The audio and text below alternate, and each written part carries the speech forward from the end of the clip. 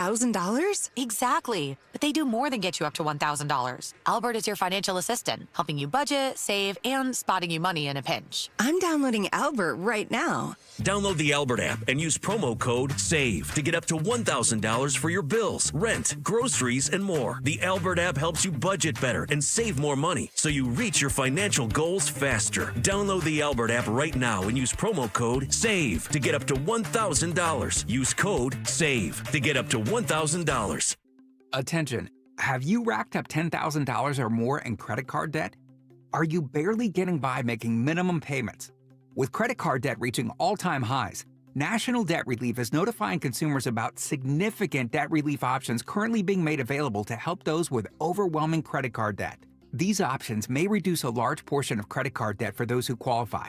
You don't need to declare bankruptcy or take out a consolidation loan, and you may only have to pay back a fraction of what you owe, even if you have bad credit. National Debt Relief has already reduced the credit card debt for more than 550,000 consumers, so don't wait. If you owe $10, $20, or even $100,000 in credit card debt, you can now take advantage of this financial debt relief as the cost of living continues to skyrocket. To check what debt reduction you may qualify for, call 800-358-6868. That's 800-358-6868. Again, 800-358-6868. When I grow up, I want to be a new pair of blue jeans. When I grow up, I want to be a kid's first computer. When I grow up, I don't want to be a piece of garbage. And if you recycle me, I won't be. Give your garbage another life. Recycle. Learn how at iwanttoberecycled.org. Brought to you by Keep America Beautiful and the Ad Council. WPHT, WPHT HD, WOGL HD3 Philadelphia. From the Piazza Auto Group Studios, experience the power of one with 8 brands and 25 locations. Always live on the free Odyssey app.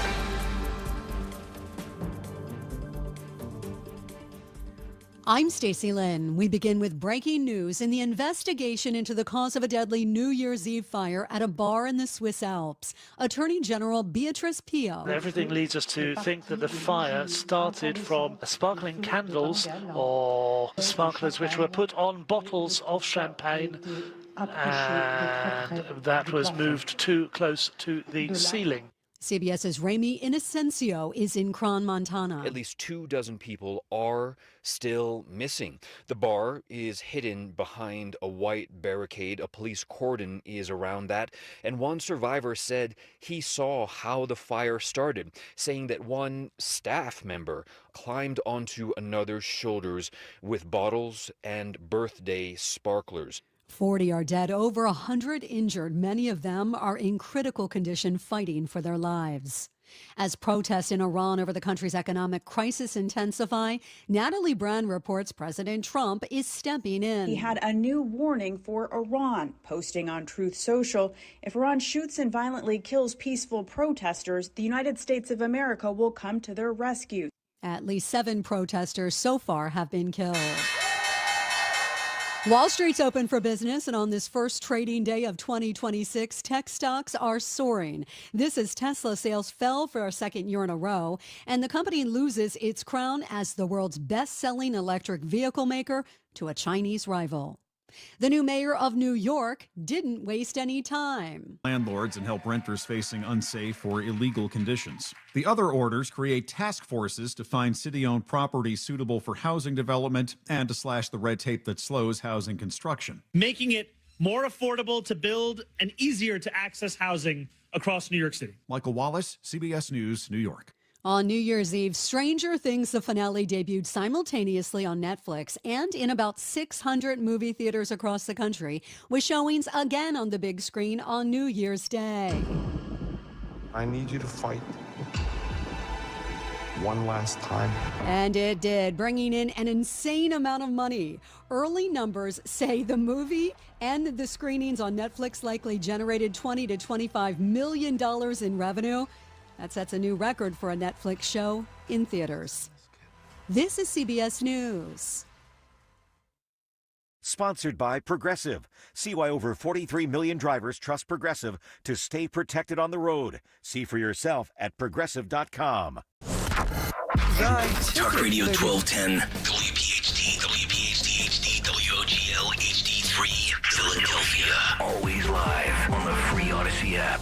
From the Piazza Auto Group studios, experience the power of one with 8 brands and 25 locations. Live and local from Philadelphia. The Dawn Stenslin Show on Talk Radio 1210 WPHT.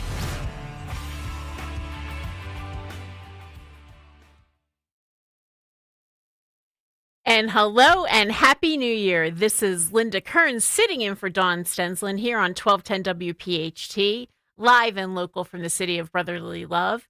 Dan Borowski's in the producer chair. Hey. Hi, Dan. Happy New Year. Happy New Year. How you doing? Where's my Elvis music? This is it. Oh, okay. Woo. Ooh. I tricked you. Yeah.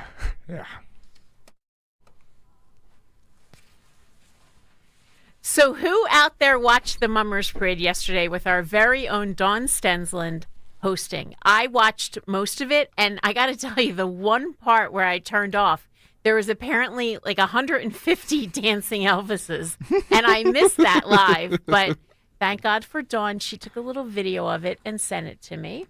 I also liked the part where, unfortunately, the string bands, they could only kind of play some music. They couldn't do their whole show because they had trouble with the high winds, and I think that they're going to reschedule some of those performances another day.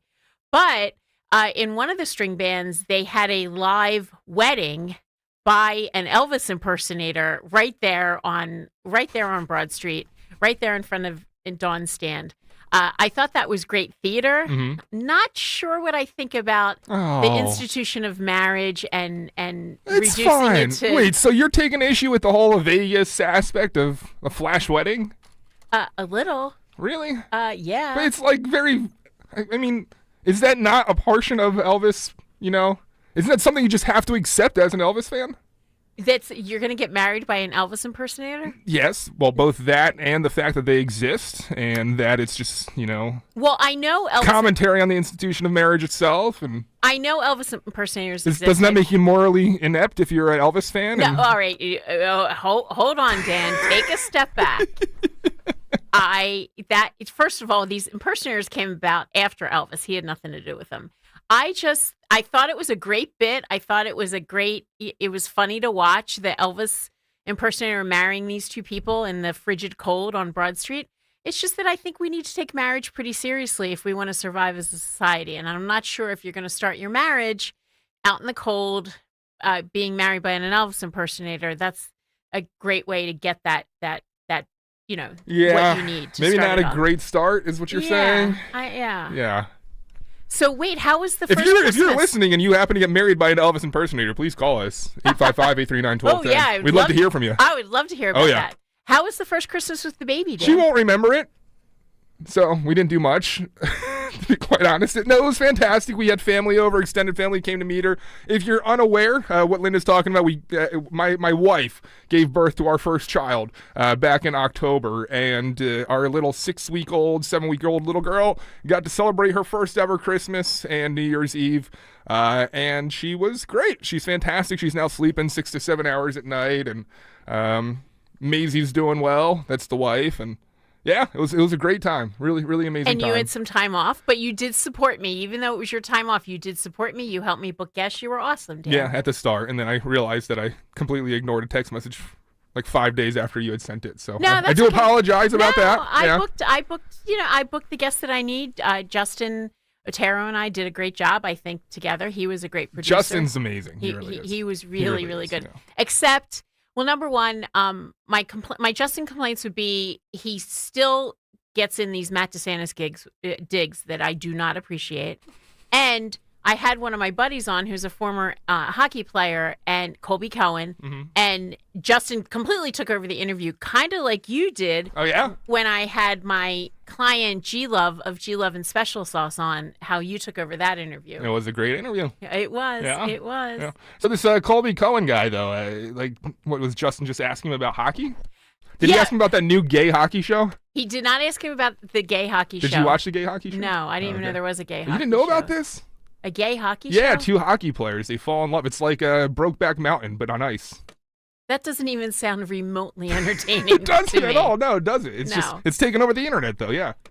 Well, Yeah. Just because something has taken over the internet doesn't mean I should spend my brain power. So you haven't on watched it. Stranger Things then either, huh? I never have seen Stranger Things, Oh. so I don't know. No? I'm excited for You might want to put that above the gay hockey show on well, your things to watch list. Well, the gay hockey show is probably at the bottom of the barrel, so Yeah? yeah. Oh. I'm excited for The Pit to come back. That show on HBO. You watched that? Loved That it. thing is so dang stressful. Well, yeah. So the Pit on HBO is a show about the Pittsburgh Hospital, Memorial Hospital. Is that what it's called? Yeah, and they do one whole day in a season. So it starts at 7 a.m. and the first episode is from 7 to 8. So it's real time, but it's a show. It's not a documentary. And it's with the guy who used to be on ER, that medical show, Noah Weil. Is that why you watch it? Do you have a crush on Noah No, Weil? I don't have a crush on. I have a crush on Matt DeSantis. That's all. All my crush goes to Matt DeSantis. She admits it again. But I would agree that the show would be stressful if I was a doctor, but I'm not, so it's not my world. No, I'm the opposite. I'm such a hypochondriac that when I watch it, I'm wondering if I have the ailments of the patients. Oh, I do that all the time. Like, is there a person growing inside my stomach right now? Oh, I do that all the time, and every time I see that And I'm a male. someone's sick, you read about something in the paper, I'm like, I wonder if I have that. So I do that, but I think that show's kind of entertaining. I think it's coming back this week or next week. Ooh, so, that's nice. Yeah. Yeah, right now I have a pulmonary embolism. I don't actually, but Chris Olave, the Saints receiver, was diagnosed with one, and ever since then I've been really concerned that I myself have one as well. Yeah, I know. Well, and that's like if a football player can have one, why can't you? Well, you gotta sometimes you just gotta live your life and try not to stress over every little thing. Don't you think, Dan? Yeah. Maybe you can think about that for the new year, not to be a hypochondriac and diagnose yourself. And I bet Maisie, your wife with a new baby, can't be tending to your worries about imaginary I've been diseases. such a whiner since we've had this child. It's Dan, bad. I know. Dan, you're disappointing me. I know. I'm sorry. I'm You're sorry. More to disappointing my me. wife than anything else. You're what? My wife. That she has to put up Apologizing. with She has to it? deal with that she has to put up with it. Yeah. I think that you're being very supportive and good to her. How many diapers have you changed? Many.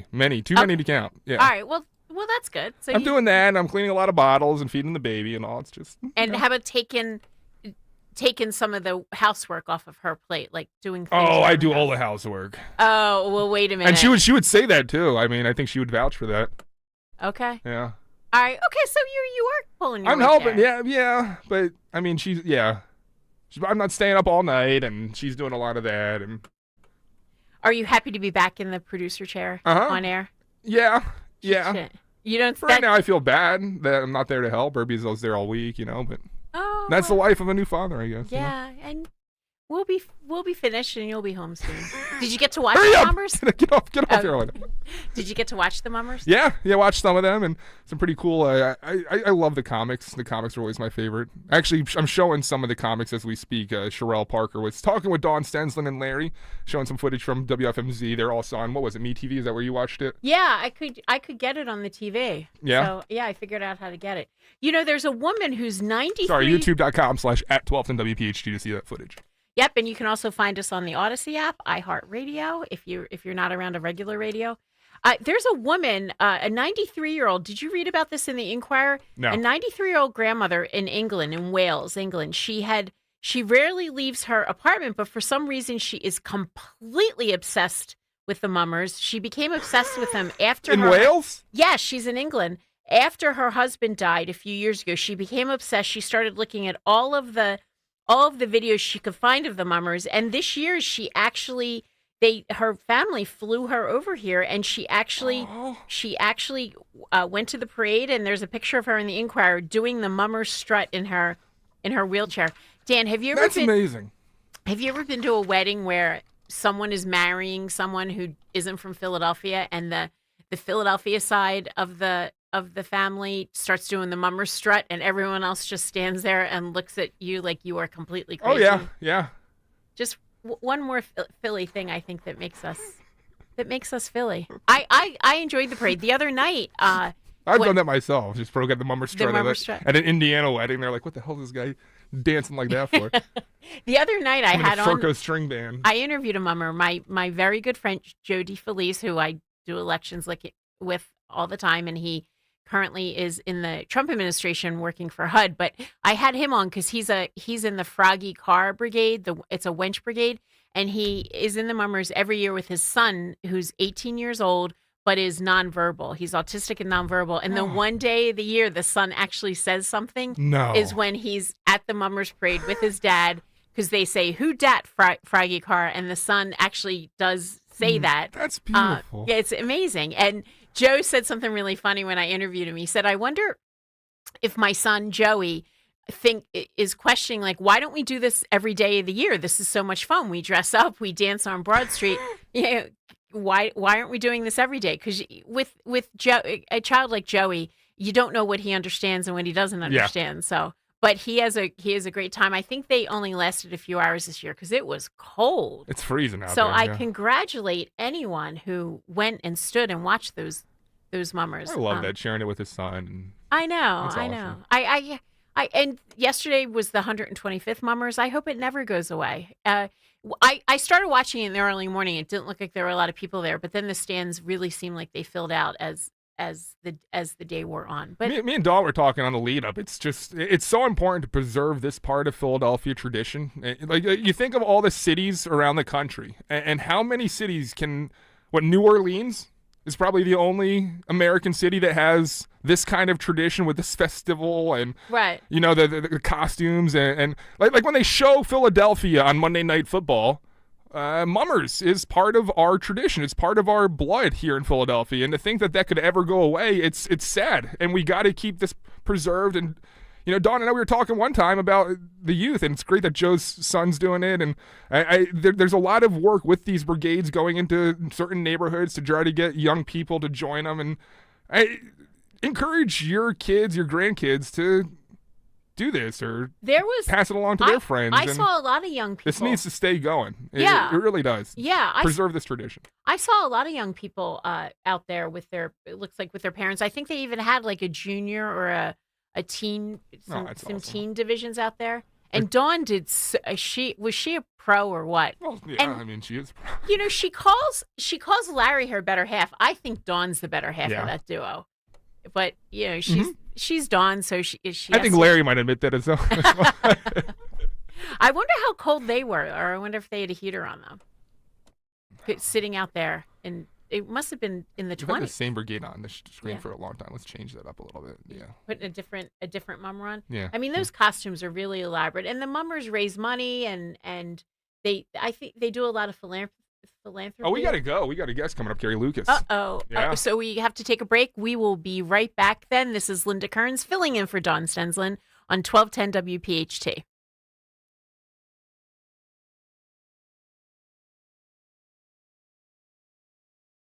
I'm John Morgan of Morgan & Morgan. Why should you hire America's largest injury law firm for your case? There's lots of reasons. Just like there's a reason millions of people called us last year in their time of need. When it comes to fighting for justice and compensation, millions of people across the country trust us to go to battle for them. We became the largest injury law firm in the world for a reason. There's only one Morgan & Morgan, forthepeople.com. Injured? Dial #law or visit forthepeople.com for an office near you. Hi, this is Dom Giordano. Are you ready to make this the year you truly feel better? Start with your health. Rescue Natural Supplements has been helping people support heart health, cholesterol, digestion, weight management, energy levels, and more targeted wellness goals for over 40 years, using high-quality, research-backed ingredients that your body can trust. And right now, Rescue is celebrating with their New Year's savings. Save 40% when you buy any 4 single bottles of Rescue supplements with the code NEWYEAR40. New Year 40. Try their popular Rescue 1250 Omega-3 for heart and brain health, probiotic for better digestion, or Orosine for more consistent all-natural energy. Whatever your health goals, Rescue has you covered. To mix and match 4 or more bottles and get 40% off, just go to res-q.com or call a Rescue product consultant, 800-26-ALIVE, 800-262-5483, or online at res-q.com. Use that code NEWYEAR40. Julia owed the IRS thousands. I was paralyzed with fear. Then I heard a commercial for Optima Tax Relief. Optima Tax Relief is the leading tax resolution firm. A+ rated by the Better Business Bureau and experts in the Fresh Start Initiative. Optima Tax Relief settled my IRS tax bill. Call Optima now for a free consultation. It was amazing. Call 800-354-2840. 800-354-2840. Optima Tax Relief. Visit OptimaTaxRelief.com for details. My name is Whitney Allen. I am a widow. My husband Ryan died. We never thought in a million years we'd have to use life insurance. The unexpected happened. With Ethos, it is so fast and easy. It's 100% online. You can get a quote in seconds, apply in minutes, and get same-day coverage. No medical exams, and you can get up to $3 million worth of coverage through Ethos. Get your free quote at ethos.com/radio. That's ethos.com/radio. Time spent on application may vary. Online health questions required. Wesley Financial Group is not a law firm. I'm Chuck McDowell, founder of Wesley Financial Group. Did you buy a timeshare because they told you it was a great investment? That's a lie. Most timeshares can be bought online for $1. To find out what your timeshare is worth and to cancel it, call us today and we'll send you our timeshare exit kit free with all your options for cancellation. Call Wesley for your free exit info guide. 800-941-2255. That's 800-941-2255. You still thinking job change in the new year? Yeah, I need something that's in high demand and more stable in this economy. IT? Yeah, cybersecurity, maybe even AI. That's what I did. Really? How? Went to My Computer Career. You don't need any prior experience, and you could start your new career in a matter of months. A lot of IT pros go to school there, too, to level up. Sweet. Are classes online or on campus? Both. Wow, I'll check it out. Thanks. Make this your year. Take the free career evaluation now at mycomputercareer.edu, an elite CompTIA certification partner. Financial aid is available to those who qualify, including VA benefits. At Audion Hearing, our mission is simple: to make better hearing affordable for everyone. We're proud to offer high-quality, rechargeable hearing aids starting at just $98. Clear, comfortable, and ready to use right out of the box.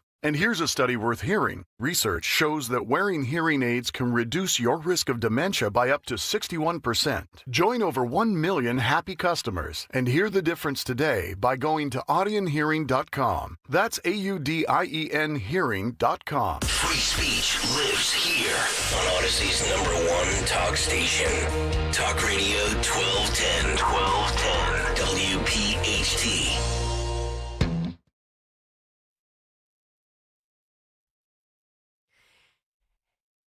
And we are back. This is Linda Kern sitting in for Dawn Stensland here on 1210 WPHT. I am pleased to welcome our next guest, Carrie Lucas, the president of the Independent Women. And this is really timely to have her on because New York has a new mayor, which is why Dan played that song. And that socialist mayor that those voters just voted in together. Was during his inauguration, his wife wore boots that cost $600. Wait, did she really? Yes, That's it's been news all to over me. the news. I mean, these socialists are such hypocrites. Do they not understand how socialism works? If she gets those $600 boots, then we all get those $600 boots. So I am pleased now to welcome Carrie Lucas. Carrie, are you there? I sure am. Thanks for having me on. Oh, no, thanks for coming on. Happy New Year. I know you wrote this piece back in November, but women and their risky bet on Mandami is just so timely now that he's officially the mayor of New York. Yeah, absolutely. And you're so right to point out, I hadn't heard that about the $600 boots, but that's like a perfect example of just how disconnected from reality the mayor is. And I truly am, I have a soft spot for New York City. I really don't. I know there's a lot of people who kind of are a little bit gleeful about the idea of New York getting what it deserves. But, I love that city, and I hate to think of what's about to come for it, because if you listen to that absolutely radical speech that he gave yesterday, I think there's a lot of tough times coming for New York, and especially, women tend to be more vulnerable when it comes to policies, whether that's economic policies or certainly safety policies. So I worry for my sisters in New York. Yeah, in your article, you talked about the pink tax on transportation, that women are so worried about their safety in New York, they often take alternate means of transportation because they don't even trust the public transportation. And him just saying, well, it's all going to be free is certainly not going to make it safer. Oh, my gosh. I mean, can you imagine? This is already, I go to New York every once in a while, and I've been on the subways, and obviously just knowing what the history and some of the violence out there, that I think everybody is a little bit on edge. Well, my goodness, can you imagine when the New York subway systems and bus systems become free homeless encampments? Because, you know what happens when something becomes free and there's nobody to take a ticket? Anybody is going to not only just jump on for a quick ride, people are going to be sitting there for hours, and it's going to make it, disgusting. It's going to smell terrible, and it's going to be dangerous. And these, the people, the bus drivers themselves will have much, they can't eject somebody who's allowed to be on there. And New York women are going to say, you know what, I'm going to have to hoof it on the street, or I'm going to have to pay for a cab, or I'm just not going to go out, which is what a lot of women do when they don't feel safe on public transportation systems.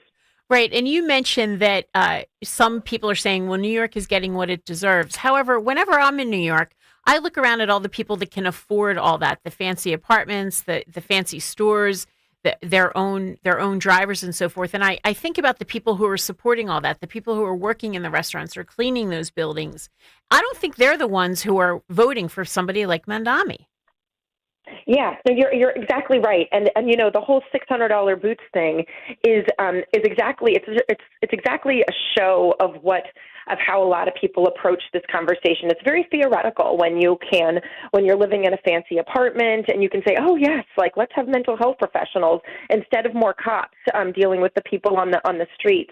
But for people who are trying to eke out a living in New York, this is dangerous stuff. I was interested to see how much she's talking about the idea of free childcare for everyone. There's and saying how, you can't have childcare be a barrier to people working. Well, obviously, it sounds great to have free childcare, of course. But you know what happens when something becomes free? Everybody's going to be jumping in and wanting it. There's already huge shortages of childcare spots in New York City. And once you make it free, that means everybody who's currently paying no longer will have to pay, and a bunch of people who don't really need it are going to try to take advantage of it. So the child care thing alone shows how absolutely disconnected he is from the basic idea of supply and demand. If you make something free, it's going to be absolutely overconsumed and not be there for who needs it. So, I worry. I feel like that's going to be a real wake-up call for New Yorkers seeing how things like that play out. And as we're learning in Minnesota, when the government starts giving out money for free programs, then there's people lining up to cheat the system and take that money and not give out the service that they're supposed to. You're absolutely right. I hadn't even thought about that having watched the absolute, just shocking scandals coming out of Minnesota of all these so-called free childcare centers that were being heavily subsidized by taxpayers, but were obviously just front companies and funneling money to the Somali community and even back to the regime and terrorist organizations in Somalia. We should be really, really worried about the idea of New York deciding to just throw money and billions of dollars it doesn't have at a universal child care system. It's funny. He also said or their campaign has put out, in addition to making child care free, we're going to increase the minimum wage for child care workers so it's on par with public school workers. My goodness, that is just going to be a crazy expensive and so unworkable that it's laughable if it wasn't so so concerning.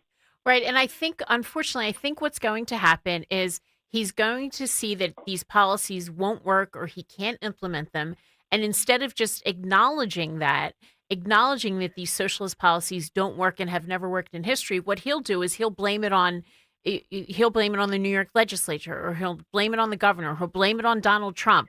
And then I'm not sure if voters will really understand that that's why these aren't working, because they're bad policies, not because you can just blame somebody in the news. Yeah, no, you're absolutely right. And honestly, I thought that, for all of he's a great speaker. He's got a good speechwriter. There's a lot of kind of rhetorical flourish in any speech he gives. But when you dig down into what he was saying, a lot of it was pretty threatening. I mean, the idea of, there was one of his an early line saying, if we're done with the idea of limited government, that we're here to use government power whenever possible or whenever needed. That's scary stuff, because you know what? You don't want the government using its power to come and seize private property or to enforce its will on the people. he's truly a radical guy. Thank goodness that there are kind of limited powers that the New York mayor has, but his vision of government is one that should give everyone a lot of pause. He sounds like Maduro or some of the dictators in Venezuela and around the world. He said something like, "No problem is too small for government to solve." What? That's not how we think about approach things in America. It's Absolutely, crazy. that's the exact opposite of how I think. Well, Carrie, where can our listeners find you and follow what you're working on? Please come visit us at independentwomen.com. They've got all sorts of information there, everything from healthcare policy, which is going to be a big one this year, to child care and national security. We have a saying, all issues are women's issues, so please come check us out. Thank you so much, Carrie, and have a happy New Year. Thank you. You too. And Dan, I think are we time for a break, and then we'll come back to our next guest? Yes, we are, yeah. All right, well, this is Linda Kern sitting in for Dawn Stensland, who will be back on Monday. 1210 WPHT.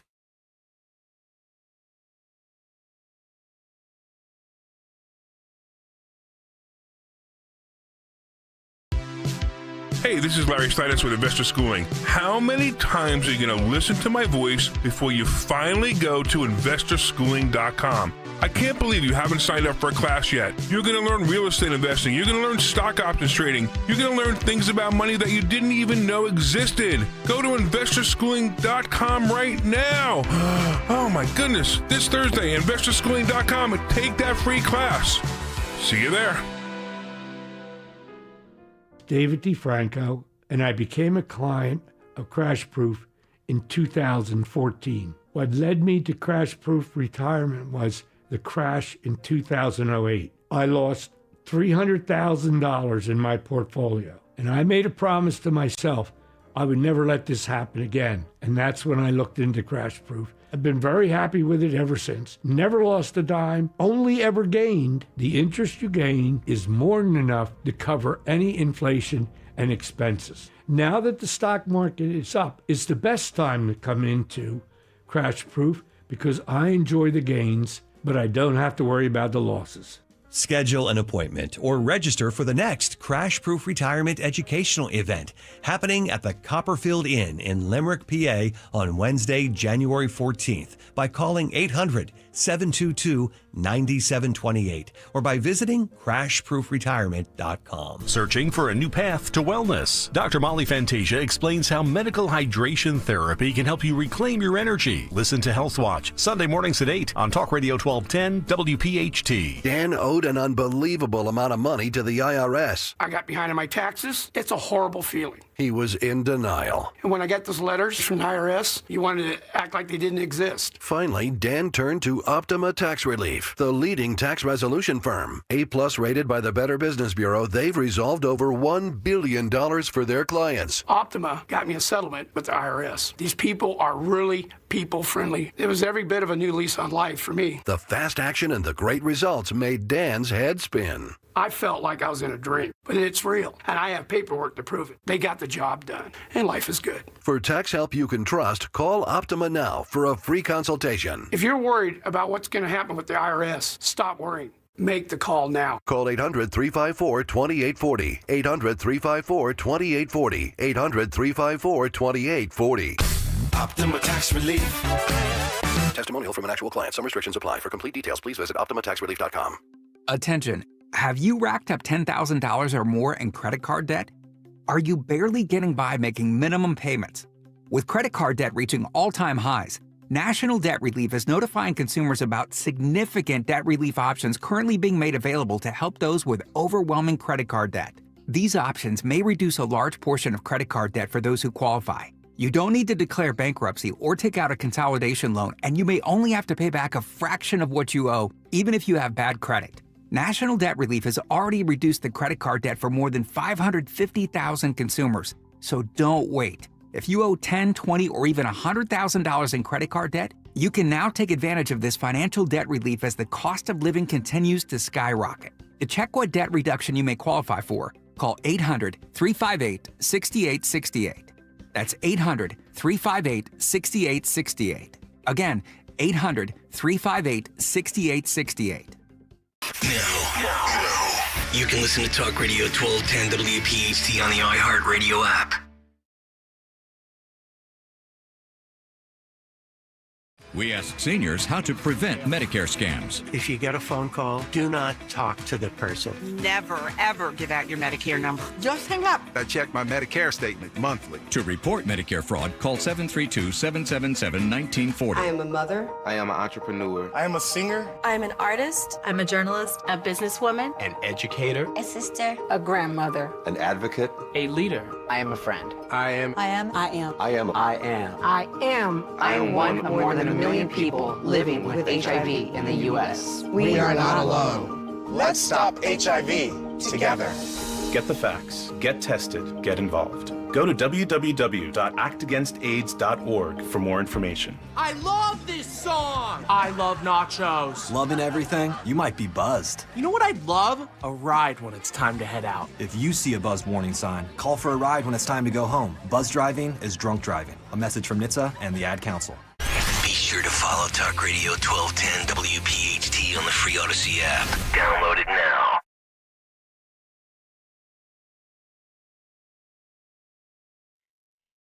And this is Linda Kearns on 1210 WPHT, sitting in for Dawn Stensland, who did just such a wonderful job yesterday with the Mummers. I can't wait until she's back on Monday, and I'll be back on Wednesday to visit her. And I know it'll be a few days past the new year, but I am going to ask her a lot about how it was to host the Mummers Parade.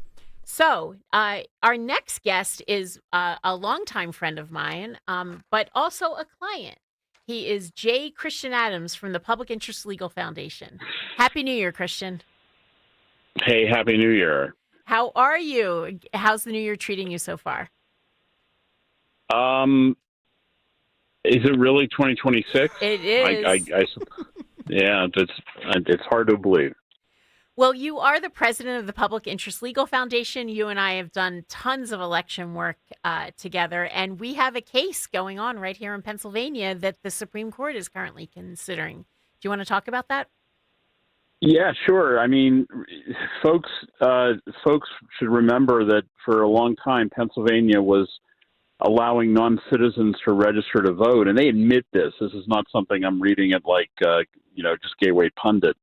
It actually was happening, and they admit it. It's no longer in debate. And the question is, how bad was the problem? We don't know the answers. Anywhere from 10,000 to upwards of 100,000, one person said, an election official. Actually, Al Schmidt said that.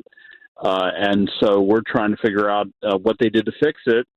And instead, Pennsylvania is hiding all of the information from the public. And the federal courts agreed with our position, and the Third Circuit reversed, and that's why it's going to the Supreme Court.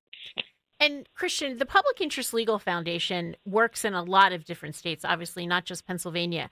How would you say our Secretary of State is on the transparency scale compared to some of these other states that you work in? Yeah, I mean, from 1 to 50, I'd say Pennsylvania is like 49th. I mean, they just don't want the public to know what they're doing to keep the voter rolls clean, to remove people from like Guatemala and Kyrgyzstan from the voter rolls, which they were on there. There's no debate about that. They just don't want the public to know. It's like typical government hide the ball. You don't get to see our work. We're not going to let you assess whether we're doing a good job. That's Al Schmidt. That's the Secretary of the Commonwealth. Those folks in Harrisburg for a long time have been trying to hide what they do from the public. And the Public Interest Legal Foundation, it is a 501c3. Can you tell the listeners where they can find you? Yeah, publicinterestlegal.org. Again, publicinterestlegal.org. It's a charity. We don't get government money to figure out what the government is doing, right? Pennsylvania doesn't fund us. Pardon me, I sneezed. Pennsylvania doesn't fund us.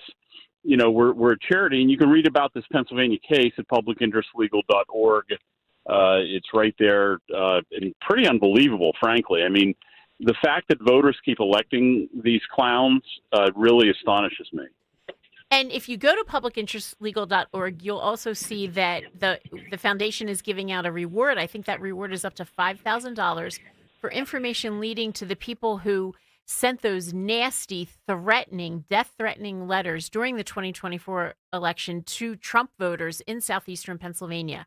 And they simply identified them by whoever had a Trump sign on their lawn. Can you tell us about that reward?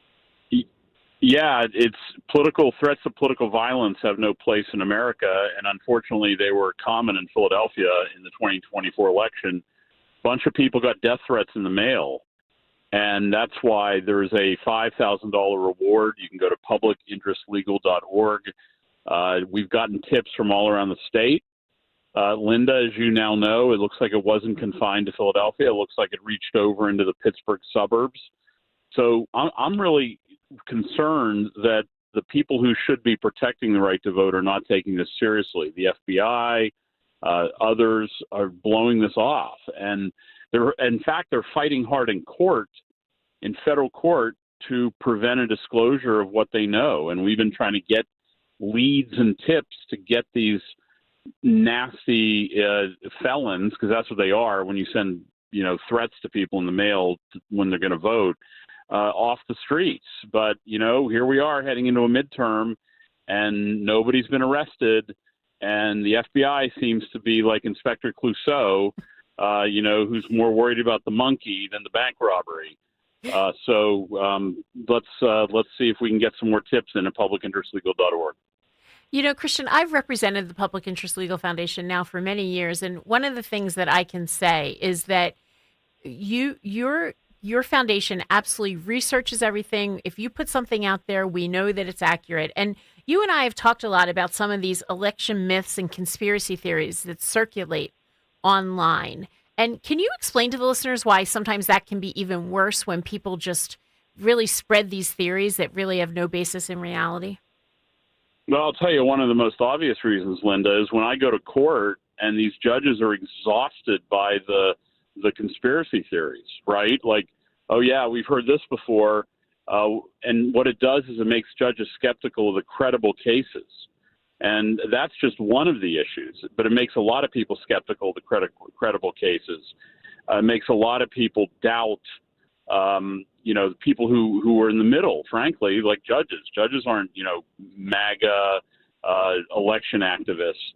So when we go to court and we have skeptical judges, it's very difficult to overcome it. And then you have incredibly hostile government officials, like Pennsylvania has got some of the most hostile election officials toward integrity there are.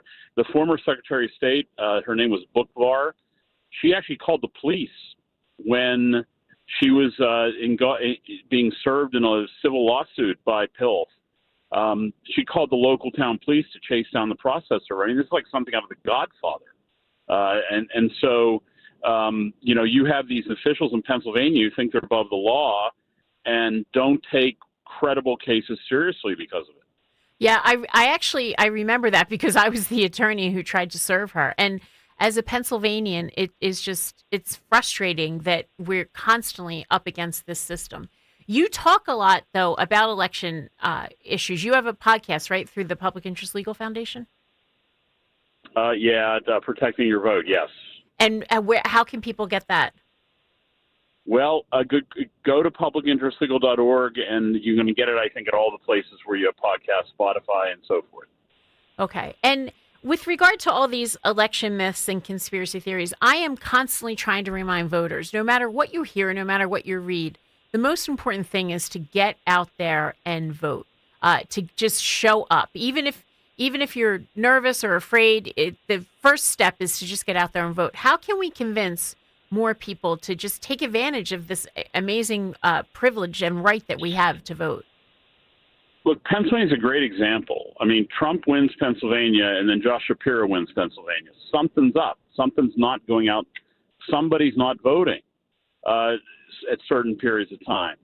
It's crazy. I mean, Josh Shapiro, really? I mean, Donald Trump wins. What are people in Allentown and Easton and Lancaster staying home for a state election, but they're voting for Trump? It is critical to go vote. You can't just be like, I'm not voting because this is not the perfect candidate. Pennsylvania is being governed by a group of people who are out of touch with the views of the Commonwealth. It is not a Josh Shapiro state. He's lucked into this job. It's because some people are staying home on Election Day, and he's outside of the mainstream of what most people in Pennsylvania think. But because some people stay home, he gets elected. No, you're absolutely right. I know that our listeners are getting out the vote, but so I just encourage them to talk to their family members and friends. Christian, I'm going to tell listeners something that they might not like about you, actually, here in Southeastern Pennsylvania. You are not a Philadelphia Eagles fan, right? Oh, come on. Well, hold on now. This is a little more complicated. When they play the Patriots, I'm an Eagles fan. Okay. And of course, I have some affinity for the Eagles because they used to be the Steagles, right? And during World War II, they were combined with the Steelers, which gives them a good vibe for a couple of centuries, doesn't it? But the problem with the Eagles are those uniforms. It's like 30 years old. Like, get out of the 1990s. Update those uniforms. Well, I do want to let you know, wrong. we had a big parade yesterday here in Philadelphia. It was the 125th. The Mummers Parade? Yeah, the 125th Mummers Parade. And they did not grease the poles for that parade because people don't climb the poles for the Mummer Parade. They only climb it when the Eagles win the Super Bowl. So I just want to let you know that no poles were greased because I know that you love to read about that when these Philadelphians climb the poles. Right. I'm so grateful, though, that the Eagles have twice knocked the Patriots out of the Super Bowl. So I think it's a great thing. Well, thank you so much, Christian, for joining us. Have a very happy New Year. And tell us once again where we can find you. Publicinterestlegal.org. And thank you to Christian Adams for joining us, the best election lawyer in the United States.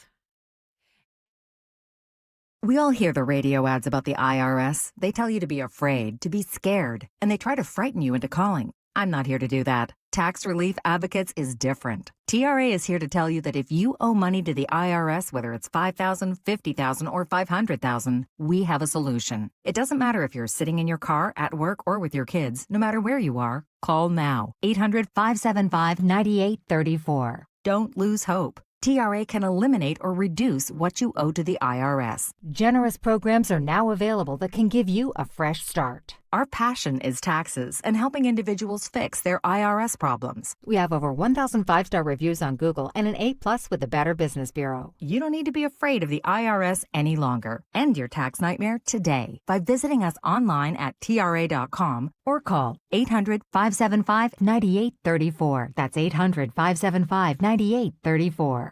Tax Relief Advocates. Real solutions for real people. Dan owed an unbelievable amount of money to the IRS. I got behind on my taxes. It's a horrible feeling. He was in denial. And when I got those letters from the IRS, you wanted to act like they didn't exist. Finally, Dan turned to Optima Tax Relief, the leading tax resolution firm. A+ rated by the Better Business Bureau, they've resolved over $1 billion for their clients. Optima got me a settlement with the IRS. These people are really people-friendly. It was every bit of a new lease on life for me. The fast action and the great results made Dan's head spin. I felt like I was in a dream, but it's real, and I have paperwork to prove it. They got the job done, and life is good. For tax help you can trust, call Optima now for a free consultation. If you're worried about what's going to happen with the IRS, stop worrying. Make the call now. Call 800-354-2840. 800-354-2840. 800-354-2840. Optima Tax Relief. Testimonial from an actual client. Some restrictions apply. For complete details, please visit OptimaTaxRelief.com.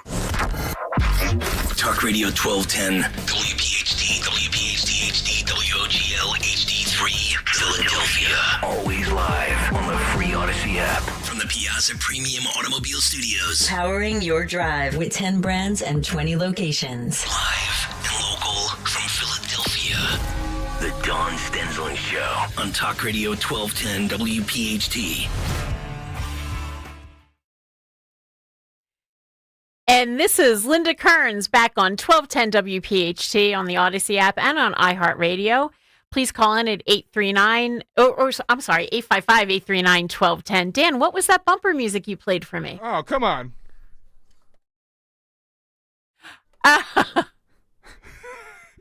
So as most of the listeners know, my day job is as an attorney. And I am always just flabbergasted by how little people understand about buying and selling houses when your home is often the most important investment that you'll ever make. It's often the most expensive investment that you'll ever make, yet people really don't understand the process. So I am pleased to welcome our next guest, Maria Doyle, who is a realtor here in southeastern Pennsylvania. Hi, Maria, are you there? Hi, I'm here. Yes, thanks for having me. Oh, of course, Maria. Is Maria sick of that song yet is the question. I don't know, Maria. What do you think? No, I love that song. There's so many songs with the name Maria, so it's amazing. Well, Maria, the reason I asked him about why he played that is because I am a huge Elvis fan, so usually my bumper music is Elvis. So you better feel very It's usually not special. Santana and Rob Thomas, you're saying? Special. So, Maria, tell us. So, you're a realtor here in southeastern Pennsylvania. Do you have like a specific territory?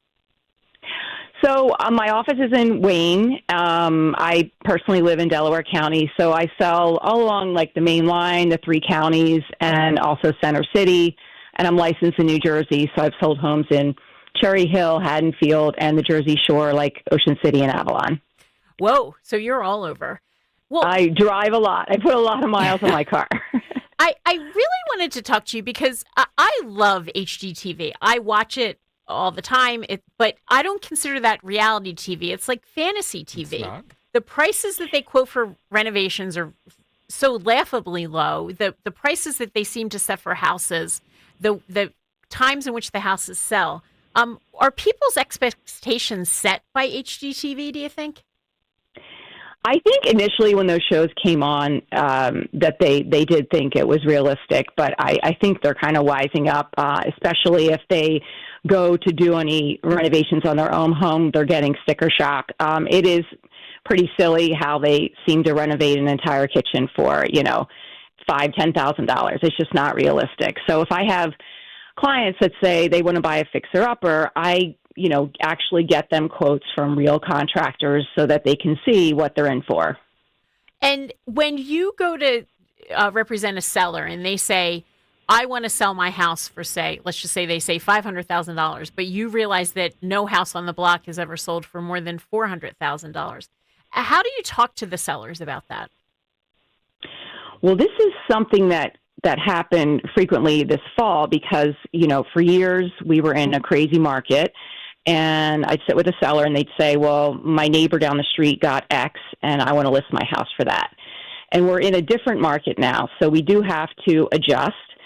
So I go back and I show them what that neighbor initially listed their house for before it got bid up in 2022 and we had multiple offers. And I really just show them the data. And the worst thing you can do is overprice your home in this market, because it'll just sit there and then 3 weeks later you'll have to reduce the price, you lose momentum, and it's just kind of the kiss of death. So you don't want to do that. You want to price it right from the beginning.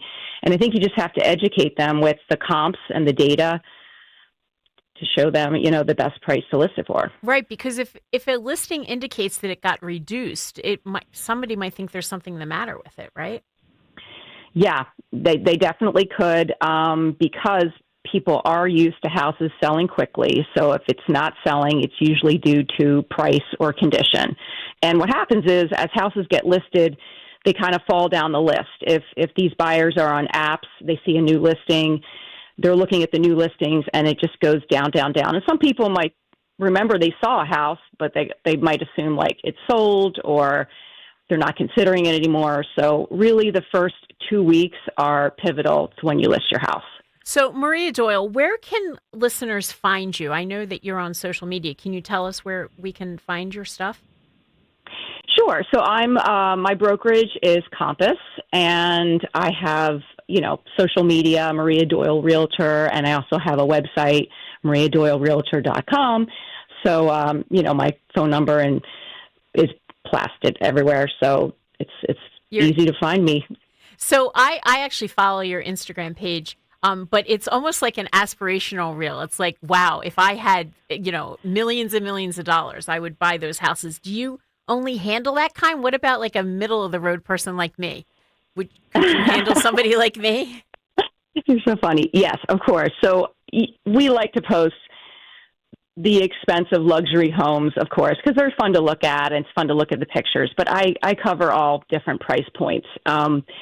a few years ago, it was funny, our office had these silly awards, and I actually got the award for selling the most expensive house that year and also the least expensive house. So I sold a house in Gladwin for $6 million, and then I sold a client's mobile home for $38,000. Oh, so you really do the entire range of houses. I do. I think the mobile home was actually more work, honestly. Yeah, I bet it is. Last year, when one of my neighbors was selling his house, he said he was going to do all these renovations and then call the realtor. And I said, that's probably not a good idea. I would ask the realtor first what you should renovate before putting a house on the market. Was that good advice that I gave him?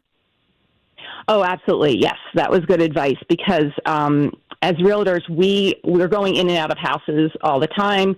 We kind of know the market trends. We know the best colors to paint your walls, to showcase the best in photos. So it's definitely a good idea to meet with a professional and get their opinion before you spend money, because you might spend money on the wrong things or the wrong colors. And I would definitely meet with a few agents, not just one that your friend at work told you about, but you have to gel with somebody. So interviewing 2 or 3 is always a good idea. Now, you heard me say how much I like Elvis. So my house is just chock full of Elvis memorabilia. Really? If I put it on the market, should I leave all that stuff up? Unfortunately, no.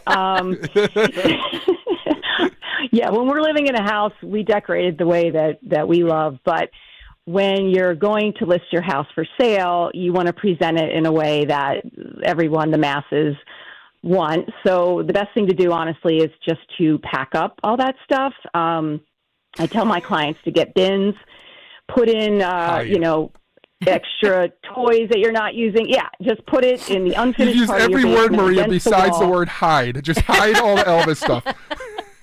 Bury Exactly. it. Bury it, Linda. Except they do open the closet door, so you can't, shove everything in there. So that they open the door and all my Elvis stuff just comes out on their Linda head. pulls up to Wawa and opens her car door and just pours out Elvis stuff that she's storing in her car. Yeah, I just actually listed a house, and they got a pod because they did have a lot of decluttering to do, and they had a pod in the driveway, and we just put everything in there. It's kind of silly, like you're living like kind of like no one lives there. I usually say closets should be like 3/4 full because you don't want them to look too small, like there's no storage. So there is a bit of preparation when you go to list your house. Well, Maria, you and I were both from Delaware County, and we've known each other practically our whole lives. We went to grade school and high school together, but I have this really harsh Delco accent, and you don't. And I think the reason you got rid of your Delco accent is because you were an actress. You were in a movie with Harrison Ford. You were on Family Ties. Can you tell us about that?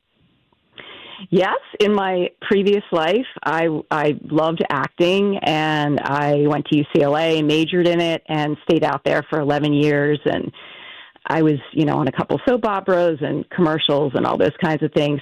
Although my friends from California do say that my accent is back. So I don't know if that's true. I think you're just being nice. But, I definitely had the acting bug for a while. And it was really fun. I still enjoy it. I still do plays from time to time, but real estate kind of takes up all my time. Well, I don't know if the listeners remember that movie Witness with Harrison Ford. It was about he went into the Amish community to investigate a murder, and the whole movie starts out with this murder that occurs in 30th Street Station. And to this day, I'm afraid of the bathrooms in the 30th Street Station because that's where the murder took place in your movie. That's right. That was such a great scene, so suspenseful, and I really don't think they've even renovated those bathrooms since then. Probably not. So you, I think you played the daughter of the police chief in that movie. Did you actually get to meet Harrison Ford? I did, yes. It was filmed in Lancaster at a residential house in the suburbs, and yes, the bad guy was the police chief, so we shot out there, and I got to, spend the day with him, and he was so nice and, asked me what my plans were and if I wanted to do acting full time. And I told him different colleges I was looking at. And so I'm a huge fan of his. Well, I do think that your acting background helps you because your social media pages are just so personal personable on them, and I think that comes from your acting background. That's what it seems like. Oh, thank you. I don't like, getting in front of the camera as much as I used to, but it is fun making those reels. Well, can you tell our listeners again where they can find you? Yeah, so I'm with Compass, and my website is mariadoylerealtor.com, and I'm also on Instagram, Facebook, LinkedIn, Twitter, all those things. Be happy to help anybody or even just answer questions. Sometimes people just have questions about real estate. They're not listing their house. They're not buying anything, and they want to get a professional opinion. I'm always happy to help anyone. Well, thank you so much, and thank you for coming on. I'm only a guest host, but next time I guest host, I think I will have you on again. We can talk about some of your realtor stuff, but we can also talk about your other acting experiences. Have a very happy, that'd be great. Yeah, I have. I have some funny real estate stories I can share. Okay. Then we'll definitely have you on again. We'll have a very happy New Year, Maria. You too. Great speaking to you. And this is Linda Before Kern. you go, I don't mean to cut you off. Joe in Columbus says, Linda, it's time to remove all the Elvis nutcrackers. I don't have any Elvis Elvis nutcrackers? No. Wow. No. Wait, where did he say that on the YouTube chat page? Yeah, youtube.com/@1210WPHT. I haven't even checked, or given you the messages from there. Gary says, Happy New Year's. Kimmy says, Happy New Year. And Sarah asks, can you hook her up with some G-Love tickets to the upcoming show? Oh, can you get Sarah's email address for me? She's asked before. Is she the one who got me the cookies? Possibly. If she didn't get you the cookies, is she not getting No, I think she got me the cookies, and I wanted to thank her because on the cookies, she had handmade this Trump ornament, and I regifted. I gave that little thing to my brother, and he thought it was the best thing ever. So yeah, no, I just asked for her. Yeah, that is Sarah. Sarah Weiss makes the awesome treats that she brings to the live events and such. Okay. And she was the one that was saying she's a big G-Love fan, and she doesn't want free tickets. She just wants they sold out when we had G-Love on, and she just wonders if there's any extra tickets that she might be able to access. Yeah, because this is G-Love, and he's a Philly guy. Yes. That show is outside of Philadelphia. It's in Sellersville. They're not doing the major markets on this tour, but he should be back in Philadelphia for a show in the summer. That's still getting negotiated. Ooh, I like that. Okay. So now do we have time? Are we ready for a break? We have to go to break. All right. Well, thank you. This is Linda Kearns on 1210 WPHT.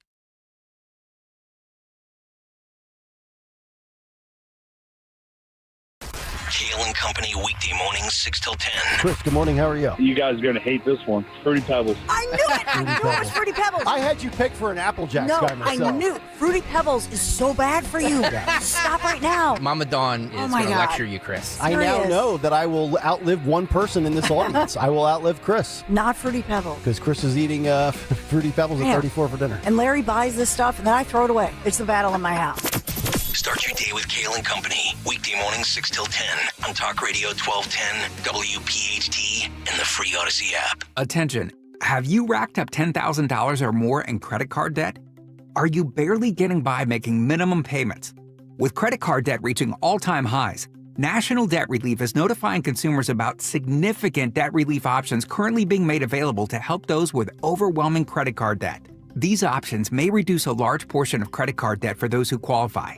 You don't need to declare bankruptcy or take out a consolidation loan, and you may only have to pay back a fraction of what you owe, even if you have bad credit. National Debt Relief has already reduced the credit card debt for more than 550,000 consumers, so don't wait. If you owe $10,000, $20,000, or even $100,000 in credit card debt, you can now take advantage of this financial debt relief as the cost of living continues to skyrocket. To check what debt reduction you may qualify for, call 800-894-7722. That's 800-894-7722. Again, 800-894-7722. Donna Dern, this is my husband, George. We've been with Crash Proof since 2011. Becoming Crash Proof was the best decision with our money that we've ever made. The money we earn is ours, and the interest is added to the principal. We compound on top of that money, and there's just nothing better than watching that nest egg grow. We're still constantly gaining, and it's never going back to where it started. You let these folks help you out, and doesn't cost you a cent. Look into Crash Proof Retirement. You won't regret it. And just like through turbulent times before, we still fist bump. And we say, yep, we're okay. Schedule an appointment or register for the next Crash Proof Retirement Educational Event happening at the Copperfield Inn in Limerick, PA on Wednesday, January 14th by calling 800-722-9728 or by visiting crashproofretirement.com. Talk Radio 1210, WPHT, WPHT HD, WOGL HD3, Philadelphia. Always live on the free Odyssey app. From the Piazza Auto Group Studios, experience the power of one with 8 brands and 25 locations. Live and local from Philadelphia. The Dawn Stensland Show on Talk Radio 1210 WPHT. Then come put a badge and gun on and give us a hand. ICE is hiring record numbers. Bottom line is, I just said just about 650,000 deportations. That is several 100,000 more than the record that was back in 2012. So it was already a historic operation. Second of all, you got to consider the people who have left the country out of fear of being deported. Was over 1.6 million of them. So there's well over 2.2 million left the country already. And that's been a part of the plan from the beginning. We knew if we send over 1,000 ICE teams out there across the country, we send a message to the whole world. You enter this country illegally, we're looking for you. And by sending that message, by having anything, ICE is one of the reasons we have the most secure border in the history of the nation right now, because people aren't coming because they know there's consequences. So between that record number of deportations, the record number of self-deports, we're already had an historic deportation operation. But hold on tight. We're hiring 10,000 more. That's going to be on duty by mid-January. That's tripling the size of enforcement removal operations. So if you think the numbers are historic now, wait till next year. And that was Tom Homan speaking about the border security that has been implemented under the Trump administration. This is Linda Kern sitting in for Dawn Stensland on 1210 WPHT. And I am pleased to welcome our next guest, Laura Reese. She is the director of the Border Security and Immigration Center at the Heritage Foundation. Hi, Laura. Hello, good morning. Hi. So can you tell us what you're working on now? Well, a couple different things. One is focusing on public education, K through 12 and illegal alien students in our schools, the cost to states, and that it's time to revisit what was a bad Supreme Court decision on this subject back in the early 80s called Plyler versus Doe, and that public schools should start charging tuition because the costs are very large, and states cannot sustain these costs for populations who aren't supposed to be in the country. And then obviously when the public schools have more expenses, that means local property taxes go up, and so homeowners are footing the bill for that. That's right. And American students and lawful immigrant students suffer from unplanned for student populations and unbudgeted for populations. And it results in more kids in the classroom, a larger ratio of students to teacher, less education, less attention by the teachers for the American students, for the lawful permanent resident students, because typically the illegal alien students, English is not their first language. They may not understand the instruction, let alone the content, and require often translators and other special services. And so the costs really rack up, both financially, but in terms of education for the other students. You know, Laura, with Somalia in the news, with everything that's going on in Minnesota, I actually looked up some things about that country. It's in Africa. And when I looked up some of the stats from that country, at least the ones that were available, the unemployment rate there, it hovers around 19%, much higher for younger people. It's about 34% for younger people. The percentage of the population there that's even on the internet is only around 28%. About 55% of the country is below the poverty line. It's no wonder that people are just knocking down the door on America and trying to get into our country. Yes, it's no surprise. I mean, human nature is people want to have a better life for themselves and for their families and for their children, and they will vote for with their feet to accomplish that. And so, as we have seen historically, many have come from around the world to the U.S. to seek that better life. Unfortunately, in the last 4 years, for example, under the Biden administration, truly the entire world came to the U.S. and was let in by the Biden administration. But in terms of Somalia in particular, this goes back to the 90s. Many came and applied for asylum. I was working at the then INS, Immigration and Naturalization Service, and had to handle many of those asylum cases in immigration court. And fraud was a real issue. Asylum, unfortunately, is easy to defraud because the government doesn't have the resources to go verify your story of what happened to you back in Somalia or Kenya or wherever else you claim to journey through. And so it largely comes down to credibility. But in the end, asylum or any other immigration benefit, it's low risk and high reward in terms of committing fraud. So I also read about Somalia that their economy is primarily limited to livestock and remittance or money transfers from Somalis who are living in a more economically advanced country. So what that means to me is even if they are making money here in America, they're sending it back out. They're not spending it here. That's right, and that's just one country. I mean, this is typical among foreign nationals from all over the world here in the U.S., and in some instances, American remittance dollars sent home can be number one, number two, top five sources of their respective GDP. Mexico is another example. And remittances have largely gone untouched by the American government. Now, when the One Big Beautiful Bill passed last year, there was the creation of a remittance tax, but as it was working its way through Congress, it got watered down to just 1% for cash transactions, which is not the typical form of transaction when you're sending money abroad. So it doesn't have enough teeth. This is something that Congress needs to go back to and increase the tax to all types of financial transactions. With regard to the younger people, I know a lot of people who are just graduating from college and they're facing a workforce where they feel like it's not that easy to get a job. Yet, is America still welcoming in these foreign students to come here, and are they competing with our citizens to get those jobs? They are competing with our American students all the way up through grads and then out in the workforce. It's a complete pipeline. More universities here in the U.S. have grown more dependent on foreign students because they pay full tuition. And so their percentages of foreign students enrolled in the schools have increased. So that is kind of the beginning competition point for American high school graduates to get into their schools of choice and into their fields of study of choice.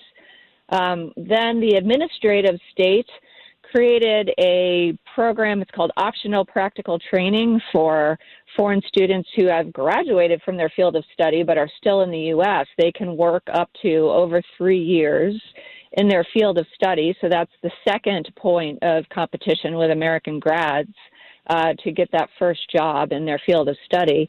And then so on down the employment pipeline. We often hear about H-1Bs, which are supposed to be or considered high-skill visas, common among IT sectors. But unfortunately, over the decades, employers have really exploited these visa programs, the optional practical training program, to hire foreign students, foreign grads, foreign workers to be able to pay them less than American students, grads, and workers. So Americans are right to feel disadvantaged with this right now because that's exactly how they have been treated. And we need to really get the H-1B program back to its original intent with very high standards and very high salaries to really break this fraud and abuse of this program. Right, because that program was initially implemented to attract those very highly skilled people that might not have already been here in America, right? I mean, it had good intentions when it was started. Yeah, the intent was to supplement the American workforce in areas that employers could not find and obtain an American worker to fill a job. And it started in 1990, but over the decades, it has grown and expanded and moved far afield from that original intent. There was an original cap of 65,000 visas per year. Again, these were American worker protections. Then an additional group was created, an additional cap of another 20,000 for master's degrees in STEM fields. And then a third type was created with no cap for NGOs, for universities doing research. And so now we see a lot of universities hiring foreign students, foreign grads, foreign workers in the very fields of study that these universities have degrees and programs in, and yet they're claiming they can't find or hire American grads from their own universities. The employers have lost credibility on this. They've lost the benefit of the doubt on this because of all the abuse, and that's why it's so important to get back to the original intent, the original scope, and a lot of enforcement on this to prevent the fraud. You mentioned the term NGO. Can you explain to the listeners what that means? Because while, again, that also had an initial good intent, I feel it's a way to expand the federal government without directly expanding the federal government.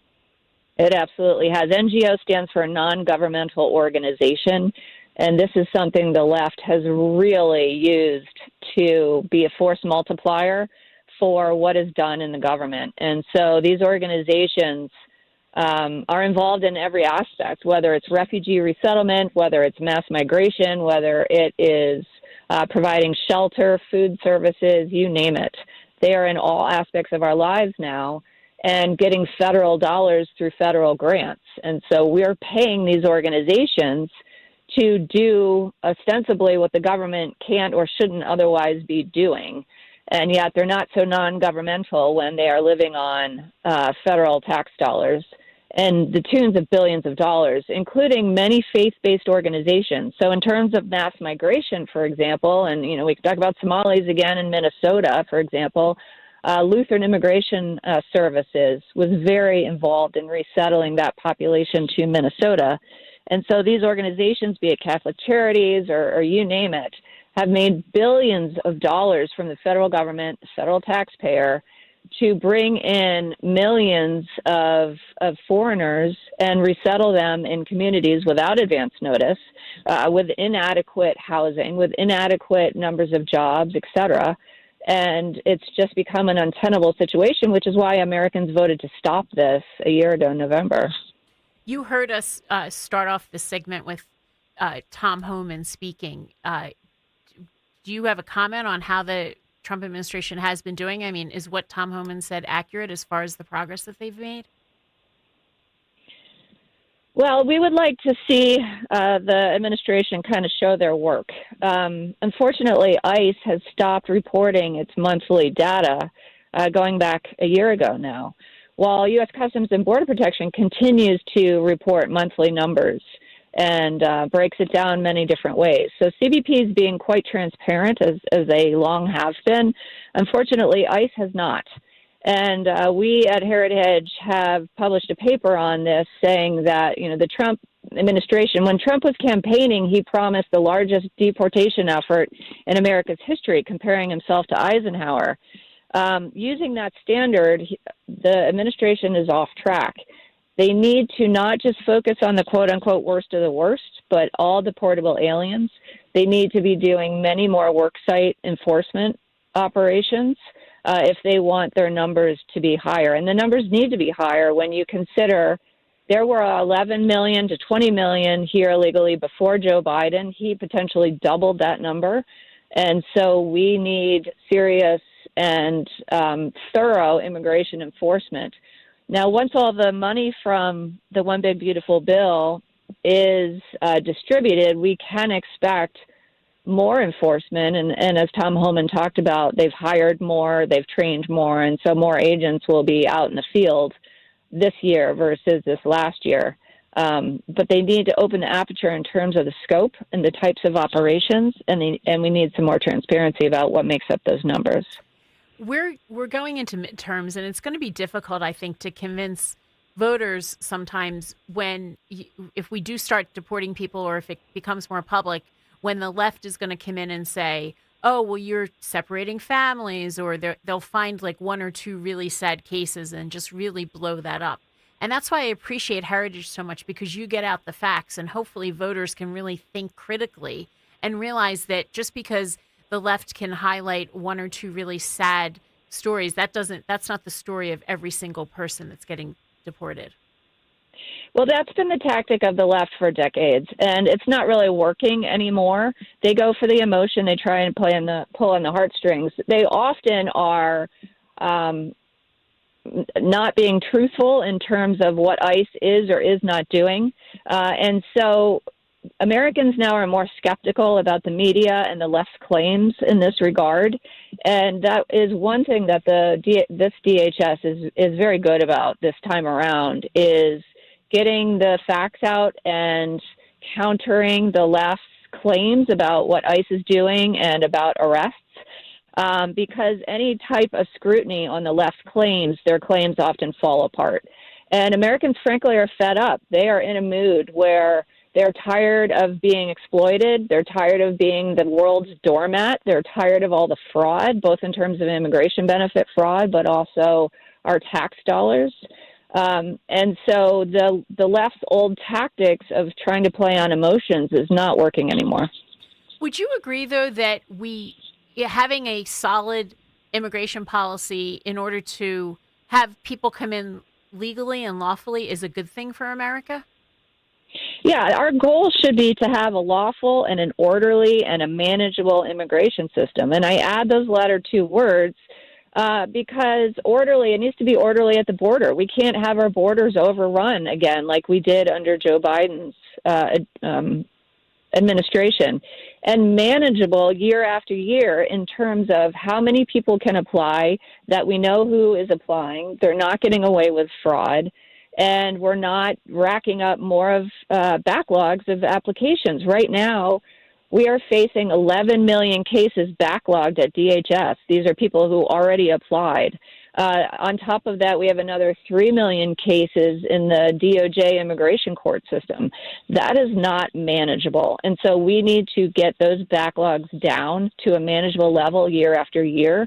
And so we need to adjust the numbers. We can't just keep having very high numbers of even legal immigration because it's not manageable. It isn't fair to those who are applying, or their employers who are trying to hire them lawfully, or their family members who are trying to bring them in here lawfully.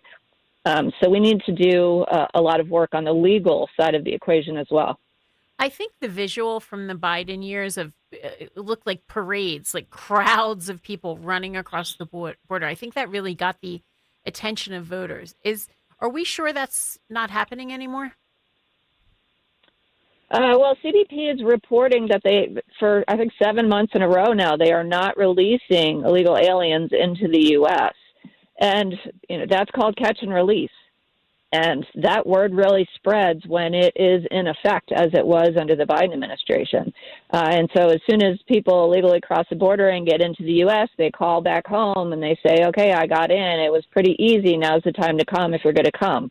And so that is a big magnet. And when that is turned off, as the Trump administration has turned it off, then that really stems the flow. But the other side of the equation then is the internal enforcement, as we've been discussing, which that burden shifts over to ICE. I really appreciate that you use the term illegal aliens, because the left made it sound like we can't use that term, and they start using terms like undocumented or unhoused. And that's not accurate. These people are illegal. Their first action in America was to break the law. That's correct. And the word alien is used in the statute throughout the Immigration and Nationality Act. That's what Congress passed. That's what the Supreme Court uses. But the left always plays word games, and they always tend to blur the line between legal and illegal immigration so that everyone appears to have some sense of lawfulness, quote unquote. The Biden administration did that in spades. They labeled everyone a non-citizen, which isn't even legally accurate, because non-citizens include green card holders, temporary visa holders, and illegal aliens. And so in terms of voting, for example, the left made it seem like people who aren't not allowed to vote could actually vote, and then claim that, there's no voter fraud, of course. So the left is always playing word games and changing definitions, and we just can't let them get away with it. We need to call them out on it and stick to accurate terms. Right. Well, my day job, I'm an attorney, and I practice a lot of election law, and the left is really trying with non-citizens to kind of start small with voting. A lot of these local municipalities pass ordinances that non-citizens can vote in the local type elections. And to me, that's just the tip of the iceberg. You start that, and we're really headed down a very, very bad path. If you're not a citizen, you just should not be able to vote here. Right, and it's crazy that we even have to say that. But you're right. The left starts in small municipalities and seeks to spread it. And only U.S. citizens under the Constitution have a right to vote. And we need to really cleave to that. And it's incumbent upon Congress to pass, for example, the SAVE Act, which requires proof of U.S. citizenship, not just when you vote, but also when you register. Because as we have seen, if someone can get a voter registration from the mere fact of getting a driver's license, that person, being a non-citizen, doesn't necessarily have to vote, but it triggers a ballot. And when we have ballot harvesting and the like, then those ballots can be used to vote for Democrats in that person's name without them possibly even knowing. So we really need to clamp down on the voter fraud, the ballot fraud, and have an absolute black letter law that it is just for U.S. citizens. Well, where can our listeners find you? Are you on social media? Or should they just go to the Heritage website? They can go to both. I am on X at LORA_RIES, but also they can go to heritage.org. We have a border security page there with lots of good articles, op-eds, testimony, charts, etc. Well, I want to thank you for coming on, wish you a Happy New Year, and just ask you to continue doing this great work to educate people because our voters really need to understand this. Well, thank you, Linda, and Happy New Year. Happy New Year. And I think we might be time for a break, Dan. Is it time for a break, or should we? Yeah, we can. Yeah, because we got another guest coming up around the corner, and your crush has arrived, crush number 2. Oh, is Matt DeSantis No, here? not Matt. Who? I lose track of all my crushes. John. Yeah, John's here. Who? John, you guys. Oh, right. Yeah, I did have a crush on him. Yeah. Jeez, Mini DeSantis over here. I lose track. Well, this is Linda Kearns sitting in for Dawn Stensland on WPHT, and we will be right back.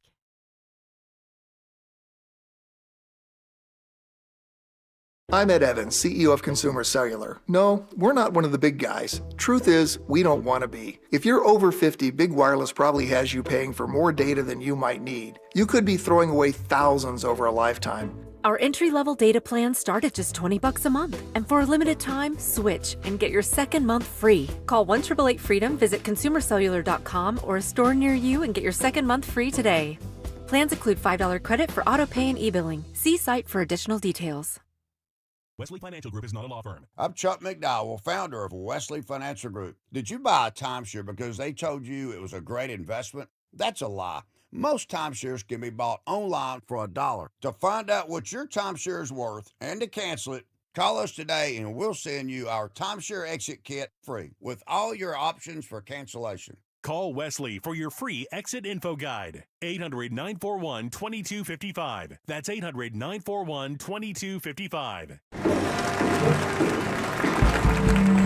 It is with great pleasure that I welcome you to today's graduation ceremony.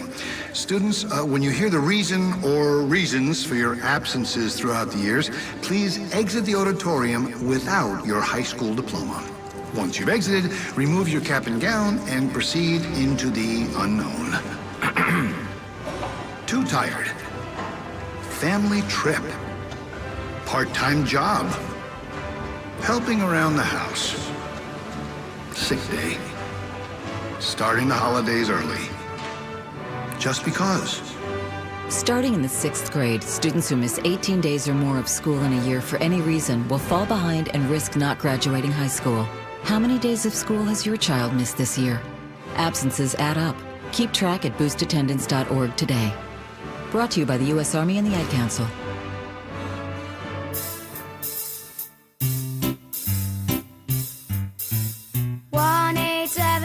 Cards for Kids. KARS Cards for Kids. 1-877 Cards for Kids. Donate your card today. 1-877 Cars for Kids. KARS Cars for Kids. 1-877 Cars for Kids. Donate your car today. Also on the web at carsforkids.com. That's Cars with a K. We're a recognized 501c3 charity organization, so you'll receive a maximum tax deduction. What's more, you'll receive a free vacation voucher of 3 days and 2 nights. 1-877 Cars for Kids. KARS Cars for Kids. 1-877 Cars for Kids. Donate your car today. As a doctor, I see patients every day who are losing their vision to age-related macular degeneration, also known as AMD. If you have blurry vision or blind spots, they can be symptoms of AMD, and if untreated, could lead to blindness. The good news, AMD can be managed with effective clinically approved treatments that may reverse some vision loss. For free AMD information, contact the Foundation Fighting Blindness at 1-800-BLINDNESS. That's 1-800-BLINDNESS. There is a cure in sight. The Library of Congress invites you to visit the revamped Veterans History Project website, where first-hand accounts shared by U.S. military veterans are accessible to the public. Performing a search of the collection is easy. First, go to loc.gov/vets. Click Explore the Collections. Scroll down to Search the VHP Collections and click. Make sure you're searching this collection, and with simple keywords, you can find what you're looking for. Visit loc.gov/vets today. Have you subscribed to our YouTube channel yet? Do it today at 1210 WPHT. WPHT.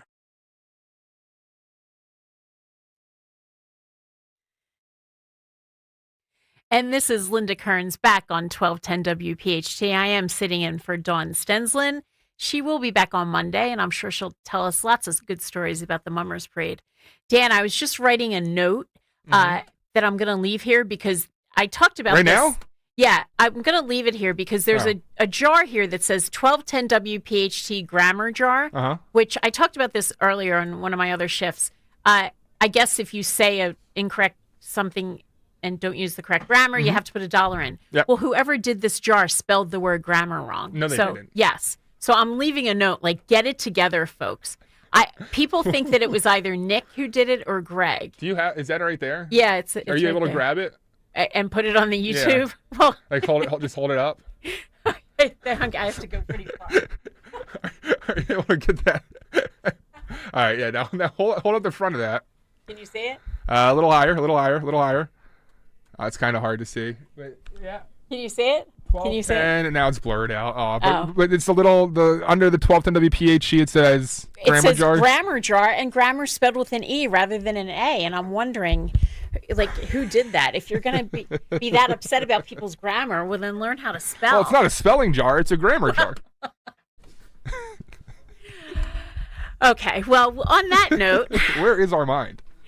On that note, the listeners know that I am not a full-time radio host. I actually have a law practice, and in that law practice, I handle a lot of family law and divorce matters, child custody, child support, and that is how I met our next guest, Stephanie Newberg, who is a therapist who I refer a lot of people to. Stephanie, are you on the line? Yes, I'm here, Linda. Thank you. Hey, Stephanie. Hi, Stephanie. Happy New Year. So you are... Oh, Happy New Year to you both as well. Thank you. So you are a therapist. Let's start off with where can listeners find you? Well, listeners can really best find me at my website, actually, because majority of the work I'm doing now is mostly all telehealth, virtual sessions. I do most of my sessions by Zoom because it's really become the most accessible and most convenient way to access my services. And it helps people to really, be able to kind of get on from anywhere they are in either Pennsylvania or Florida, which is where I'm licensed right now. And so my website is just my name, StephanieNewberg.com. And there you can get my link to my virtual waiting room. You can learn all about me. You can learn about my background, my specializations, and all of my training.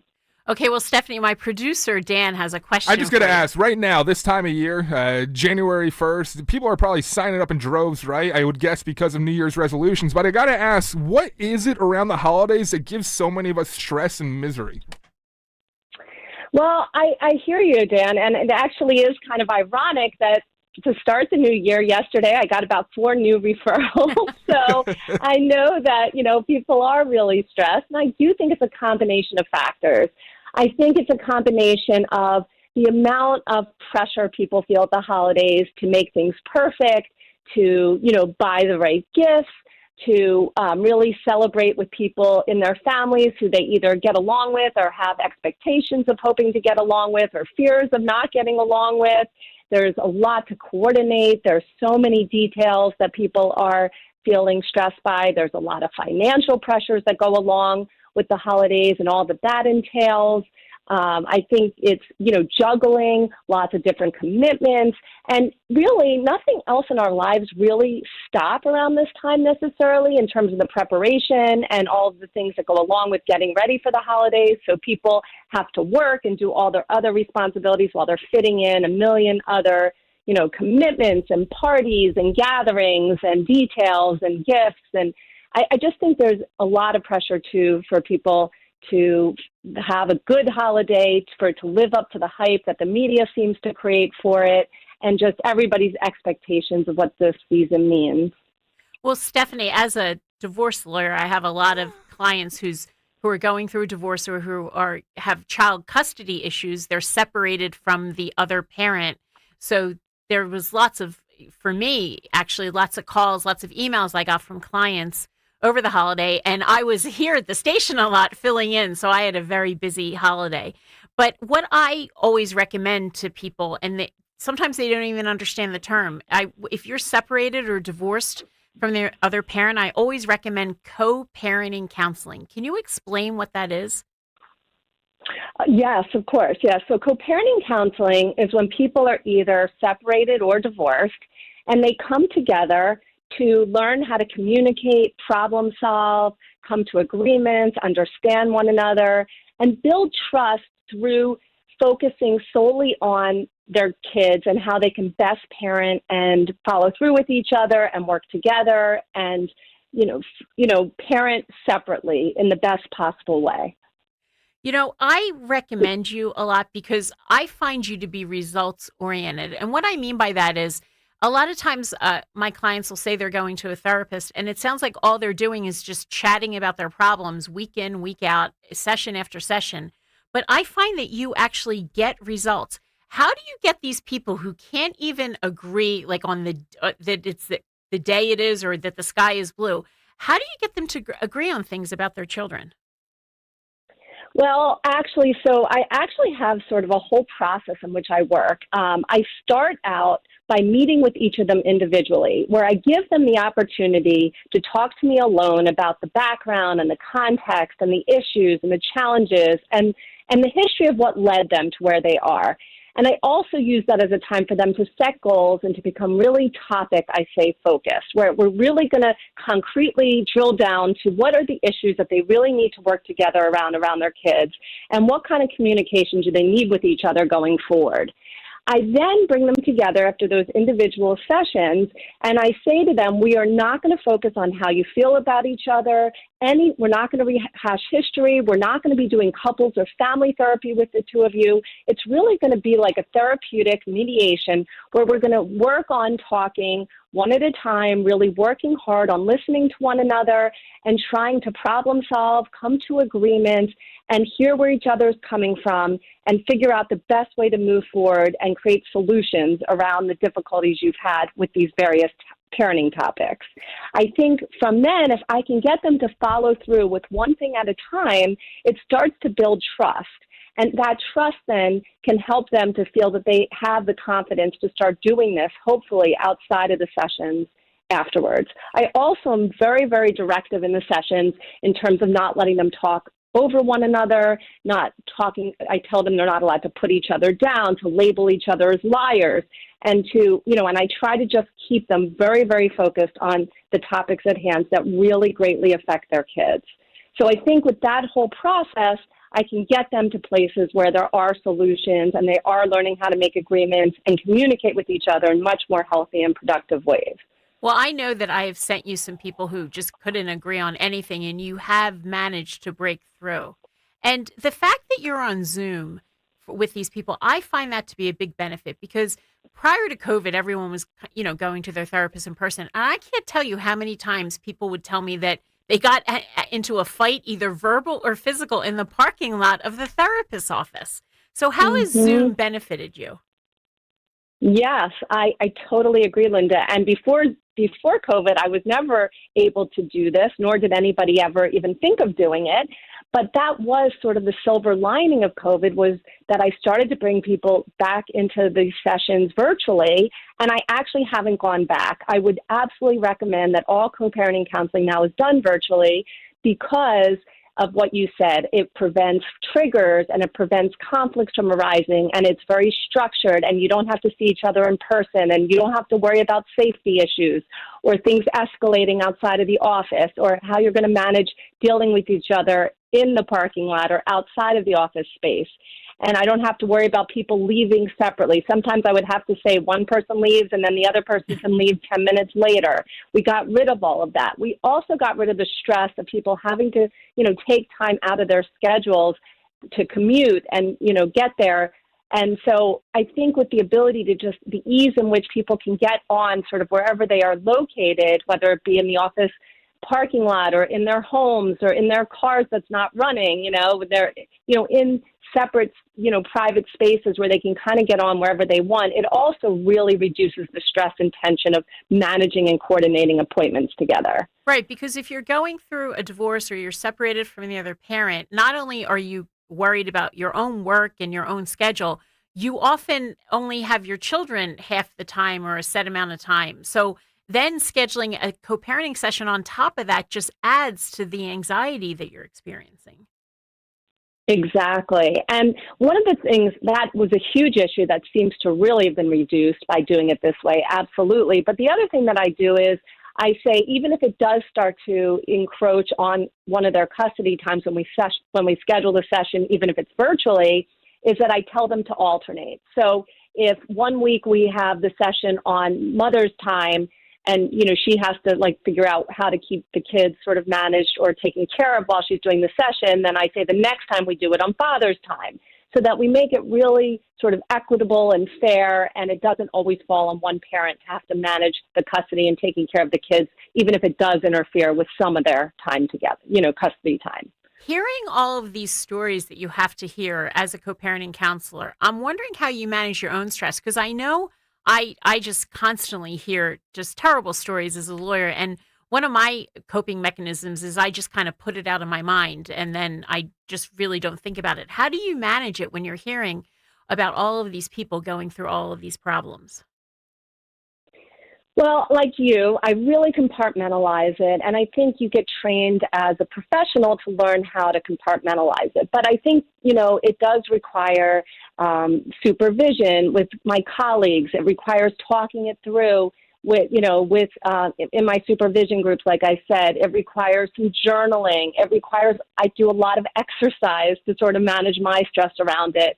But I also find that I focus on the positives too. I focus on the successes, on us moving forward, on me helping really also simultaneously educate my clients of how important this work is, because ultimately the biggest way your kids will fare the best through post-separation or divorce is if you can get along, if your kids know that you're communicating, working together, that you don't hate each other, that you truly love them more than you hate each other. That is going to be the best measure for how they will fare. So I focus a lot also on the rewarding aspects of this, seeing people start to change, start to move forward in a more healthy way, understanding how much more that's benefiting their kids. And so I also focus on that aspect of it to help me feel that some of the stressors and the bad things I hear have some solutions and we're making some headway. And people have to realize that their lawyers and the courts sometimes that's just not a solution. It takes a long time to get into court, and then you're having a judge make a decision on something, and you may not like that decision. So reaching compromises through counseling is just way better than going through the courts. Absolutely. I mean, I talk about that a lot, and that's one of the ways I measure success is how can you get yourself out of litigation and move to a place where you're fully in control of the process with each other, that you know yourselves and your families and your kids better than anyone, and that the best thing you can do is feel that you're in control with each other to give your kids the best possible life outside of the litigation system. And the litigation system is also really traumatizing. And it really sometimes breeds more conflict and escalation with each other and more lack of trust with each other. So I really try to help them understand the benefits of co-parenting counseling so that they can really use that as the place where they work on differences. And that is one of my biggest barometers of how I'm measuring how they're doing, is them taking it out of litigation and doing it together separately from that. And just to be clear, you also offer just individual counseling also, correct? Right. Yes, absolutely. I do a lot of individual counseling for people, especially who are going through divorce or difficult life transitions, or who have lost a spouse or have dealt with something really stressful in the relationship. Those are all areas in which I specialize and work with people. And one thing I just wanted to add is sometimes in co-parenting counseling, I have started to do this more and more, and it seems to really help, is that if I feel like the couple is really still struggling to get along and not escalate in the sessions with each other, and with all my direction, they're still struggling to stay calm and talk to each other in more healthy ways, I recommend individual sessions with me to kind of coach them through that in between. So but I always offer it to both and make sure they both have that in between if it seems like it would be helpful and appropriate. Well, I know I've sent you cases that I thought were lost causes, and you managed to get these people to be functional. So I can give you a good recommendation. Tell us again where our listeners can find you, Stephanie. So really the best way is my website, which will direct you to my email and my phone number. My website is my name, StephanieNewberg.com. My last name is spelled Newberg. And my first name is Stephanie. So it's StephanieNewberg.com. And on there, you will get all of the information you need to reach me. Well, thank you so much, and have a very happy New Year, Stephanie. Oh, you too. Thank you for having me. Sure. Hope everyone can do as well as possible this year in 2026. Oh, that's a great sentiment to end on. This is Linda Kearns on 1210 WPHT, and we will be right back.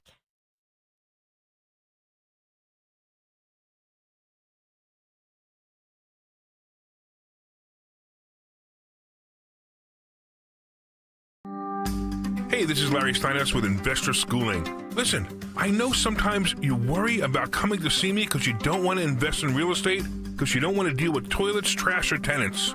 I'm going to teach you a way that you don't have to deal with toilets, trash, or tenants, or even own any real estate and invest in real estate at the same time. You want to learn this, so go to investorschooling.com. That's investorschooling.com, and take a complimentary class this Thursday, and I promise you, no toilets, no trash, no tenants. As a veteran of Iraq or Afghanistan, joining IAVA.org really helps in the transition home. It's a network of OIF and OEF vets like me who've got your back here, just like we did over there. That means when you need help navigating the GI Bill, we've got your back. And when you're dealing with the transition home, we've got your back. Or when you just want someone to share stories with, we've got your back. Iraq and Afghanistan Veterans of America is there for you. Join our community at IAVA.org. We've got your back. Brought to you by IAVA and the Ad Council. I'm a radio guy. Always have been. I grew up with radio and still love it today. I love talk, music, and great personalities. I used to have satellite, and I've tried internet stations, but you know what? Local radio is still my favorite. Then I found HD radio. Now I get all the stations I've always listened to, plus a lot more I never knew were there. The coolest part? I bought an HD radio for just $50, and I pay no monthly subscription fees. So if you like radio, you'll love HD radio. More stations, no monthly fees. HD radio, a good deal more. Don Stensland, weekdays 10 till noon, only on Talk Radio 1210 WPHT. And on the free Odyssey app. Start the new year off on a healthier note by taking Active Liver supplements from New Nordic every day. Available online at Amazon or NewNordicUSA.com or at your local CVS, ShopRite, Meijer Grocery, or Wegmans. When I grow up, I want to be a new pair of blue jeans. When I grow up, I want to be a kid's first computer. I want to be a warm fleece on a I cold want to be day. a football I want to be a stadium. bike that races around the country. I want to be a bench on a forest trail. When I grow up, I don't want to be a piece of garbage. And if you recycle me, I won't be. Give your garbage another life. Recycle. Learn how at iwanttoberecycled.org. Brought to you by Keep America Beautiful and the Ad Council. Keep free speech alive. Follow 1210 WPHT on the free Odyssey app. Download it now.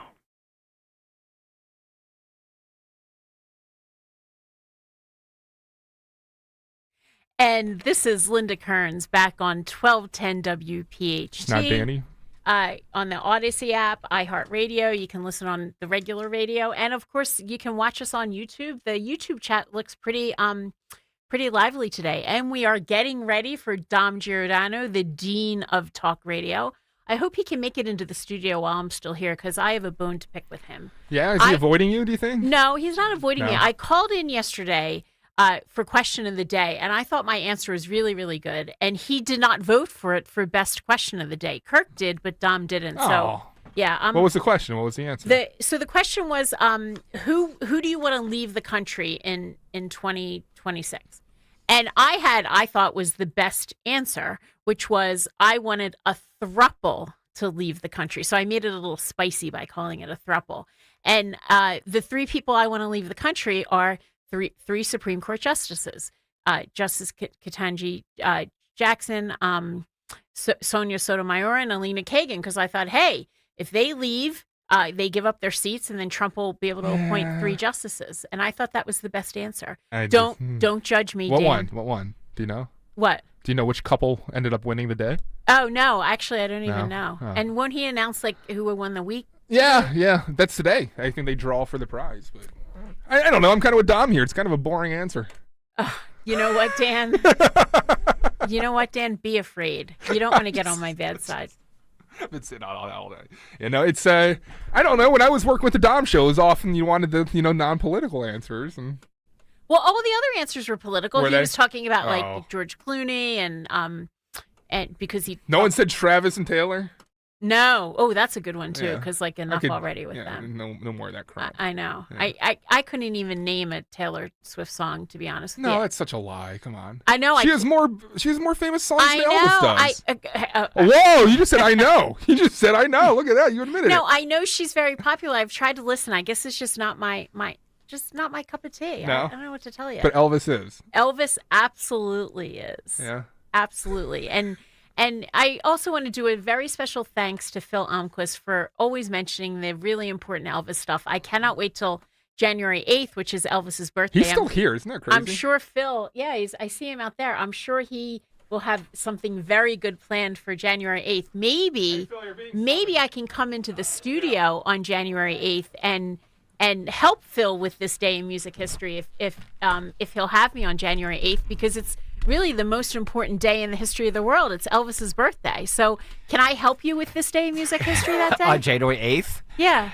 We could talk about that. Is it a day of the week? I didn't even look. I'm not even sure what day, January. Well, let's see. Today is the 2nd. January 8th would be yes, it's Thursday. A Thursday. It'd be a Thursday, yeah.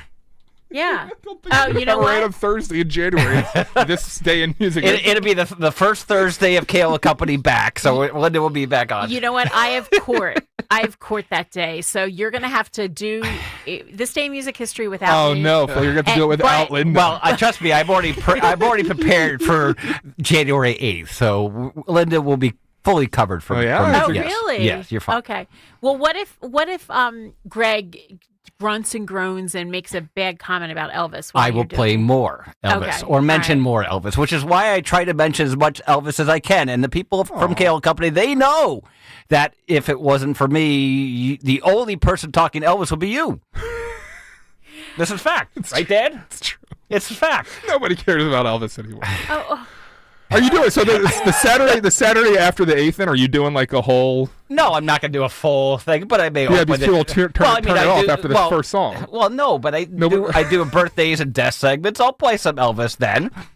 All right. Well, Phil, it's only right that you should. I think some of the listeners really do enjoy Elvis. I like other types of music, although I did look. I listen to most of my music on Amazon Prime Music. I still haven't figured out how to do Spotify or all those other things. Okay, that's probably a good thing. But anyway, go ahead. Maybe you can show me. But Amazon Prime does a year in review, and guess who my number one? I wonder.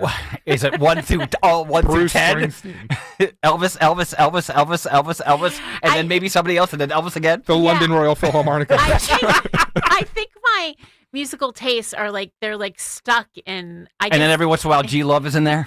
Yeah, I do play G Love just because What's G Love? Yeah, it's G Love, and I do represent him. And, You do. And when I'm really angry at him, I'm yelling at him about something. And by the way, he's coming to Sellersville. I'm sure you've mentioned that a bunch of times, but I will mention it again. He's coming to Sellersville. He's coming to Sellersville. So, Phil, just so you know, this tour, they're kind of staying out of major markets because this summer we're working on another tour where he should be somewhere in Philly. Somewhere in the greater. Okay. Yeah. Okay. So no worries about I'm not that. worried about that. Dolly Madison says, no, we do not enjoy Elvis. Really? So I should stop with the Elvis? No, because then Rosalie says, I love Elvis, and Tuna Fang says, I'm pro Elvis. And follows it up quickly with saying, but I understand why people hate him. I just think my musical taste kind of stopped at in the 70s. After the 70s, I'm not really. Well, that's when music ended, right? Dan, you are now fired. Not just kidding. No, this is my last day as a guest host. No, I know. You've done a great job. Thank you. You really have. Thank you. It was all this. I felt like it escalated so quickly. Oh, it did. And Greg texted me and said, "Can you do all these shifts?" And I said, "Sure." And I still have a law practice, so I was practicing law and trying to do this. And but I think I'm figuring it out, getting used to all the buttons, what's on the screen. Yeah, and people like Dan and I and all of us, we help you guys that are rookies. The producers, I know that they call the person in this chair the talent, but the producers here are the real talent. You guys really are amazing. And can I all just of you. say, as a producer here that did get some time off, I think the only one that didn't take any time off is that'd be me, Phil. That'd be me. So audience, respect the hell out of this guy because he is a better worker. Yeah, no, Phil's awesome. And by the way, Phil, I have a complaint about Dan because Dan said, Don't worry, Linda. I'll book your guests and everything. He barely booked any guests for me. Come on! I spent a whole 3 days doing it. I booked almost all my own guests over the break. I brought Justin dinner when we had the 7 to 10 shift. So that's amazing. Yeah, and the first day I brought cookies and I said, don't eat them all. Make sure you leave them for the other producers. But every time I looked over, he was over there munching on the cookies. So. They didn't make it. I don't know. I never saw any of those, but anyway. All right. Well, I can make more because I'm sure I'll be back on Wednesday, right, Dan? Am I still welcome here? Yeah, you're always welcome on the Dawn Show. Segments? Yeah, we love you. For my Wednesday segments on the Dawn Show. So if I think of it this weekend, I will make a batch of cookies for you guys. But I'm a little behind on my legal work because I'm sitting here in the studio not getting any of that work done. Not doing any real work. Yeah. Well, I mean, this is real work, and I've loved it, and I've loved how the audience accepted me. You've been amazing, Linda. And I know myself as a 1210 WPH listener, sometimes if I turn it on and I hear a voice that I don't recognize, I don't always keep it on. And I hope the listeners did give me a chance and kept my shows on. And I hope that Greg uses me again. What do you think, Phil? I hope so, too. It's awesome to have almost a regular listener, as Linda Kearns is, fill in as a host. It's a different take because you know what the listeners want to hear, and it's been fantastic having you, Linda, so thank you so much. And thank you, Phil, for everything that you've been doing. Yeah, and as a side note, I will be on with Dom in about 6 or 7 minutes to start his show. So, Dude, you get more of Phil today. Awesome. All right, well, will you let Dom know I am not happy with him because he didn't choose me for question of the day? Okay, I can do that. Come on. I mean, I thought it was. You look like you're saying, yeah, Linda, I'll do that, but He you're came not over really and kind of gonna like do it. looked like he wanted to come in, but I guess we do got to get going. So. All right. Well, this is Linda Kearns on 1210 WPHT, sitting in for Dawn Stensland. Thank you, everyone, for listening. Thank you for welcoming me over this Christmas break. I will be back with Dawn on Wednesday at 11, and on January 8th, I won't be listening because I have court. But if anyone wants to let me know, my email address is on my website, Linda Kearns Law. If Phil does not pay proper tribute to Elvis, please email me and let me know because he will be punished. Happy New Year.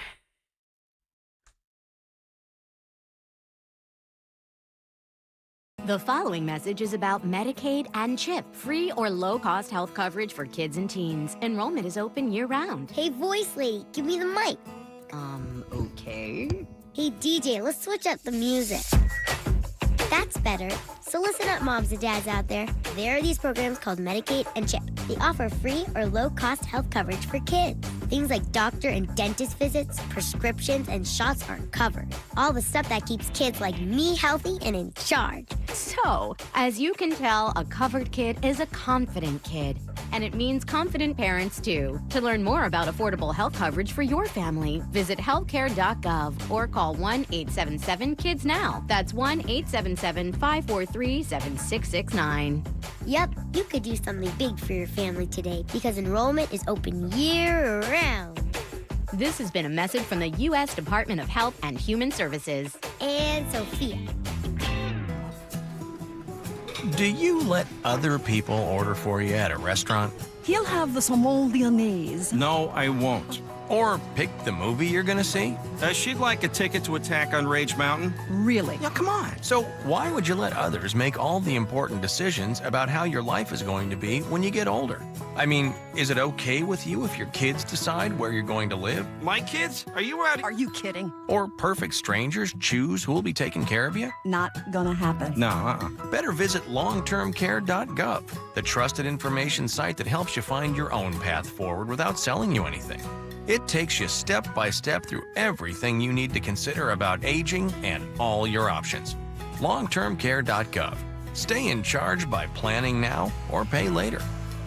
How about a mohawk? How about a mohawk? How about I put my foot right... Oh, hi, honey. Debt. We can all get in a bit too deep. Members of the NFCC, the National Foundation for Credit Counseling, can help you put debt in its place. Credit cards took charge of my financial life. An NFCC credit counselor helped me get back in control. I took charge of my debt. Student loan debt followed me wherever I went. My NFCC financial advocate taught me all I needed to know. I mastered my student loan debt. We wanted to buy our first home, but weren't sure if we were mortgage ready. Our NFCC housing counselor helped us make a plan. We're on a path to our first home. NFCC member agencies serve all 50 states and Puerto Rico. Convenient, helpful, knowledgeable, nonprofit. Financial advocates there for you. We put debt in its place. Be one of 5 million people to beat debt by 2020. Connect with an NFCC certified credit counselor at your local member agency today. Go to nfcc.org/stopdebt or call 877-410-6322. Philadelphia's Talk Radio 1210 WPHT, WPHT HD, WOGL HD3, Philadelphia. From the Piazza Auto Group Studios, experience the power of one with 8 brands and 25 locations. Always live on the free Odyssey app. It's Dom time. Now, Dom Giordano. Well, Happy New Year, Happy New Year, Happy New Year. I'm going to say that on January 8th. I want Larry David to get that. I want to say it. I want to send voicemails to... I'll get Alan Dershowitz to do it. Dom Giordano Show, welcome in. Phil is still in studio with us. I know it wasn't any guest poaching going on here, but my Henry was like, well, should I have collared him? Should I have tackled him? Of course. Preserve the guest. Henry, I didn't tell you this, sadly, after all that, and thank you for coming in. Newsmax bumped me, but they promised 5 more shows because of that. Oh, all right. Well, and I was bumped. I wouldn't have paid attention to this story, but coming off Mondami, it involved a maniac in Charlotte who wanted to commit jihad on New Year's Eve using hammers and knives. Oh. He had tried to do this when he was 16. The family made a deal with the police. He got mental help, allegedly. I would have put him in jail then. You go around with the hammer and knife stuff, And he hit not one, but two undercover New York police officers. They tracked him and got him. But I'm zoning in on the hammers and knives because it tells you this doesn't have to be elaborate. They're telling people, just pick up whatever you can and kill them. This is what we're up against. And who's going to remember that? They kill you, your loved one, or somebody like that. Who's going to remember that? We'll get to the clown in New York, taking away the protection against anti-Semitism, Mondani, and talking about the warm embrace of collectivism. Is that where your wife got those $630 boots? But I'm not being petty by saying that. Should a socialist be wearing $630 boots to your husband's inauguration? You might want to, Henry's non-committal. He's looking at the boots online, and he might like that. All right, Phil Almquist is with us, and it's unusual. I've had a few sitting in that seat, but I've never had anybody number one on Saturday nights. Is that a 2-hour period? It's a 2-hour period. I hear it's overwhelming, too. It's actually, I mean, I don't know the exact numbers, but I do know we're doing quite well on Saturday nights between 11 and 1, that's for sure. That is a stunner for talk radio. You know, this ought to be written. I'm going to tell Michael Harrison that. Wow, because, okay. That's impressive. Yeah, because, you know, they stereotype us as just talking about Obama or, or you know, the same thing. Mondani or whoever. Yeah, like I'm not going to do like, that. Well, I was saying, especially today after what happened yesterday. But with somebody with your background, and what time's the show on? 11 to 1 p.m. Every Saturday night. Okay. With that kind of background, I swear you in as an expert of expert witnesses. I have to tell you, Henry usually doesn't look like he was sweating. I detected some, if I run a foul line with him, I see some flop sweat there. He's not making all 3 foul shots here. He's a little bit worried about your background here. So yeah, we're looking at you, Henry. Yeah. We were debating the other day, and the one that surprised me is not Henry. He's a little bit more mainstream, but producer Sean. Sean, it has the hat. I know on the Sean you're yeah, talking yeah, about. exactly. We have a number of Sean. So that's Sean. Yep, that's Sean. They were both all over me defending the Beatles as the rock and roll band or something like that. I'll let Henry put it in his own way. And it just seems clear to me. I told you, you're the music expert. I can judge, though, bigness of something, the cultural bigness of it. You know, Babe Ruth versus Ted Williams. Right, and we were talking about this earlier. And the Stones, bigness of as a rock and roll band. And there is no question, as I mentioned earlier, there is no question, hands down, the greatest rock and roll band of all time. And anyone wants to argue with me, they can. They are wrong. Wow. It's the Rolling Stones. Why? On what criteria? There is no criteria. Let me hear the guy. Every criteria. John, make sure you capture this sound. There might be every a criteria under here. the book. Yeah. I bet you could hear the Stones playing when they were on Ed Sullivan. You couldn't hear the Beatles. What the heck? I don't follow that one. I have no idea where you're going with that. You don't know what I'm talking about? When they went on, when the Beatles went on the Ed Sullivan show, and the crowd was so loud you couldn't even hear the Beatles perform. Wow. There's truth to that. I got to say, there is Phil. truth to that. There is truth well, to that. But I would counter. I mean, the Beatles were there first, so okay. Yeah, right. Yeah. That's it. That's and then the Stones paved came the way on for the dwarfed Stones. them. And they didn't have Yoko Ono. The That's Stones. also they true. Actually, I was I made some Yoko Ono earlier today because of one of their albums. 2 Virgins was released, and the police had to confiscate because they thought that album was pornographic because they were naked on the cover. Oh, that's right. That's naked fun Yoko fact Ono. for today. I have to put that as a plus in Henry's column. A naked Yoko Ono. No, Not well, really. Look. Yes. The Beatles paved the way for the Stones. They had their Yoko Ono, so the Stones didn't have to. And the Stones are still performing up until about a year and a half Paul ago. McCartney's still performing. That's not the Beatles' fault. That's not the Beatles. It's Paul McCartney. That's not George Harrison. Wait a minute. It's not George Harrison's fault. This He's guy dead. in the bullpen. He came in and gave up a home run on the first pitch. Come on. So, wow. Phil, you think the Stones are a part of the big 3? Who are the other bands? Well, my Mount Rushmore is the Stones, the Beatles, the Who, Led Zeppelin, and if we had a 5th, it'd be Black Sabbath. Okay. That's my top 5. And here's the nugget of the day. And you didn't even see, this is a brilliant nugget. I could even steal it in just general talk radio. Yeah, that there was at one point for a year or so, Led Zeppelin stations, they just played Zeppelin. Yep. Wow. 1974, I think, if I remember correctly. They played Stairway to Heaven for a full 24 hours, and then for a good, yeah, I mean, they did. This is fact. Yeah. And then for a good couple years, they played nothing but Zeppelin. Wow. All right, Henry, are you up again? You got any more I mean, candidates? no, I think Zeppelin should have had their own radio station. I like Led Zeppelin a lot. There's nothing. I'm not complaining about that. Yeah, no, I'm not complaining about that. it at all. It's just, yeah, I would think Led Zeppelin would have their own radio station. As All right, so maybe let the me Stones. pull Oh, in wait, what did you the guys Stones? said the other day, and it's a fair point, I guess, but I don't think it's definitive. It was Sean. Beatles have a lot of songs in an album. The Stones can't compete with that. Sure. Okay. I mean, when you think about Revolver and some of the great albums that the Beatles had, every single song was a hit. Right. There's no question. But if you look the longevity of the Stones, even their last album, Hackney Diamonds, was a really good album with a lot of good songs on it. And they're in their 80s right now. The Beatles are, well, a couple of them are dead. So, but still. Okay. Phil, while you're here musically, since Linda has left the building, then we'll go back to Henry one last shot. Who is it that has the primacy? Again, the huge nature of this. Elvis, Linda, me, Frank Sinatra. I am going to go Frank. All right, Henry, I love Frank. Send a text. I love Frank. Send a text to Linda Stern. Linda Oh, Kearns. she's listening. Yeah, She's going to crash your car. She's going to be so mad. She's like, January 8th. I like Elvis a lot, but Frank, I'm a Yankee fan. So I grew up with Frank Sinatra at Yankee Stadium, New York, New York. And that's how agree, I got into New York. No one else should be able to sing My Way. There's only one guy that there's can only sing one guy. that. There's only one guy. Even Elvis is good.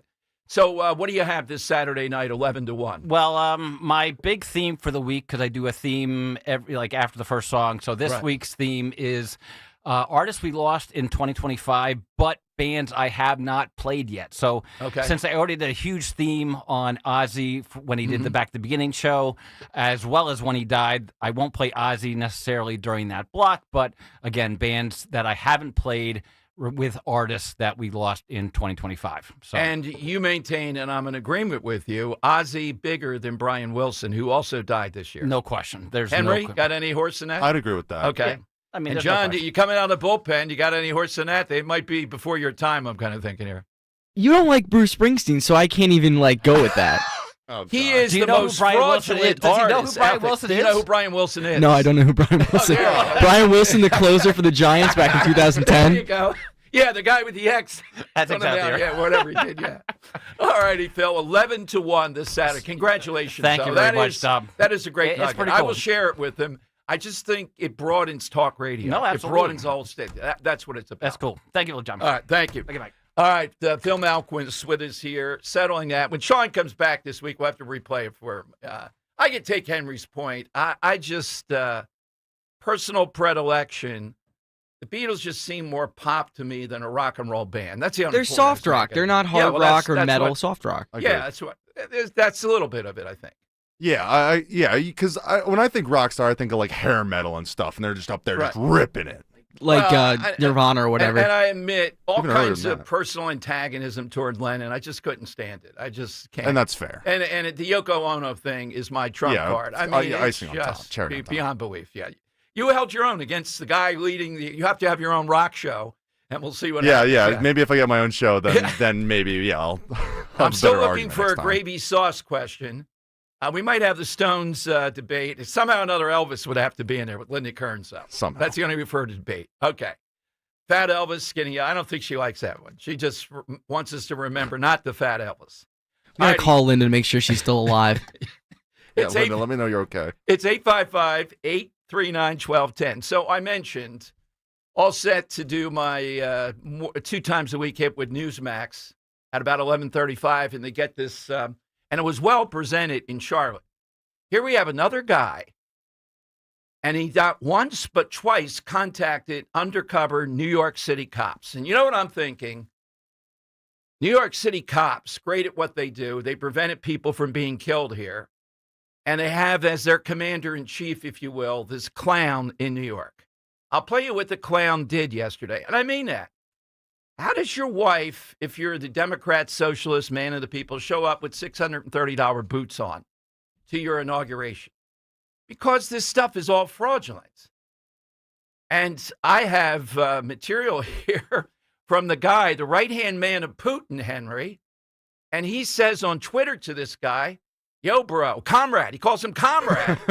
And he goes, comrade, don't you know collectivism was tried before? Oh, It's man. coming from the Putin guy. Yeah, that's a tough right look. there. Oh, my God. I don't know that he's the biggest guest we could get on, Mondani. And I still think people would pay to debate Larry Krasner. Oh, yeah. Yeah, I would have to throttle myself down. I'd have to be, thrown in a cold shower, then thrown into the debate. The first 15 seconds, it would be on. And if you happen to say your wife just in passing or something, that's it. It's mayhem, arrest. But this guy would be right up there. I'll play you the collectivism remark.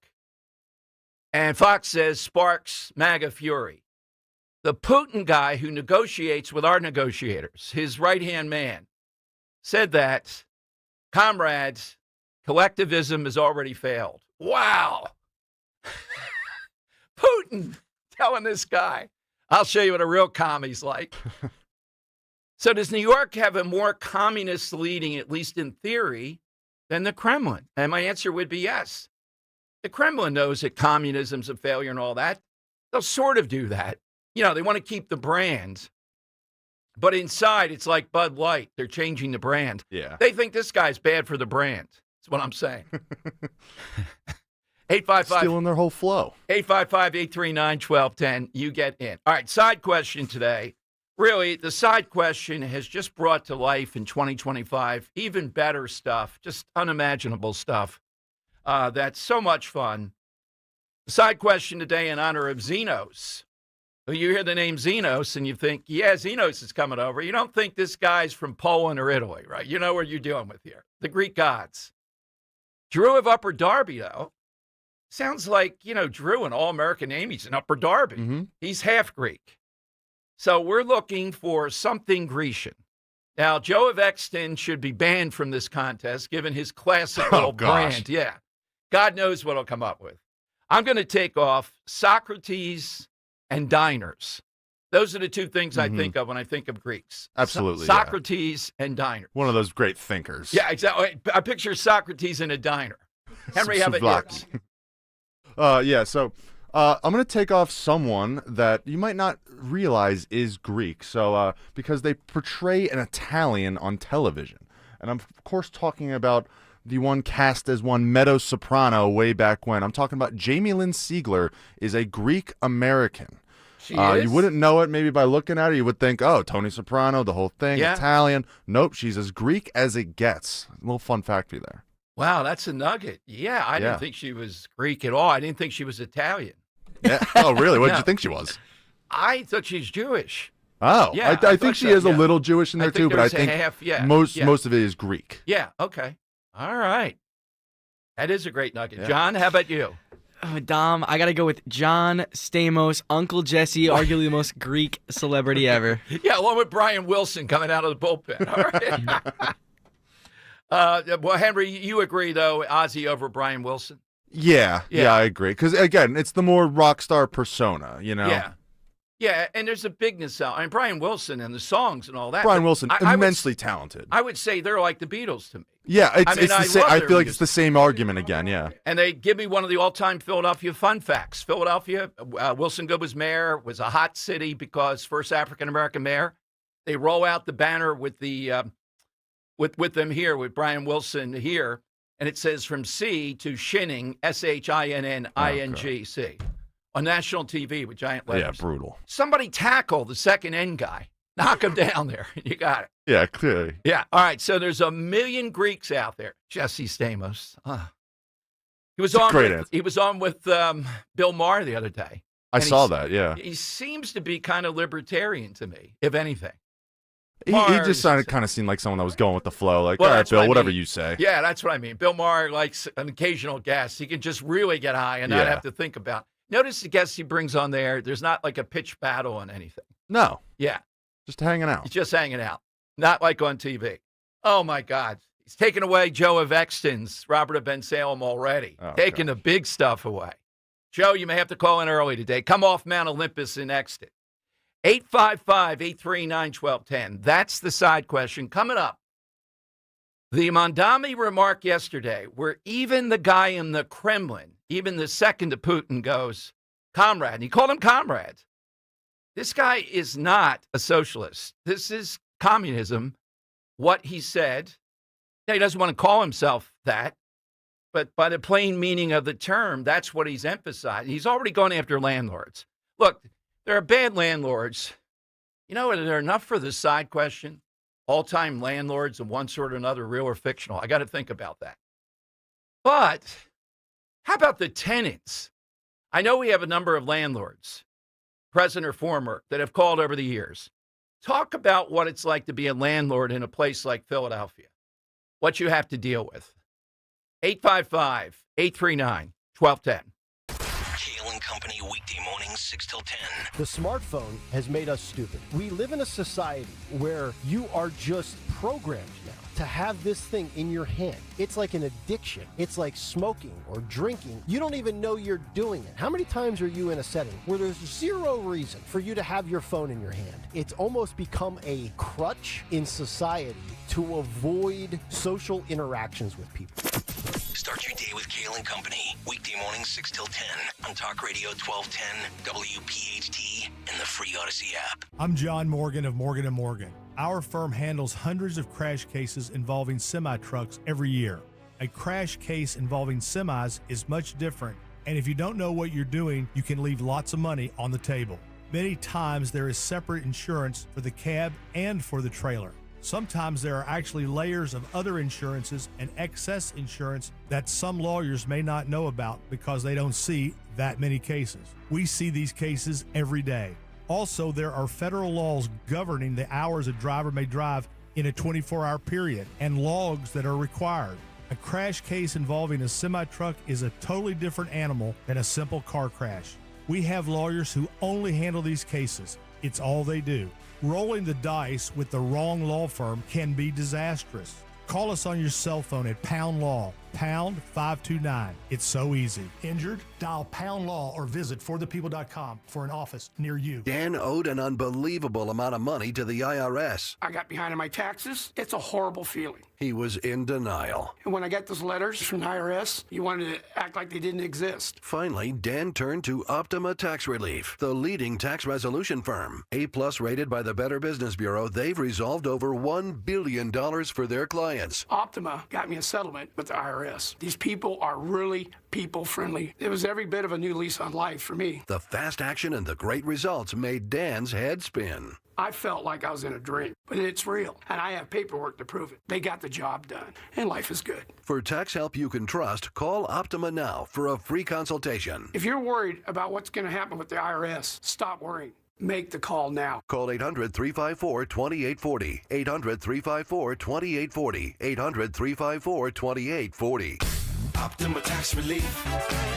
Testimonial from an actual client. Some restrictions apply. For complete details, please visit OptimaTaxRelief.com. Running a small business is a daily balancing act. One late shipment, one price hike, one employee issue, and your whole month, maybe the entire year, could be in trouble. That's where LendSeek comes in. I needed $100,000 fast to keep up with inventory demands. LendSeek had me funded the same day I applied. Between their AI platform finding the fastest deal and a dedicated funding specialist guiding the process, it couldn't have been easier. Our AI-driven platform matches your business with the right program from over 100 funders, up to $2 million in as fast as 24 hours. Don't wait until it's too late. If you've been in business at least 2 years with more than $500,000 in annual revenue, qualifying is simple. No collateral, no out-of-pocket costs, no hassle. From lines of credit, term loans to revenue-based financing, LendSeek is open for business. Apply in minutes at lendseek.com. That's LENDSEEK.com.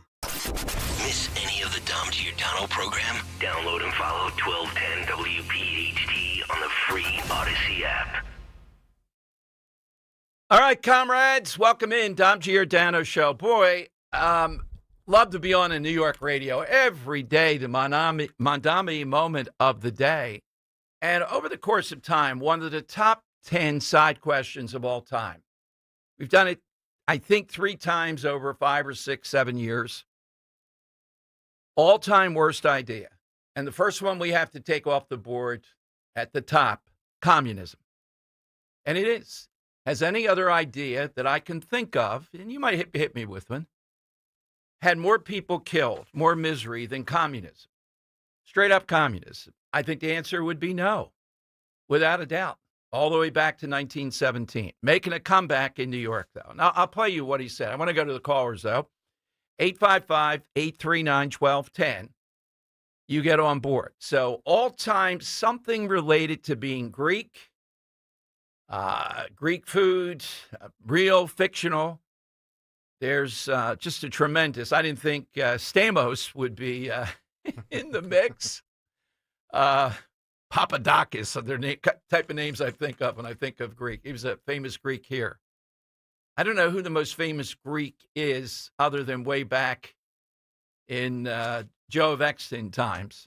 But let's go to Dan in Richboro on Talk Radio 1210. Hello, Dan. Hi, Dom. Thank you for taking my call. You're welcome.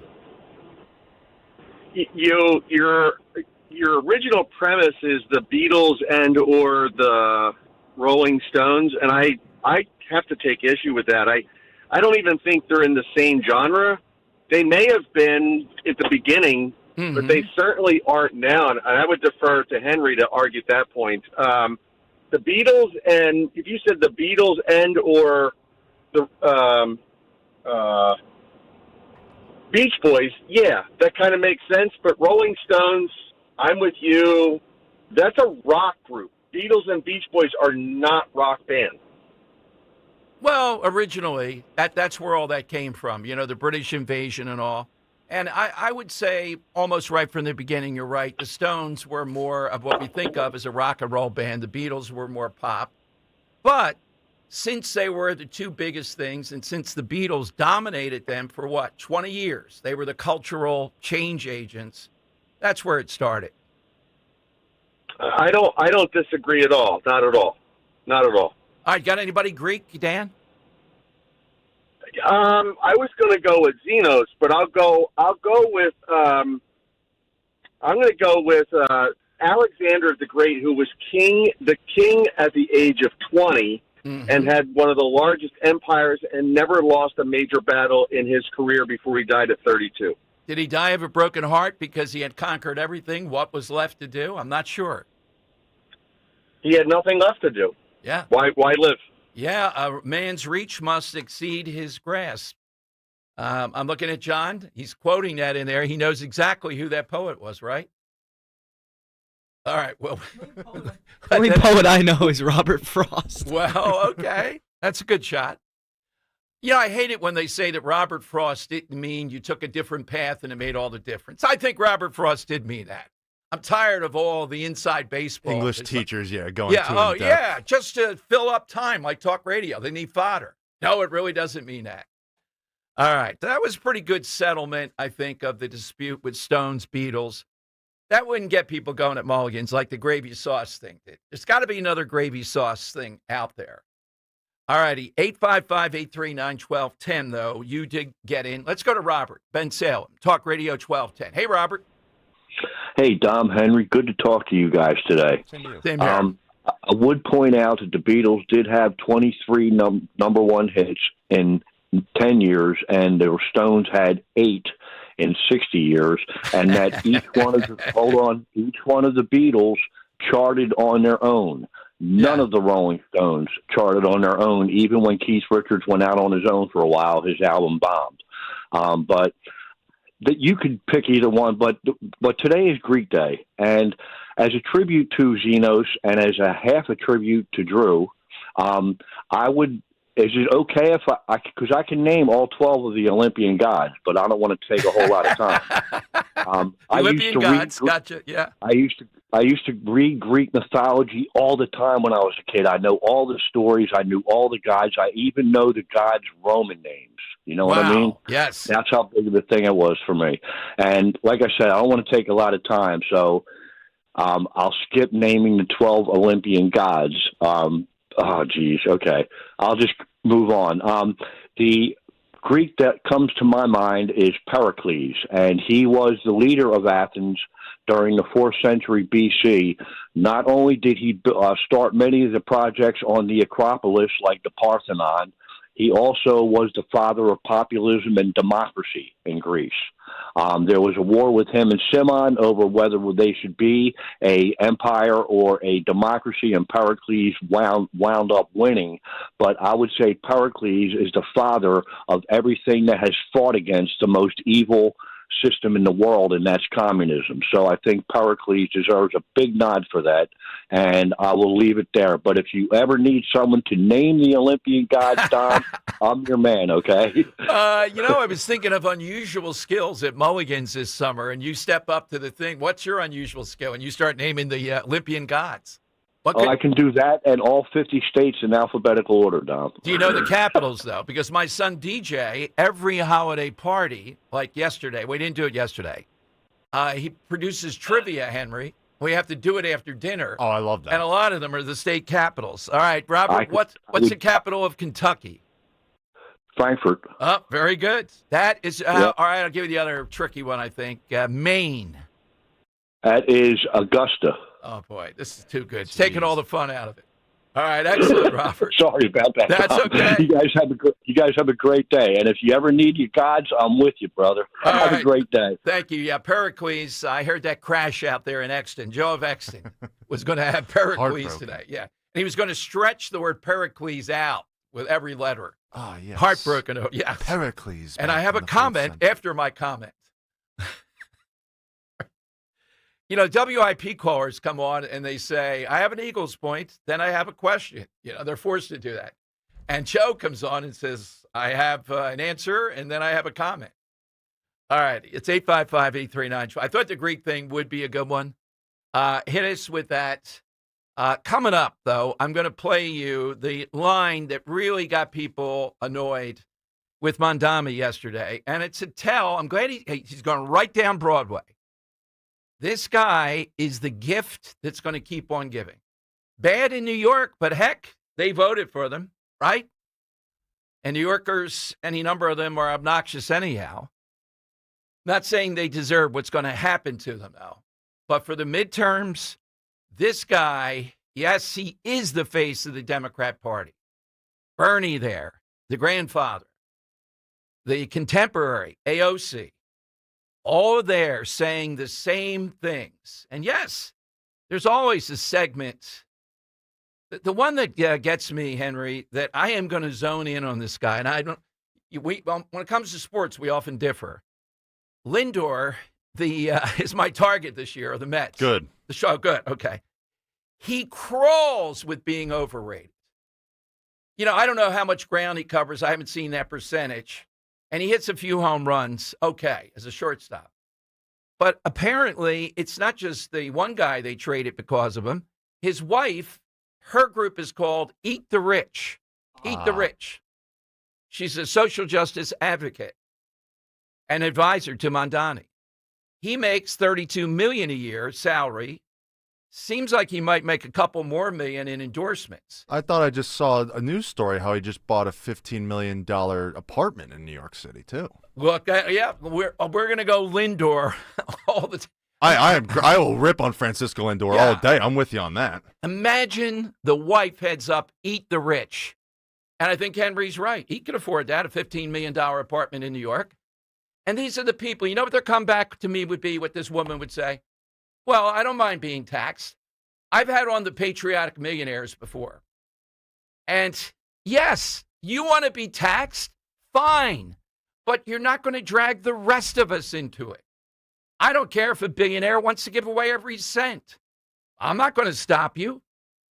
Knock yourself out. Be taxed 100%.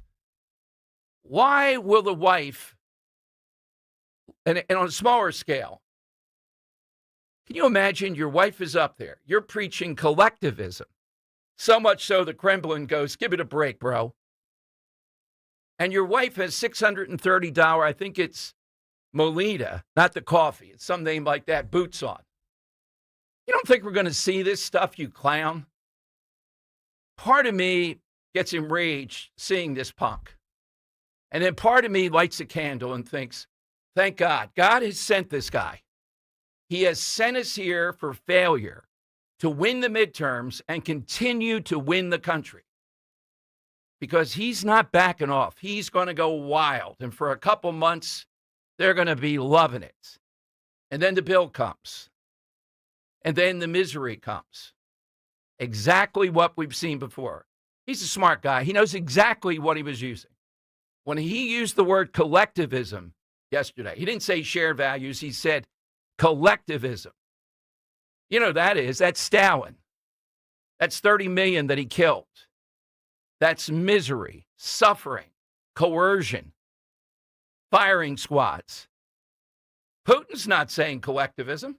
He's saying have another vodka as long as I'm the richest guy in this whole thing. Henry, how's it going getting on that Putin guy? You critiqued it. We'd make history here. I'll bring in a Russian expert to translate it. Yeah, I'll make some strides. I'll get an email back. Some people think I'm kidding when I say that. When I used to say it to Dan, I'm kidding in one sense. In the other, I'm thinking, why can't we get these people on? It's half a joke. Yeah, half a joke. Now, I know Larry Krasner. He wouldn't come here in a million years. I'd go to the DA's office. He can surround me with all of his attorneys. Do he it can for bring charity. his mob. Yeah, for charity. Bring in thousands of people. They could be cursing me, screaming, doing whatever they want. Just one thing. Larry, don't clean your glasses and don't say Rose's name. That's it, buddy. Mm-hmm. Everything else is fair. I'm talking about everything. You want to brawl over what you're doing? That's fair. Bring your mob. All right, 855-839-1210. By the way, I misspoke on the Lindor apartment. It's not 15 million. It's 21.2 million. So the Mets shortstop is living large with his 6.5 bathroom penthouse. You know what? Right there, you hit the nugget. 6.5 bathrooms. This is what these people do, and yet the wife is saying, eat the rich, eat the rich. I got to get home and watch my nannies clean those bathtubs. How many bathtubs do you think the wifey is cleaning or has cleaned in her life? Eat the rich. The fraudulent nature of these people. And, John, that's why, not to bring Springsteen back into this, that's why we hate Bruce Springsteen. It's fraudulent. I can separate the art from the artist. No, I don't think you can with this, with all due respect, because the art and what he's talking about, in other words, he's just not up there with a brilliant voice doing some songs or whatever. The message with Springsteen, I give him credit for that, more than almost anybody, was the tank towns of Jersey and how bad that is. How can you separate that? You're older than I am. You have more wisdom. Oh, wait a minute. That was wait a minute. That was a passive aggressive. Nicely played. You're younger than I am, and you're a punk. No, just kidding. I forgot my passive aggressive strip. You're younger than I am, and someday you'll be old. Help me, Henry. What's a passive aggressive line to some young punk? What do you say? I don't even know. We have to take a break and think this over. Material, Henry. Come on. What's that promo that was the other day? How's that one going? I thought that was Roe, yeah. The Roe calling. Oh, yeah. Oh, she still said yes, and Henry was so polite. Oh, and set it up so well and all the rest of it. A mystery She's guest. agreed to more call-ins, maybe, because it went pretty well. As her mystery guest. But she did not want me to comment. That's why she ended it so quickly. Like I was going to grill her. What's for dinner? I was going to put Linda Kearns on. How's that highball? I think she wanted to see more if you would recognize the voice instantaneously, and well, you did. Her voice, it's a recognizable voice. I've always thought that. Yeah, definitely. All right, 855-839-1210. AT&T. Yeah, take a shot at Springsteen while we're at it. Dressage. Can you be doing those songs and your daughter's jumping over horse things in dressage in Europe? I just don't see how you can do it. I hear what you're saying. Well, what do you want from the guy? I don't think you can charge what he was charging for his concerts then. How many Springsteen concerts have you been to, John?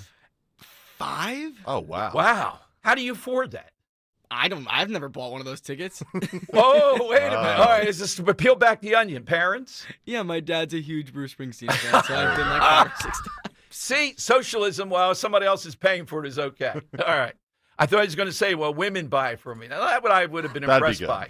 I would have been, that's certainly okay. If they want to do that, knock yourself out. Should women make more? Could you be married to someone making more than you? Yeah, why not? Oh, God, another failure. Henry, what do you say? Yeah, I don't see why not. Why not? Yeah. God. We're all equals, right? I could be a sugar baby. I could be sugar baby. That wouldn't be the worst thing in the world. I'm not taking it that far. I don't know about being someone's Henry, sugar baby. So you but go along a little bit. You see where it tell me leads you. Taylor Suddenly Swift you're comes John up to you. Stamos here. All right, 855-839-1210.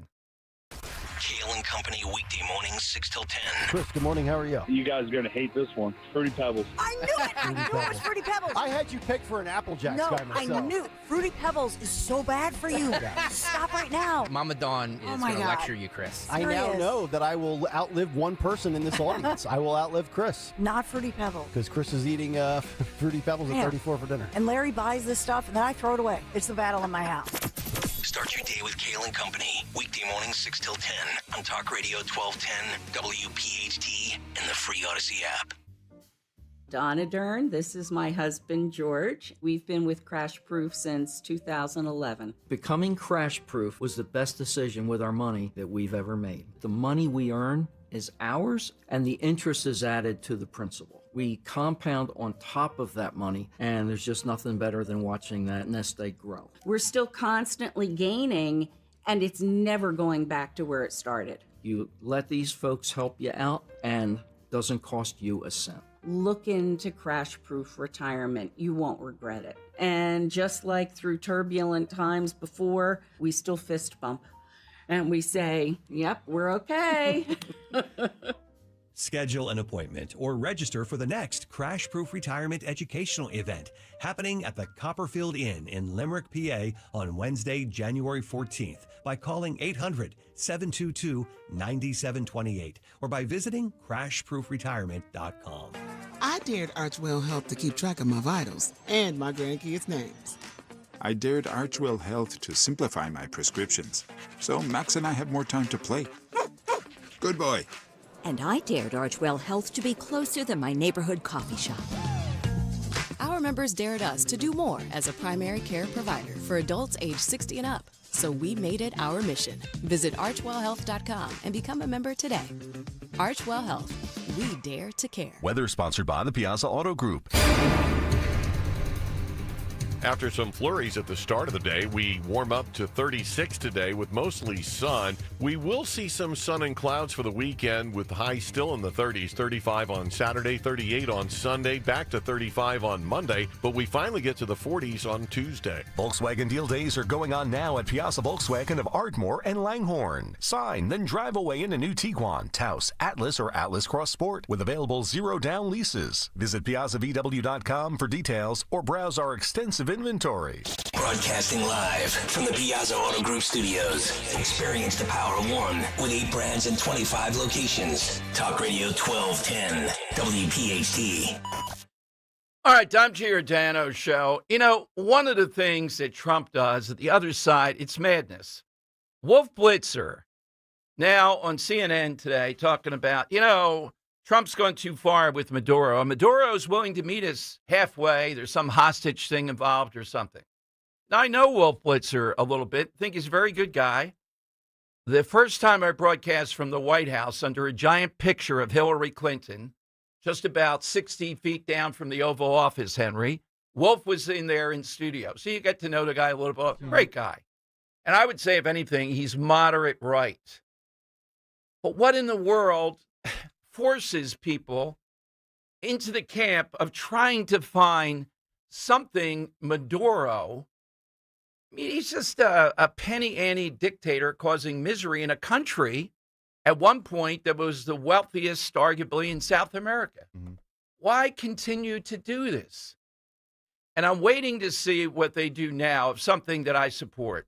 I think Trump is huffing and puffing a little bit on Iran, meaning I don't know what he's going to do, but I'm telling you, one of the big stories bubbling up this weekend, there are large protests again in Iran. The economy's bad. One thing he can do is now really turn it on against these European creeps and tell them, if they don't boycott Iran, if they don't drive these crazy mullahs, think of how much better the world will be if these brutal, sadistic mullahs are not in charge in Iran. How much better it will be if they're not spreading that money around to attack innocent people with terrorism. Now, when Ronald Reagan heard that call with Lech Walesa, Remember, in the shipyards of Gdansk, Ronald Reagan told the world he was with them. All that I know that he did was go after the Europeans to try to keep them in line. Fax machines, if you can imagine, were big then. We provided them with that. I don't know what else he could have done or did, but he did everything that could be done to support that. And look at what happened ultimately. Ultimately, the Soviet Union collapsed. It wasn't Bush, it was Reagan that did it. When the Iranian people took to the streets after that woman was murdered, the last big protest, they were crying out, some of them in English, "Obama, Obama, are you with us?" And what did he do? Nothing. So what Trump is saying and what he might do now are vitally important. You watch, though, they'll have to say, well, that's not how we should conduct ourselves. Hopefully, he's giving hope. Now, if it turns bad and the Iranians just slaughter people, is the left really going to say, see, Trump again? These people died because of him. This is a big moment. Hard, if I were betting on this, hard to say. I mean, I would say these protesters maybe have about as much chance as the Eagles' backup players do of winning on Sunday, even though Henry has staked his life on this. I'd love to see him the last 15 seconds of that game. It's coming down. They're on the 10-yard line. You don't think they can get it done? Henry, when's the what moment of sports? Then I promise I'm coming to the calls. I know mine, or I think I know mine. And, I'm pretty competitive. I think you are, too, without a doubt. When Ben Simmons passed the ball to Thibault, we were down the shore. Yeah. Rose walking around shutting the windows. I didn't care. I went outside and opened the door and was cursing. I threw myself on the ground. I mean, it was just that. It the was hatred, beyond hatred of. It was so shocking to me. It didn't really hit me until maybe an hour after the game. I was like, he passed that. Yeah. He passed that layup. And I'm saying to myself, $5 million is $5 million. They're willing to pay me that. I guess I could put up with coaching Ben Simmons for a year. Then I know, the first day I'd go after him. I'd make him have to come after me. I'm going to run you, it's beyond belief, that cowardice of it. Well, and a guy like Thibault on top, it's not a guy that's shooting 90%. Yeah, it's the worst offensive player on the against floor besides Hawks. Simmons. Yeah. Yeah, when you got Trae Young guarding you, who's all of 6 foot, 6'1", lying and you're at that. 6'11". Yes. He's 6 foot like I'm 6'3". Yes. Yeah, exactly. Exactly. Thank you. So, are you feeling good about your bet? What's the line right now? The Eagles' backups against. I mean, it was 3.5. Yeah. Let's see now. And our bet is what? We're not taking the spread in. We're just going win or lose. Oh, right? I thought we were taking the spread. I mean, okay. I'll take could the go spread. win or lose. Yeah, okay. But yeah. Well, Tanner McKee has a good game. Down the hall, they're going to be like, oh, you got to start him in the wild card round. Yeah, no, that should never happen. I mean, I'm a big Tanner McKee fan, but yeah, he should never. I would only do it because right it'd be good fodder for talk radio to talk about it. That's all. Yeah, he shouldn't be starting. This guy's a statue. I mean, come on. Who's a statue? Tanner McGee's not exactly the most mobile. Oh, no. Well, he's a typical pocket passer quarterback, right. but he's going to give something different that the Commanders haven't seen, which that's why I think they will win. And I think someone like a Darius Cooper is going to want to ball out in the one game season. Oh, my God. Look at what we're staking. But, and again, it's 3.5 point line, by the way. And still 3.5, okay. And again, the Commanders are starting Josh Johnson. That's I a very beatable quarterback. Who's the backup to Josh Johnson? I think it's Jeff Driscoll. They really don't want to play with Sam Hartman. I know that much. I think those it's probably, are their quarterbacks. Probably a guy coming into the stadium. Yo, buddy. Yeah. You're back up. Yeah, you look tall. You look like you can throw. Exactly, Yeah. I mean, you or I could go in there and just throw screen passes. Drop back a step, get rid of it. That's all I'm I'll doing. hand it to Bill Krosky-Merritt. No problem. I'll hand it to him 50 times. Let's go to Lynn in Bucks County on Talk Radio 1210. Hey, Lynn, Happy New Year. What do you have today? Hi. Happy New Year. I missed the question but I would like the Rolling Stones, and my Greek is Aristotle Onassis. Why did you pick Aristotle Onassis, Lynn? Because it was the last minute kind of thing that I thought of for being famous Greek. Oh, okay. Well, he did get Jackie, right? correctamundo. Imagine, no disrespect to Mrs. Kennedy, but going from John Kennedy to Aristotle Onassis. I would say that's like going from Marilyn Monroe, I'll make it contemporary, to Yoko Ono. It's about that level. Right. Thank you, Linda. See how useful Yoko Ono is? Yeah, Has you can use Meghan it for Markle anything. replaced her? Yesterday, Henry, the people that are leaving the country, the two that were on top of my list were Prince Harry and Meghan Markle. And we're guarding them. We're doing all kinds of things for them. No way I want Meghan Markle in this country. She's the most insufferable person I can find. She is, yeah. Yeah. Absolutely. And he, because of just allowing this. Oh, and he's being part of it, he's just he's as the guilty. accomplice. Yeah. Yeah. They're quite a duo. All righty. It's 855 Aristotle Onassis. Yeah, that's a wild answer. Do you know who that is? I had to look that up. I figured Yeah. that's where she got the Onassis name. Yeah, I never he's thought this, about it like that. maybe corrupt tanker, big shipping guy. And take a look at him, and then take a look at JFK. Yeah, he's no JFK. No, exactly. I don't think anybody is. Rose saw him at Chew and Shelton when she was very young and said in person, women were saying, it just takes your breath away. I mean, I haven't seen it. You got to remember, born under a lucky star, he's coming off Dwight Eisenhower. Then this guy's sitting there with the coiffed hair, the tan, the whole thing. Yeah. I mean, what a juxtaposition. yeah, between yeah. two It's looks. just, yeah. we didn't know about the Kennedys then or anything. So, wow. 855-839-1210. All right, we'll take some more. Get in. That's the side question today. And I will play you quite a detour this first hour. This Mondani guy at an abandoned New York subway taking the oath of office under City Hall. Right away going after landlords, and he's involved in a bankruptcy case, too.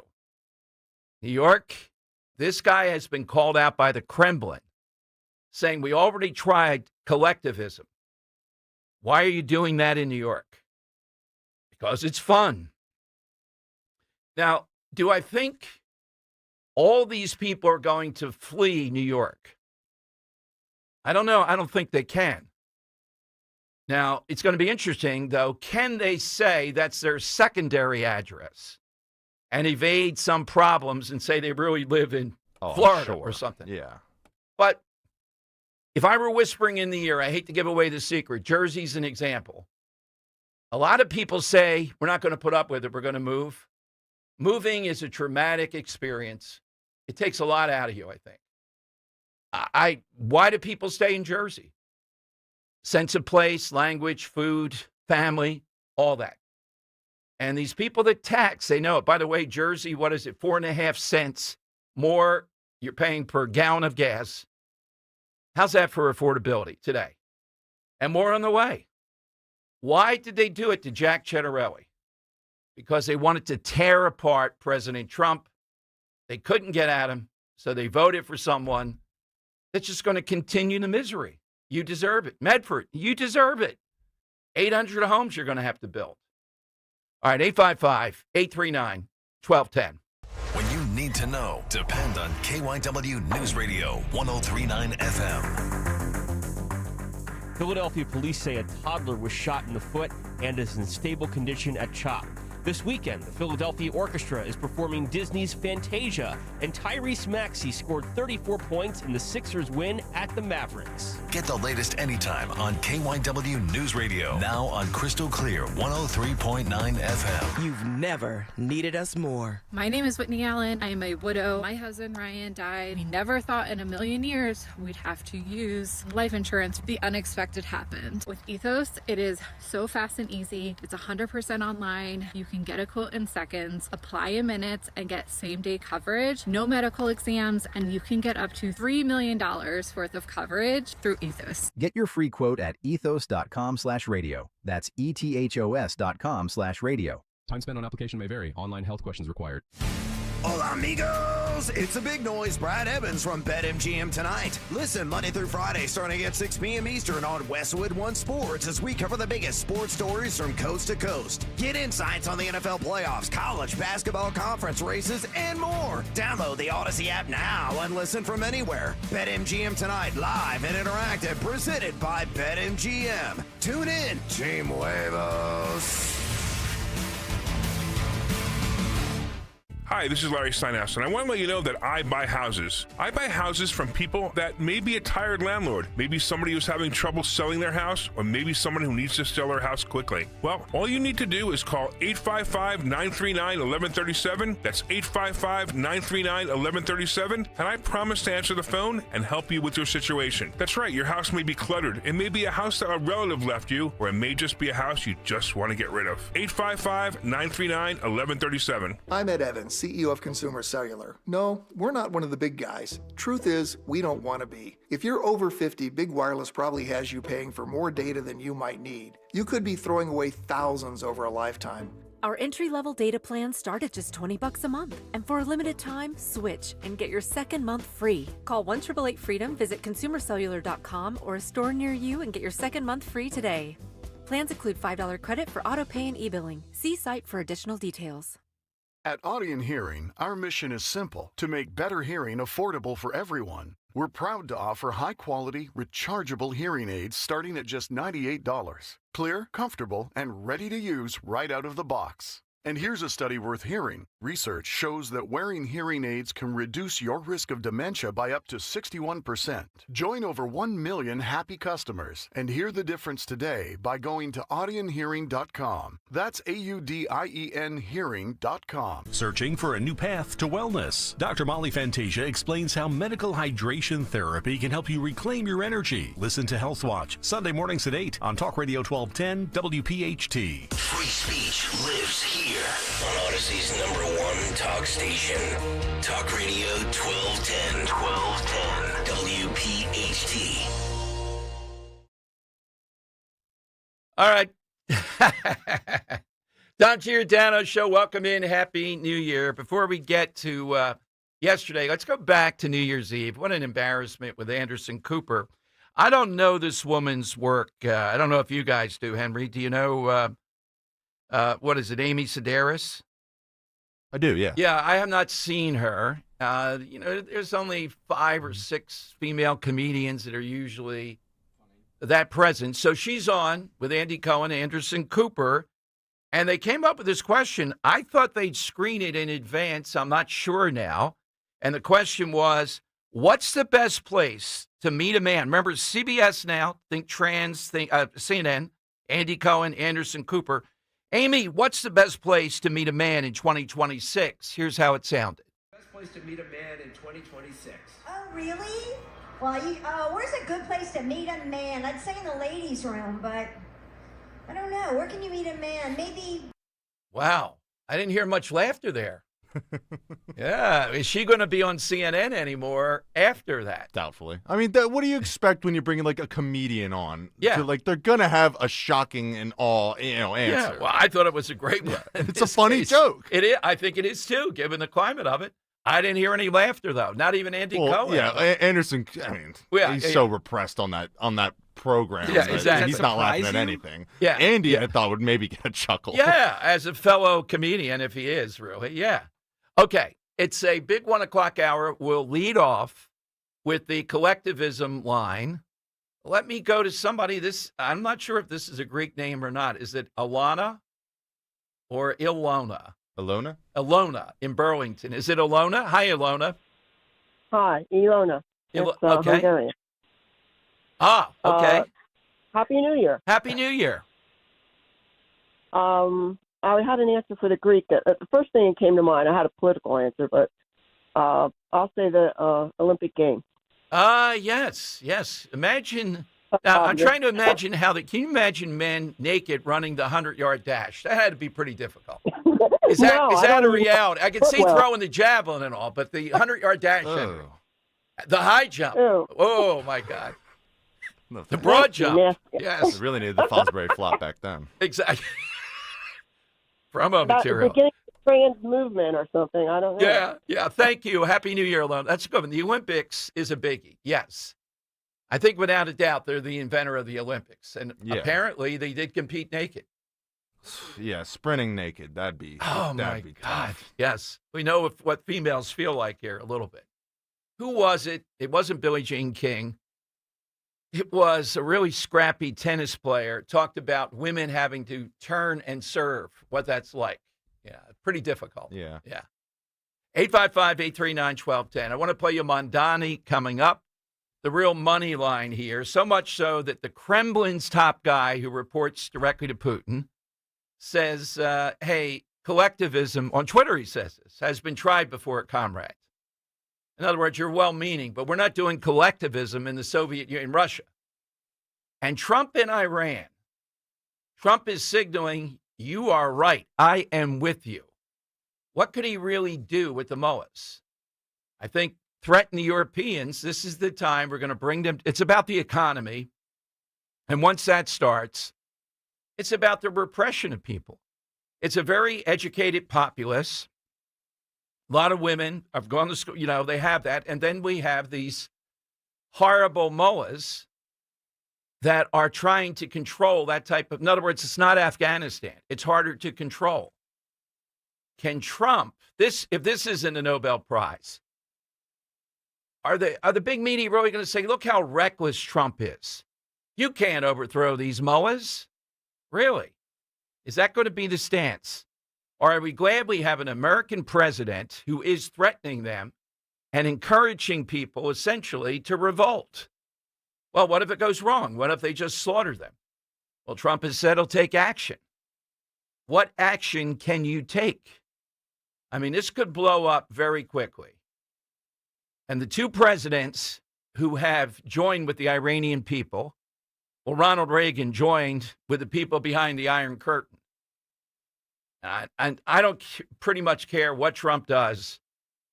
As great as some of these things are, to me, over the last 50 years, Ronald Reagan bringing down the Soviet Union, it's just unimaginable what that man did. It doesn't take away from Trump's. It just said, never forget that, though. But Trump is definitely the right guy in this. What will he do this weekend? 855-839-1210. Kale and Company, weekday mornings, 6 till 10. The smartphone has made us stupid. We live in a society where you are just programmed now to have this thing in your hand. It's like an addiction. It's like smoking or drinking. You don't even know you're doing it. How many times are you in a setting where there's zero reason for you to have your phone in your hand? It's almost become a crutch in society to avoid social interactions with people.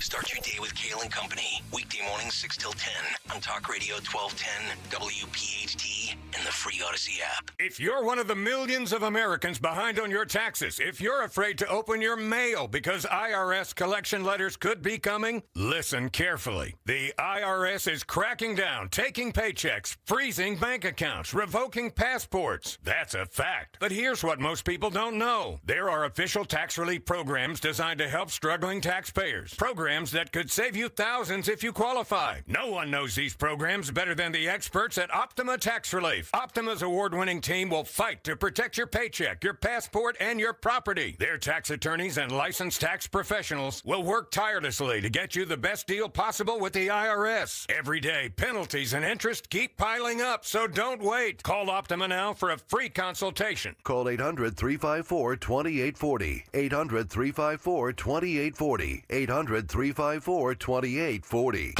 Optima Tax Relief.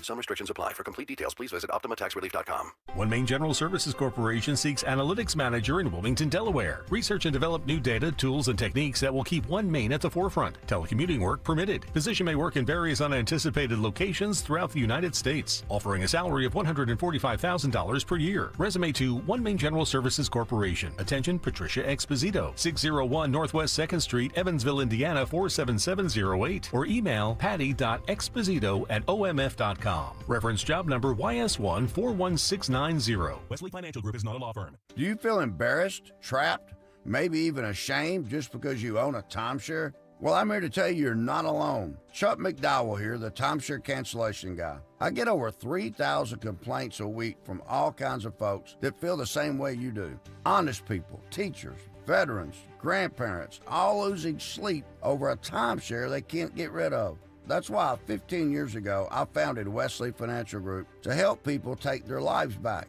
Today, I run Wesley with my two sons, a real family business, treating every client and every employee like we would want our own family to be treated. That mindset has helped us cancel over 50,000 timeshares from people just like you. So if you're stuck in a timeshare, give us a call. Let our family help your family. Call Wesley now for your free timeshare exit kit. 800-981-4455. That's 800-981-4455. 800-981-4455. $5,000. That's the average amount of money people in the U.S. are now spending on gas in a year. $5,000. That's crazy. If you drive, you have to download Upside, the free app that gives you cash back every time you get gas. That's right. You can earn real cash back with Upside just by buying the gas you're already buying. You can literally start earning cash back today. I use Upside every time I fill up, and I've already made around $200-$300. You're putting gas in your car anyway. Why not get real cash back? If you like free money, download Upside. I'm saving the cash I earn from using Upside to help pay for a vacation later this year. Download the free Upside app now to earn cash back every time you buy gas. Use promo code FRESH to get an extra 35 cents per gallon on your first tank. You can cash out anytime right to your bank, PayPal, or a gift card for Amazon and other brands. Just download the free Upside app and use promo code FRESH for a 35 cents per gallon bonus on your first tank. That's code FRESH for a 35 cents per gallon bonus.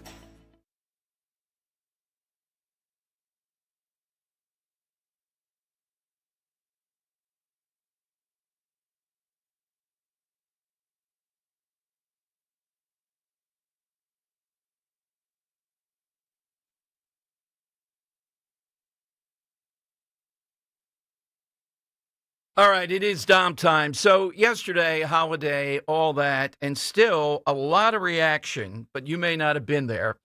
And I definitely want to get this woman on occasionally. She's, I only saw it on Instagram. I may have seen it somewhere else. And I think it's really from TikTok. She's Brazilian, naturalized American, Brazilian-American citizen. And she puts into play exactly what's at stake with what's going on in Minnesota. It's not just the media repression. It's not just the unbelievable pirate attitude of large segments, apparently, of the Somali population there and walls and all that. It's something much bigger about what we expect from Republicans. We put them into play, go into the game. Here's what we want you to do. And one of the things we want you to do is to not just make a big stir and bamboozle people, then move on to the next thing. We want indictments of people, not just these crazy people running fraudulent daycares and assisted living homes and everything else. We want indictments of elected officials who have aided and abetted in one way or another this whole deal. And she talks about the consequence if that does not happen. How many times at events when I see people out, they'll ask me, well, what happened with this? Why didn't someone go to jail? Why were they not at least indicted in this? And each time you have to look back and see the case. But what it comes down to is a failure of will. And you do that often enough, and people start to think, well, why get crazy on this, putting Republicans in, if they can't get results? Doesn't this cry out for results?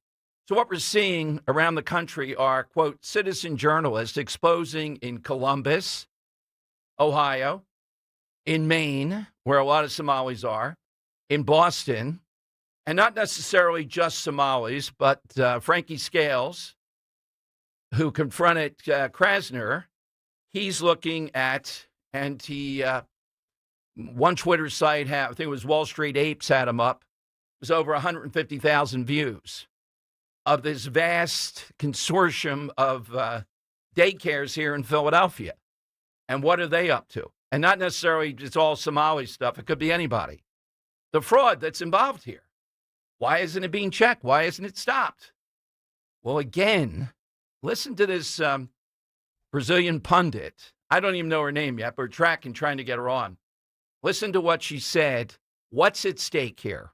I want to talk about how the average American is starting to feel as major corruption is being exposed, especially now with the case in Minnesota and the daycare fraud. This is not just about money being stolen anymore. It's about a growing feeling that being a good citizen, being a hardworking person, paying your taxes may not be worth it. People are starting to feel stupid.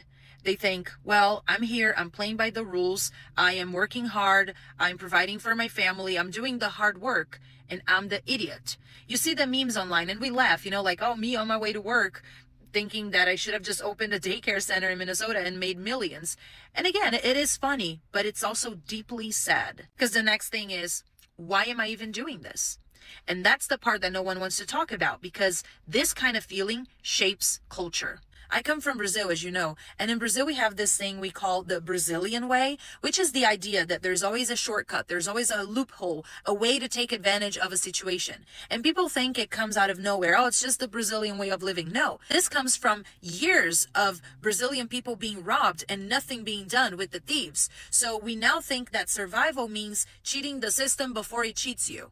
Eventually, people stop believing that being honest is rewarded. When a society teaches its citizens that being honest makes you a loser, well, that's really dangerous. You don't just lose money, you lose trust, you lose dignity, you lose the culture that holds it all together. And once that's gone, it's really hard to get back. So beautifully put. Henry, you say that's Mackenzie of Common Sense Dose. That's what right? That's what her page is called, yes. Okay. No response from her? No. Okay. Well, tell her we're big in the Brazilian community here. So. Got listeners in Brazil. That'd be yeah, great. that's right. That's right. We know that. Yeah, we really want to get. That is exactly what's at stake here, what we've been saying. We voted for this, meaning we voted to stop them, to indict them, to deport them in some instances here. I mean, this one outfit over the weekend saying we don't have any records of kids because they broke into our office and stole them. And they proceed to show you a hole in the wall they claim people got in through.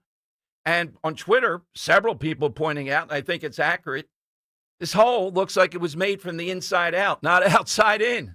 They're putting a hole in the wall to try to get out of this. This is, and I made the point several times yesterday, when that National Guardswoman was killed in Washington, I was wondering why the pivot so quickly to the Somalis. What about people coming from Afghanistan and what? This is murder. But this story is so rancid, so powerful, so universal almost, that it has people mesmerized. And the bottom line is, and nobody has challenged me on this, is Kash Patel the guy? Is Kash Patel the guy that's going to get something done? And I'm not feeling it with Kash Patel. Not even a little bit. No, he's going to promote his wife's country album for him. Yeah. He's distracted at best. Yeah. I think Trump's got to do something there. Yeah, I don't know his relationship and all that and yada, yada. No. The FBI was slow to move on this, and I'm not seeing anything yet. I'd give him to the end of the month that we ought to see massive indictments. There ought to be indictments of Walls. And if the system will not convict, okay, then we got to go after the system. I hear that. You can't give up on this. This is what fires people up. And if they see results, they feel it's all worth it. But she's right. You do all the right things and you start to feel, look at these people. Look at the lives of the rich and glamorous, all the real estate they were buying up, resorts and all the rest. The media defense of this, the media going after Nick Shirley. I believe I saw, as of this morning, it was 134 million views. And the other side, going after him, calling him a vigilante on CNN. Why does this guy get to knock on doors? Well, you could knock on doors too. We'd like you to. It's fueling hundreds of people who are out there now doing the work the media doesn't want to do. They don't want to do that. They're afraid of being called Islamophobic, racist. I don't care. I've said this many times. When it comes to capital punishment, I'm not sure if the guy's still alive. The guy that was convicted in Delaware of killing Anne-Marie Fahey was a famous case. Very wealthy, big-time attorney, connected on a boat, all that. Put him to death first. You tell me who it is that's wealthy, connected, white guy, and all that, and I'll put him to death first. That's been convicted of first-degree murder. Then we'll work our way down. Will that make you happy? Up and down the line. It's the same thing here. They're starting to say, well, there's fraud all over the place. Yeah, but nothing quite as insidious as this, with so many people hiding in plain sight doing this.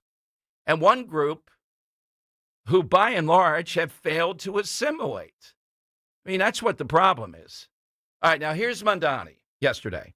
Here's the line, and when I saw this morning, I starred this. May have to pin this one. Here's Mondani talking about the difference between rugged individualism. All right, you notice the rugged, where he's gone with this. And that this is a slur against America, that Americans are just out for themselves versus collectivism. I mean, isn't America about maintaining your individuality, your individual rights? But in times of great need or need, Mondani's saying, no, we're not about that common purpose. All right, here's the line from yesterday's speech. We will draw this city closer together. We will replace the frigidity of rugged individualism with the warmth of collectivism. If our campaign demonstrated that the people of New York yearn for solidarity, then let this government foster it. Because no matter what you eat, how you pray, or where you come from, the words that most define us are the two we all share: New Yorkers. Now, notice he didn't say whoever you love. What is this, whatever you eat? Is that a vegan thing? Maybe in his government, I could have a position as a vegetarian bloviator. Have you heard that one before, Henry? I haven't heard, we hear the stuff, whoever you love, whoever you worship, whoever you pray to. I haven't heard whatever you eat. Yeah, that's a new one. Yeah. I mean, it's a new box we can check ourselves into now. Thank you, Well, Donnie. I don't know if that's the halal thing or not. It probably is, yeah. But I mean, I thought he covered who do you pray to. If you're a Muslim and you pray to someone different, okay, who cares? Now it's the eating part. He's appealing to pescatarians. That's right. He's got me He's buttering down. you All up, right. Tom. All right. Hey, where'd you get those boots, honey? Bro likes them. 855-839-1210. Let's go over to the Lindors. I'm not going there. They only have 6.5 bathrooms. What's they have bathroom? Is that the powder room? It's the powder room, The yeah. powder room, yeah. I think I've told you the story. Harry Hurley, great friend, had me speak at his annual event, and he had to stay in the presidential suite there in the big place in Cape May. Oh, he had to. Bro would refuse to use the bathroom. It was too lavish. She used the powder room. What? Yeah, and there was a sitting room. Yeah, it was a presidential suite. Can you imagine? You can't come into my bedroom area, my library area. Henry, we have to meet in the sitting room. area. Yeah, exactly. Would not use the bathroom. It had giant mirrors. It had lavish showering type of things and all. You got to use it. You Yeah, gotta of use course. everything. I in use there. it. I'm not going into powder I'm turning room or everything anything. on at once. Yeah. I'm out there in the sitting room, my feet up, taking pictures. I'm in the shower, and then as soon as I'm out of the shower, I'm hopping in the bath. There you go. Using it all. Thank you, Harry Hurley. Yeah, the presidential suites are pretty nice. I think he said Garfield stayed there, and I got kind of ominous. We know what happened with Garfield. Yeah. 855-839-1210. Jump on today's side question, all things Greek. This Mackenzie of common sense dose really hits what's at stake here, and it's subtle. People just get tired of going all out, and then, the other side, when they go all out, look at Mondani. He's going to please his side. He's going to go far enough. Somewhat, that's the magic of Trump. You can't say Trump doesn't go all out, whether you like sometimes I don't like some of the all gone. Look at what he's saying with Iran. You kill these protesters, you're going to be punished. Meaning he's going to do that. Now, what can he do? I think they're at a critical point. I think with enough economic pressure, we got to threaten the Europeans. What's going to happen to them if they don't pressure them? We're not there on the ground, but even the Roman Empire fell. Could they do enough to rid the country of the mullahs? From afar, it looks like a long shot. So should Trump just do an Obama and not say anything? No. He's very clear about he'll take action. And I'm not believing MAGA people say that's not America first. He's not putting boots on the ground. Not going to have Americans killed. He's going to take action, though, to try to bring them down. And if you don't get the Nobel Peace Prize for that, then I don't know what you would get it for. 855-839-1210. Kale and Company, weekday mornings, 6 till 10. Insults that are used towards bald people, some of which I've never heard and some I absolutely love, including coconut bounce, eggshell, cue ball, light bulb, and slaphead. I love slaphead. Yeah. Slaphead That's is a what totally underrated word in this country. That's what I'm going to start calling the show. Slaphead and Company. Or Caillou. Cue ball and co. That's what we should call this show. Oh, yeah.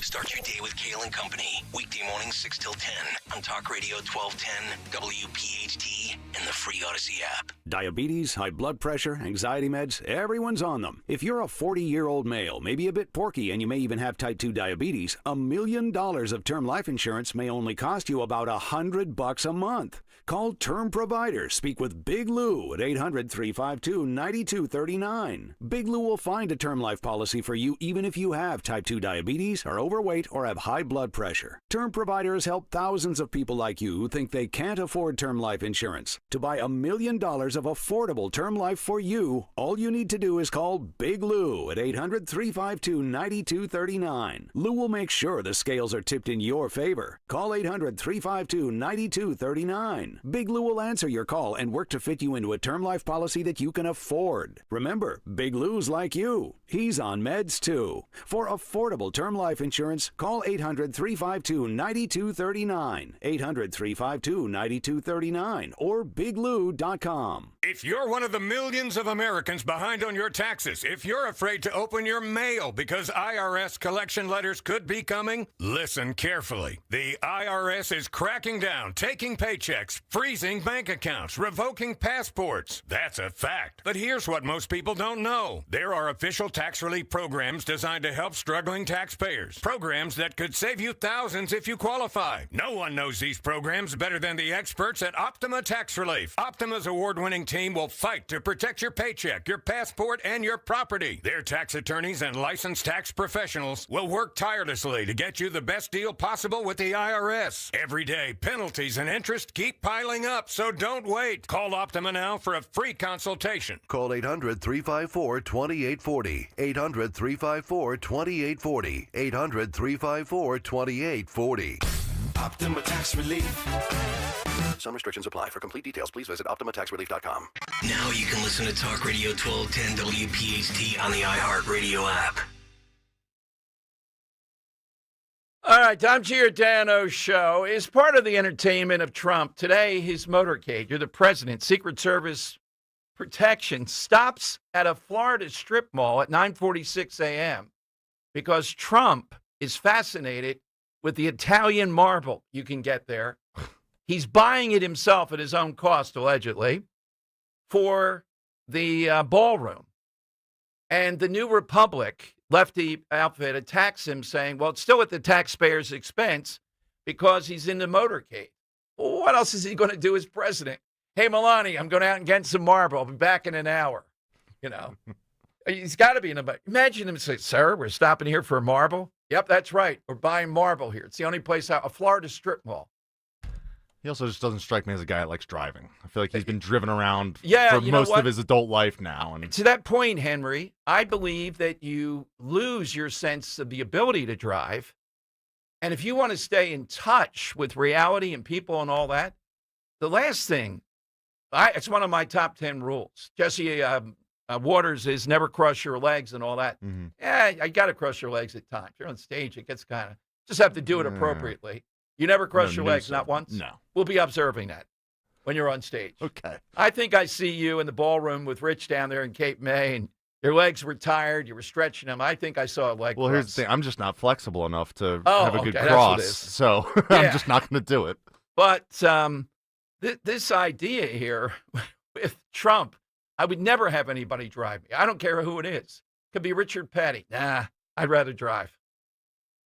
I don't know. I'd like to be driven around every once in a while. But I do agree with you that it is a grounding, kind of humbling experience. Like, driving yourself around, having that autonomy, over your own life still. Yeah. And if you get driven too much, you lose that. Yeah. You're relying on other people. Get me this, get me that. Yeah. I mean, I remember Frank Rizzo was the day after he lost the election, and there was a story being driven around. He wanted to take the wheel. They almost crashed every block. and he drove in the police and all that his life. But Yeah. once you stop doing it, there's not too many experiences a president can have. I don't think Trump can drive. I just his whole mannerisms, his persona, the whole thing. There is no shot that man is a good driver at all. Yeah. I wouldn't even trust that guy in kiddie go-karts. That's something I look at a presidential. Barely on the golf course. Yeah, candidate. He does drive the golf cart. Yeah. Yeah, he probably drives it straight onto the green. I'm the president. Are you gonna stop me?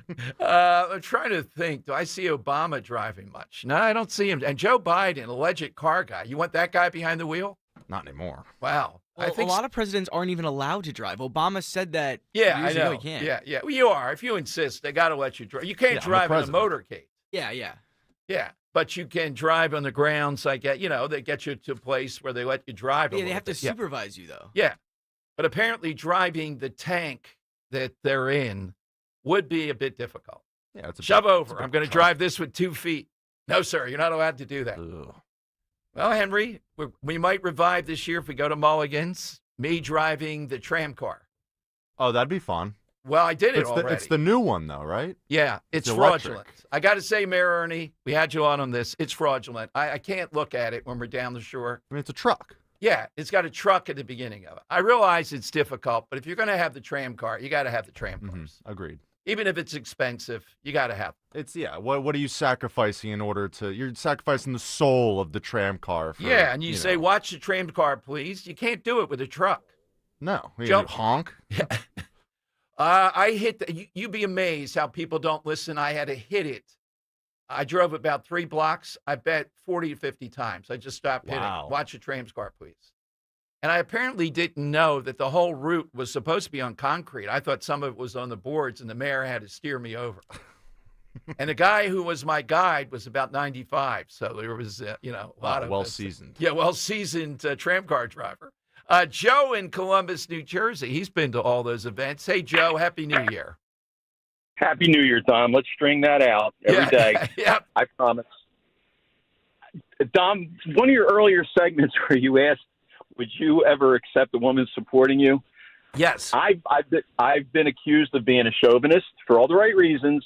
I believe in chivalry, but I would accept Julie Banderas to foot my golf addiction every day of the week. How does Julie Banderas get in there when you got great hair? Where are you getting her from, Joe? What about your wife? Why did you go Julie Banderas? Everybody has their one freebie, you know? I would agree with you on her, and it's a mystery to me why she's not on Fox Daily like she used to be. She's gorgeous and intelligent, and she's tough. Remember when she disclosed her divorce on Gutfeld? Yep. Oh, she did that. She did that with vengeance and gritted teeth, and I loved it. Yeah, exactly. Exactly. No, Joe Rowe knows this. If she worked 2 jobs, I'm working 2.5. Just had to get a nickel ahead. That's all I need. Dom, one other thing before I get in my side answer. Not to disrespect the gentleman who defined pop and rock and roll. The whole premise behind rock and roll was it was ever evolving. So pop was rock and roll probably until the mid 80s, late 80s. Mm-hmm. The Beatles and the Beach Boys even had a song called Rock and Roll Music. So rock and roll was ever evolving. Just like my side answer, I always was into Greek engineering. Their minds were incredible. And I think I answered this question once prior with Archimedes and getting his water to flow uphill, whether it was up an aqueduct or up an 80-story building. But what the Greeks were also responsible for was Sean Farash's catapult across the Rio Grande. Sean Farash's catapult. What are we talking about? Well, he did hit. I knew by your hesitation there. Yeah. In his routine, one of his routines, he talked about getting the illegal immigrants back across the Rio Grande with a catapult. And the Greeks invented the catapult. Absolutely. That is a big item. Thank you, Joe. And again, can't say Happy New Year enough. Particularly be a special day on January 8th in defiance of Larry David saying only to January 7th. Why would you take away a nice thing of saying happy? You can't say that. It's over. Yeah, the Christmas. Oh, that's why. Okay, the Christmas thing. Even though I'm against the other side, I get it. They don't see it that way. But who has a problem with a happy thing? What are you going to replace it with on January 8th? I don't know. Isn't that Nothing. Isn't that like the Immaculate Conception or something? I think it's. You know what? That's what we can help people Epiphany. with every day. You know, Happy you're just Epiphany. like, hey, how you do? We could give them each day. You could say, Happy Immaculate Reception Day. That'll stun people in the office. You're walking around. Hey, John. Yeah, that'll make them hesitate and stutter for sure. Okay. Jump on board. Here's a little bit more. This is cut 9. Here's a little bit more of Mondani. Here talking about, you guessed it, well, where are we going to get all this revenue from? Here's Mondani. Two questions. The first one, there was a pretty big tax the rich chant. I know a lot of your supporters like it. The governor doesn't love that phrase. Could you maybe speak to that divide and where that fits among your priorities going forward?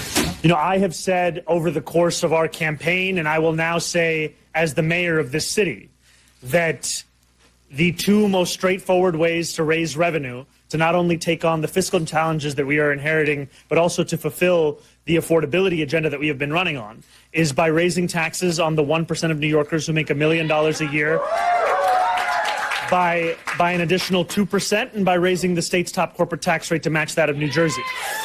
And in this, we would raise $9 billion. And we put this forward because it is critical in a moment like this to not allow fiscal challenges to become an excuse for austerity, but instead to respond to them with the seriousness they deserve and the ambition that New Yorkers require, such that we not only protect what they have today, but ensure that they have more tomorrow. Ambition. These lazy people who are complaining, whining, that showed up there yesterday and said, where's the free food and music? And right on brand of socialism, even though they were advertised, there was none. They didn't even have bathrooms. And the reason Mondani said they didn't have porta potties and all, for security reasons. So you had these people out in 20-degree weather, these maniacs. He started a half hour late. I can't tell you what a symptom that is, what a disrespect, when you start late and you have people out in the cold and all. There's no reason to start late. Yeah, well, Bernie's late. Tough. We're starting on time. How about that as a New Year's resolution? We're starting on time. We're not going to be entitled wearing $630 boots, and we're going to start a half hour late. But these people are rabid because it's like a shiny toy. They don't get, as the Kremlin said to him, hey, comrade, collectivism, you can follow it on Twitter. The top guy to Putin said, hey, comrade. So they like what he's thinking, but collectivism was tried before, meaning, and failed. Putin and the commies are saying, well, we got the brand. We'll kill people. You know that. We're dictators. You know that. But it's a strange form of communism here. It's not like Joe Stalin or Mondani.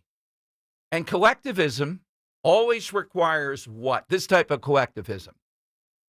Force, coercion, shame, regulation, taxation. It always does. Now, he's not going to march people off to the gulags. What will be their form in New York? And what do these characters do? I've had them yell at me at some events. They stand up and point at you and yell, shame, shame, shame. Really? Take a bath. Take a shower.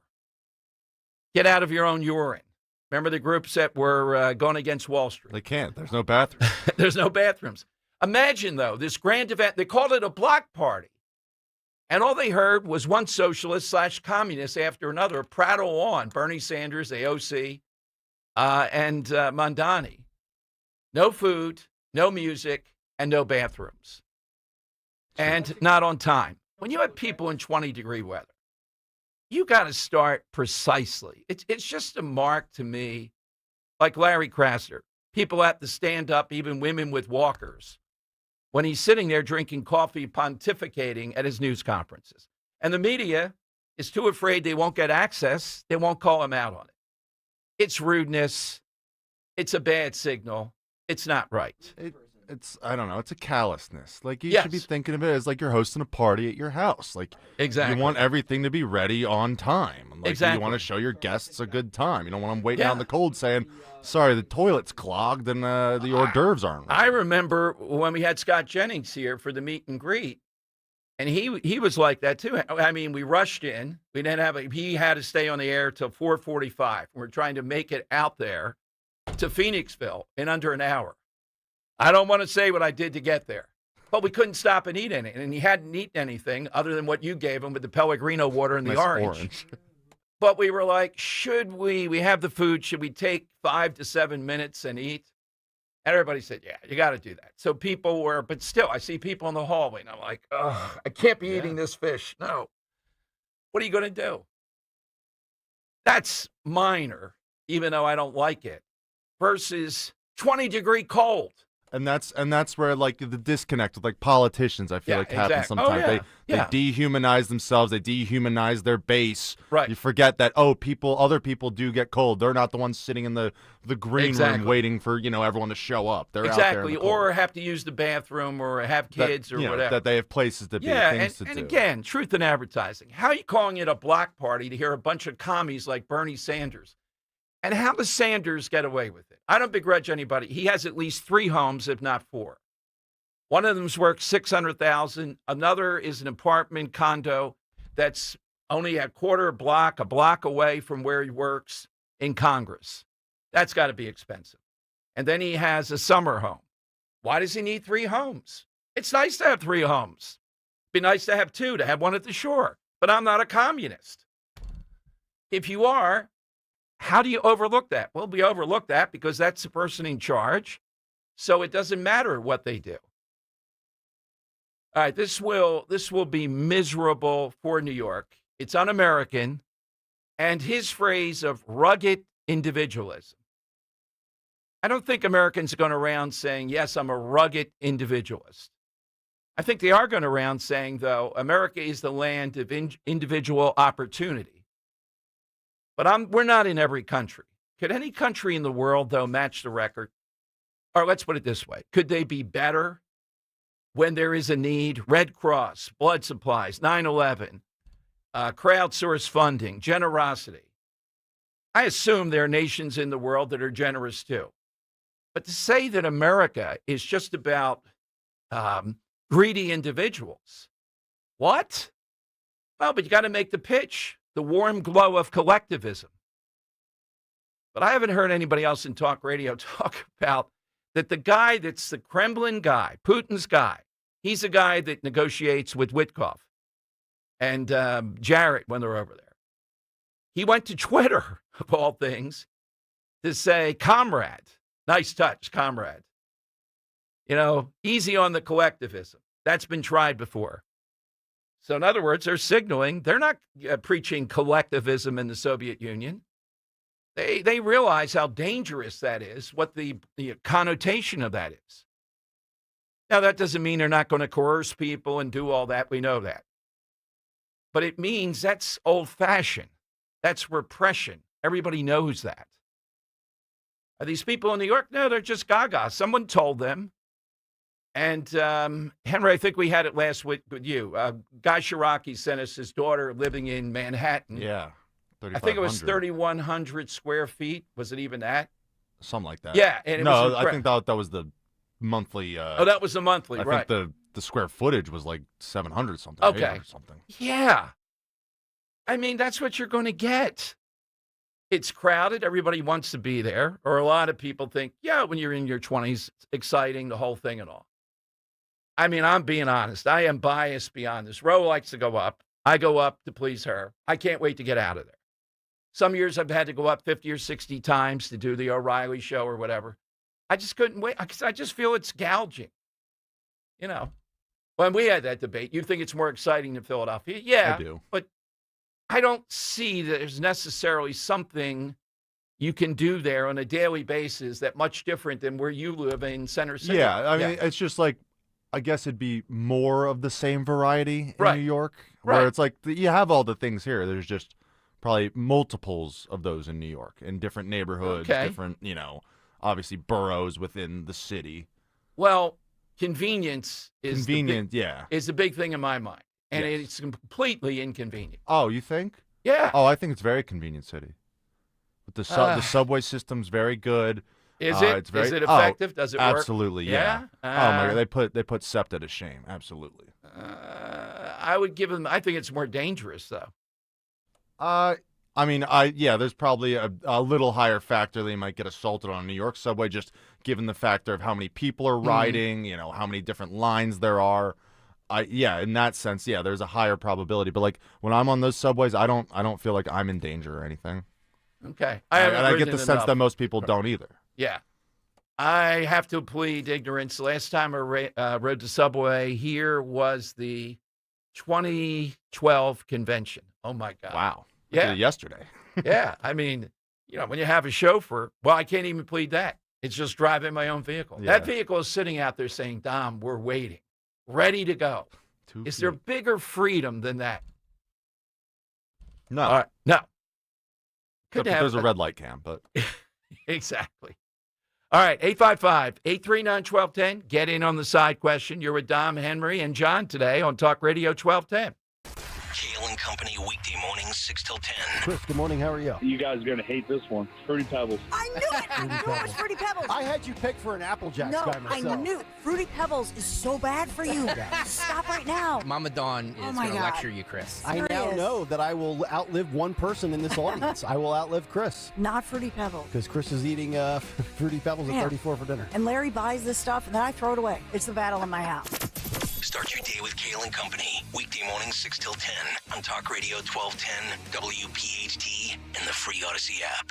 Wesley Financial Group is not a law firm. I'm Chuck McDowell, founder of Wesley Financial Group. Did you buy a timeshare because they told you it was a great investment? That's a lie. Most timeshares can be bought online for $1. To find out what your timeshare is worth and to cancel it, call us today and we'll send you our timeshare exit kit free with all your options for cancellation. Call Wesley for your free exit info guide. 800-941-2255. That's 800-941-2255. At Audion Hearing, our mission is simple: to make better hearing affordable for everyone. We're proud to offer high-quality, rechargeable hearing aids starting at just $98. Clear, comfortable, and ready to use right out of the box. And here's a study worth hearing. Research shows that wearing hearing aids can reduce your risk of dementia by up to 61%. Join over 1 million happy customers and hear the difference today by going to audionhearing.com. That's AUDIEN hearing.com. Searching for a new path to wellness? Dr. Molly Fantasia explains how medical hydration therapy can help you reclaim your energy. Listen to Health Watch, Sunday mornings at 8 on Talk Radio 1210 WPHT. Hey, it's Rich Zioli here with my friend Matt from Emmons Roofing and Siding. If you're like me, your house took a real beating this winter from all the snow, ice, and storms. At Emmons Roofing and Siding, we're here to put it back together. We specialize in storm-resistant roofing and siding systems designed to last no matter what Mother Nature throws at it. Well, Emmons is who I use and recommend, so call Emmons today at 856-556-3229 for a free roof inspection. Or visit us at callemmons.com. Callemmons.com. Emmons, protecting homes, one roof at a time. When you need to know, depend on KYW News Radio 1039 FM. Philadelphia police say a toddler was shot in the foot and is in stable condition at CHOP. This weekend, the Philadelphia Orchestra is performing Disney's Fantasia, and Tyrese Maxey scored 34 points in the Sixers' win at the Mavericks. Get the latest anytime on KYW News Radio. Now on Crystal Clear 103.9 FM. You've never needed us more. Weather sponsored by the Piazza Auto Group. After some flurries at the start of the day, we warm up to 36 today with mostly sun. We will see some sun and clouds for the weekend with highs still in the 30s, 35 on Saturday, 38 on Sunday, back to 35 on Monday, but we finally get to the 40s on Tuesday. Happy Honda Days from Piazza Honda of Philadelphia, Langhorne, Pottstown, Reading, or Springfield. For a limited time, get financing as low as 0.99% for up to 60 months on select new Honda models. Shop online at piazzahonda.com today. Now back to the Piazza Premium Automobile Studios. Powering your drive with 10 brands and 20 locations. This is Talk Radio 1210, WPHT.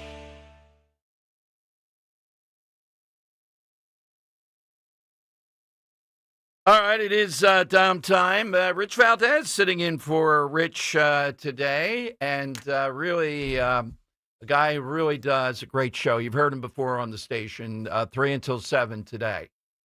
Maybe we'll chat a bit. You can ask him if he gets ready when he calls in again.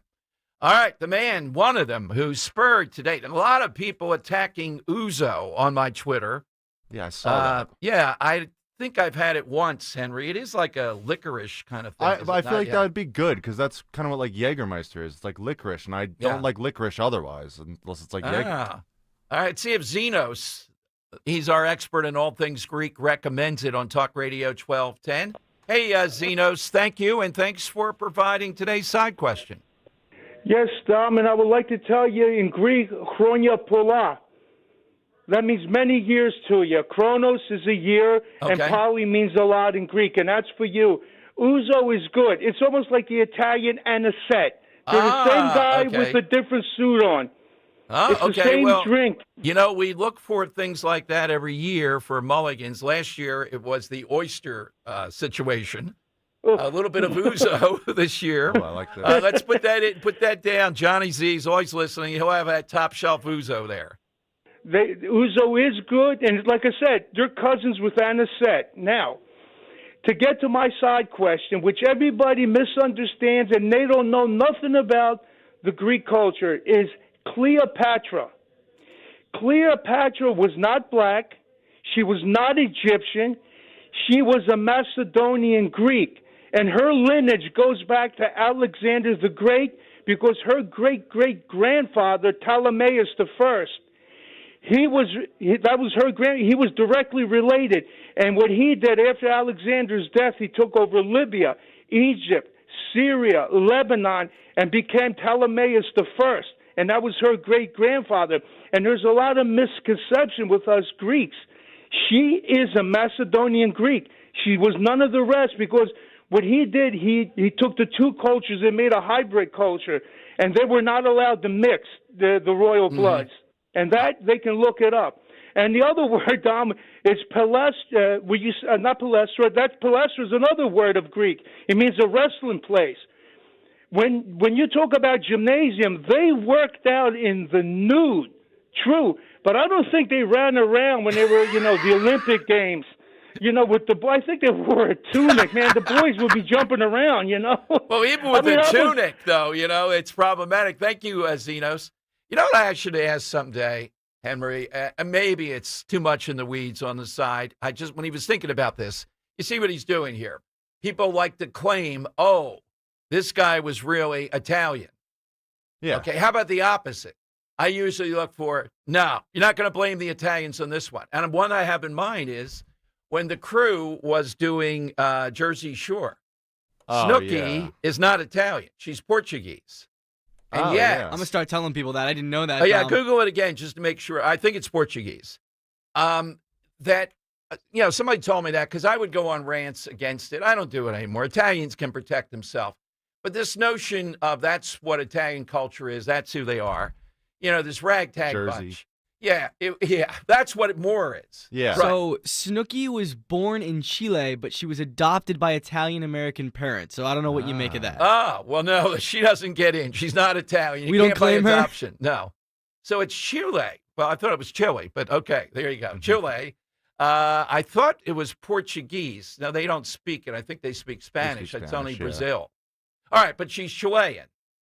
I always thought Janine Pirro, up until I did a national show and somebody called in, is, I believe, Lebanese or Syrian. I forget which one, because she could pass for Italian, but the husband, and she still keeps the name. I don't know if they're divorced or not, but she goes by Janine Pirro. I was once on the Montel Williams show with her. It was nuts, to put it mildly. Yeah, she's Lebanese. Lebanese. Okay. Yeah. And, I think when you know that, you can see the Middle Eastern more than the Italian, but the Pirro name doesn't. So, Henry, can you think of anybody, whatever ethnic group, the ethnic group goes, no, they're not really one of us. Like Chile, she's adopted. That doesn't count. She's not Italian-American. No, we're not taking. She once got paid $32,000 to speak at Rutgers the central Rutgers campus. Jeez. Yeah. Because of the show and because of all. I don't know how she got through a half hour. All right. So Zenos, though, telling us that Cleopatra is really Greek. I have to accept that. I have to think about one of these. Like, who claims someone like that? Because obviously, like, Egyptians would claim Cleopatra. And yeah. Well, I think I did I once. think the Spanish claimed Christopher Columbus. Really? He's from. Yeah, they probably would. He's from Italy, Genoa. but He's from Genoa. He's Italian. Yeah. But the Spanish monarchy sent him to the New World. Yeah. Right. Well, he's still Italian now. Yeah. We have to claim him as the greatest Italian. But who is it you would kick out of your ethnic group? I would start with every mob figure, particularly the ones I saw growing up. They're out. Really? Yeah, yeah. I mean, Capone's out? Oh, yeah, of course. Yeah. Mussolini. Yeah, Mussolini does have some entertainment value, to put it mildly. Imagine that guy from the balcony. Yeah. Yeah, Mussolini you want to kick out, too. How about you, Henry? Do you have one you would kick out of your group? We could say they're another ethnic group. I'm trying to think. Is there any Irish people that bother me a lot? I don't know. Colin Farrell? That's right. I like him, though. I like his movies. I think he's a very good actor. Italian? Underrated. I'd really have to think about this. Okay. Might be a side.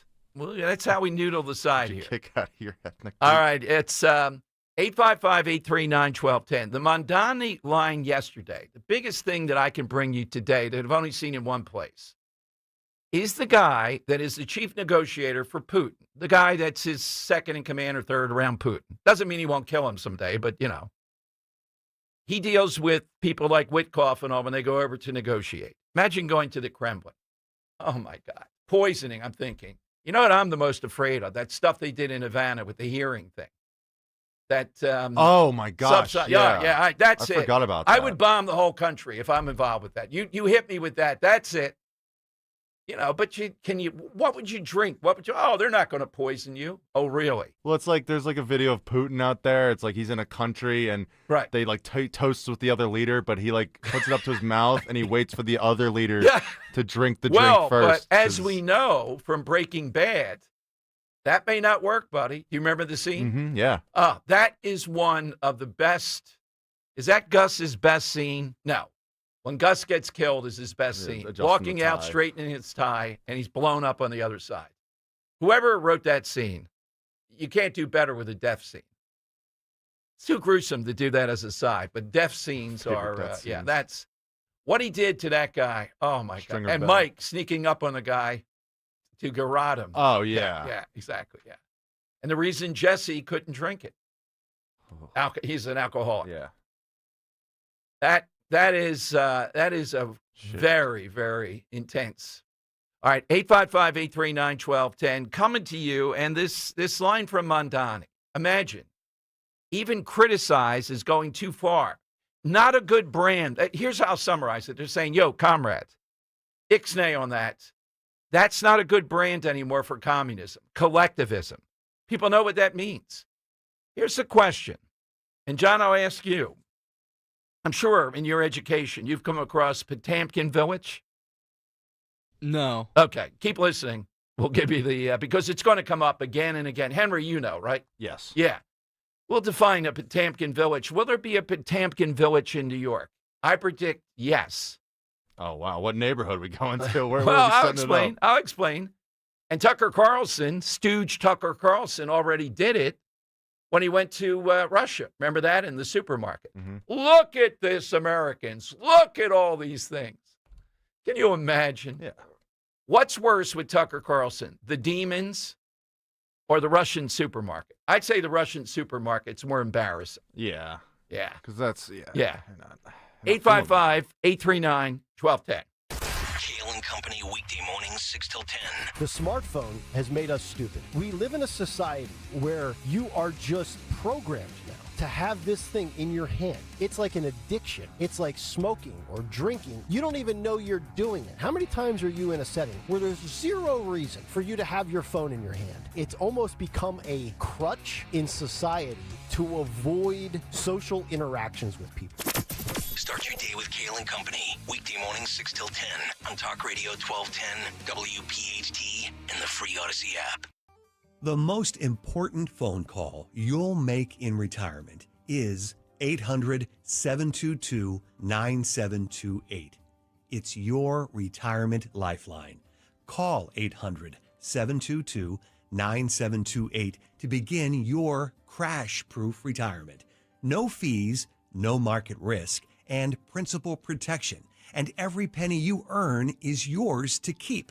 That's 800-722-9728 to learn more about the exclusive crash-proof retirement system, which has withstood nearly 2 decades of market volatility and has never lost a penny of our over 6,000 clients' nest eggs. Schedule an appointment or register for our next event happening at the Copperfield Inn in Limerick, PA on Wednesday, January 14th. 800-722-9728 or crashproofretirement.com. Hey, this is Larry Steinitz with Investor Schooling. I've been talking about myself for all these years. Now it's time for you to hear from one of our great clients. Investor Schooling lives up to the promises. Larry's a great teacher, teaches about the whole new approach to thinking about money. I've taken to heart many of the things that he's taught me, and my financial life has improved.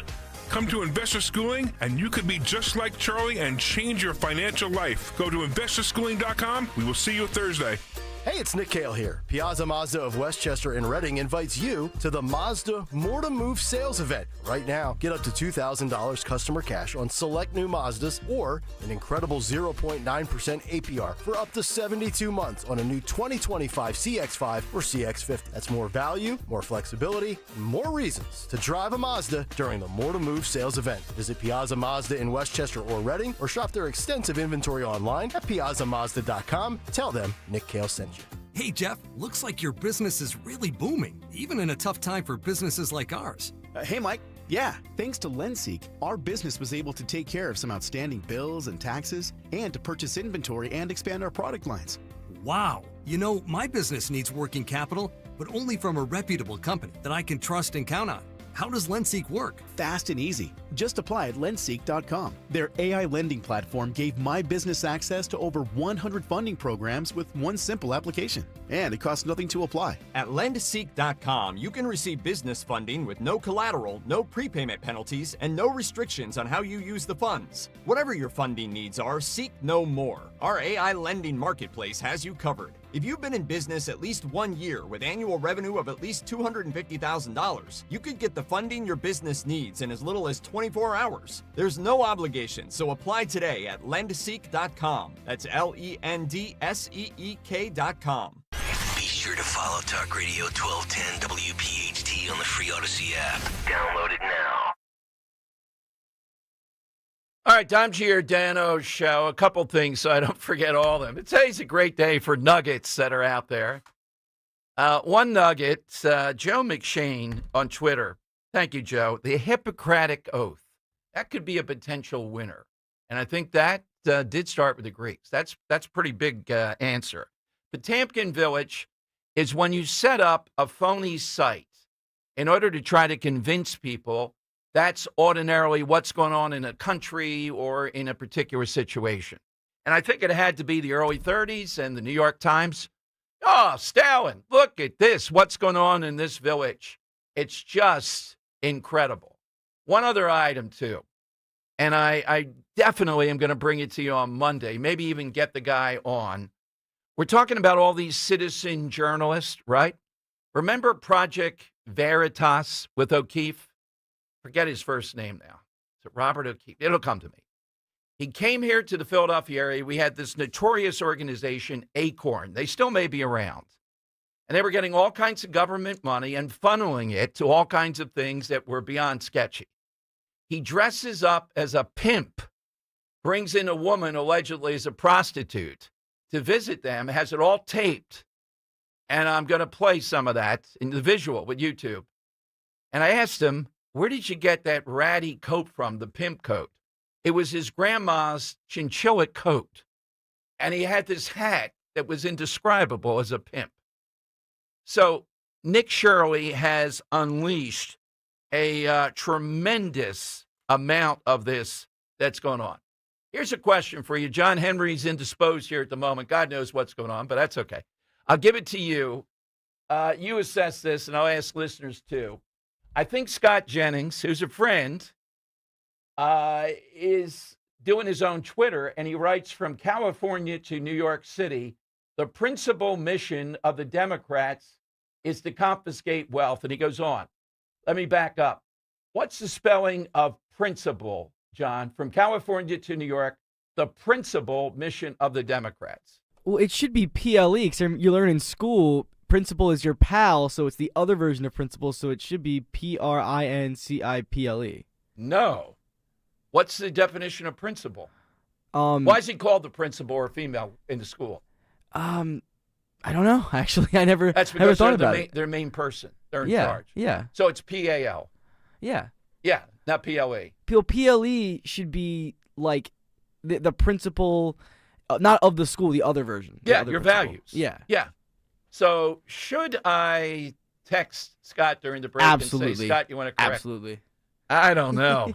You got to look out for your friends, right? Yeah, but we're not like, I don't know. You're not close like that where it's Well, we're not yet, but I mean, it was a great 2025 with him, and he is my number one guy out there. I think he might think that you're just looking out for him. I think you should tell him.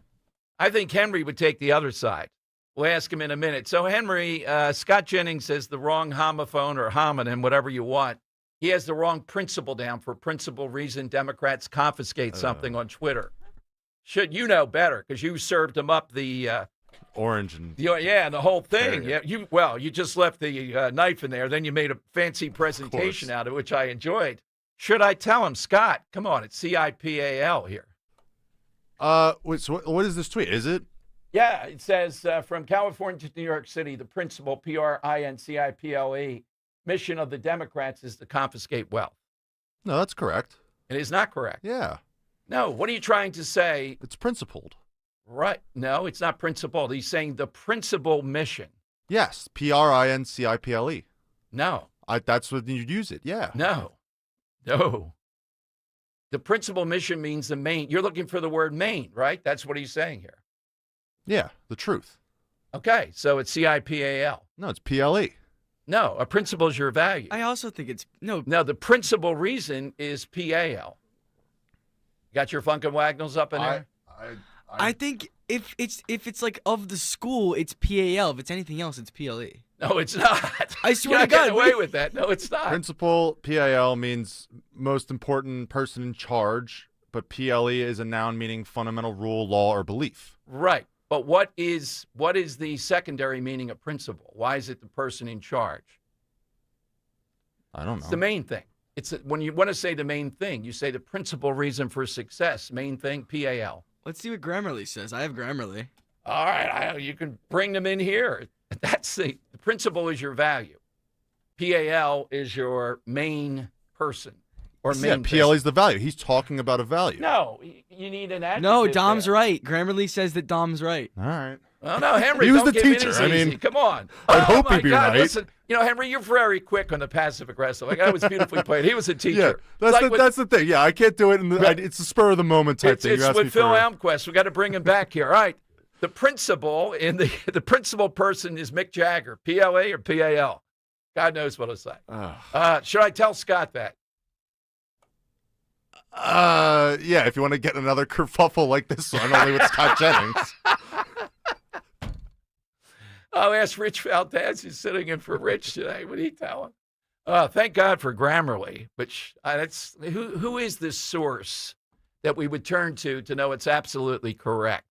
I don't even know anymore. So it's just you use it if you write a lot. I've had it since college. I mean, is there a person out there that if they said it, no, Dom, this is what you have to do, I would go, yes, they speak proper grammar. They know. I'm not sure. All right. Former teachers in our Rolodex? I'm sure there's somebody out there, yeah. You know what? We haven't had a grammar thing on for a while. This might be a good one. Now, that's a common one. I saw it all the years I was teaching, Henry, that John summarized it. Well, the principal's your pal, so it can't be the answer there. Yeah, it's two meanings. All right, 855-839-1210. Tell Scott Jennings yes or no, and get in on the side question here, 855-839-1210. Kale and Company weekday mornings 6 till 10. Chris, good morning. How are you? You guys are going to hate this one. Fruity Pebbles. I knew it! I knew it was Fruity Pebbles. I had you pick for an Apple Jacks guy myself. I knew. Fruity Pebbles is so bad for you. Stop right now. Mama Dawn is going to lecture you, Chris. I now know that I will outlive one person in this audience. I will outlive Chris. Not Fruity Pebbles. Because Chris is eating Fruity Pebbles at 34 for dinner. And Larry buys this stuff, and then I throw it away. It's the battle in my house. Start your day with Kale and Company. Weekday mornings 6 till 10 on Talk Radio 1210, WPHT, and the free Odyssey app. Donna Dern, this is my husband, George. We've been with Crash Proof since 2011. Becoming Crash Proof was the best decision with our money that we've ever made. The money we earn is ours, and the interest is added to the principal. We compound on top of that money, and there's just nothing better than watching that nest egg grow. We're still constantly gaining, and it's never going back to where it started. You let these folks help you out, and doesn't cost you a cent. Look into Crash Proof Retirement. You won't regret it. And just like through turbulent times before, we still fist bump. And we say, yep, we're okay. Schedule an appointment or register for the next Crash Proof Retirement Educational Event happening at the Copperfield Inn in Limerick, PA on Wednesday, January 14th by calling 800-722-9728 or by visiting crashproofretirement.com. Weather sponsored by the Piazza Auto Group. After some flurries at the start of the day, we warm up to 36 today with mostly sun. We will see some sun and clouds for the weekend with highs still in the 30s, 35 on Saturday, 38 on Sunday, back to 35 on Monday, but we finally get to the 40s on Tuesday. Volkswagen deal days are going on now at Piazza Volkswagen of Ardmore and Langhorne. Sign, then drive away in a new Tiguan, Taos, Atlas, or Atlas Cross Sport with available zero-down leases. Visit PiazzaVW.com for details or browse our extensive inventory.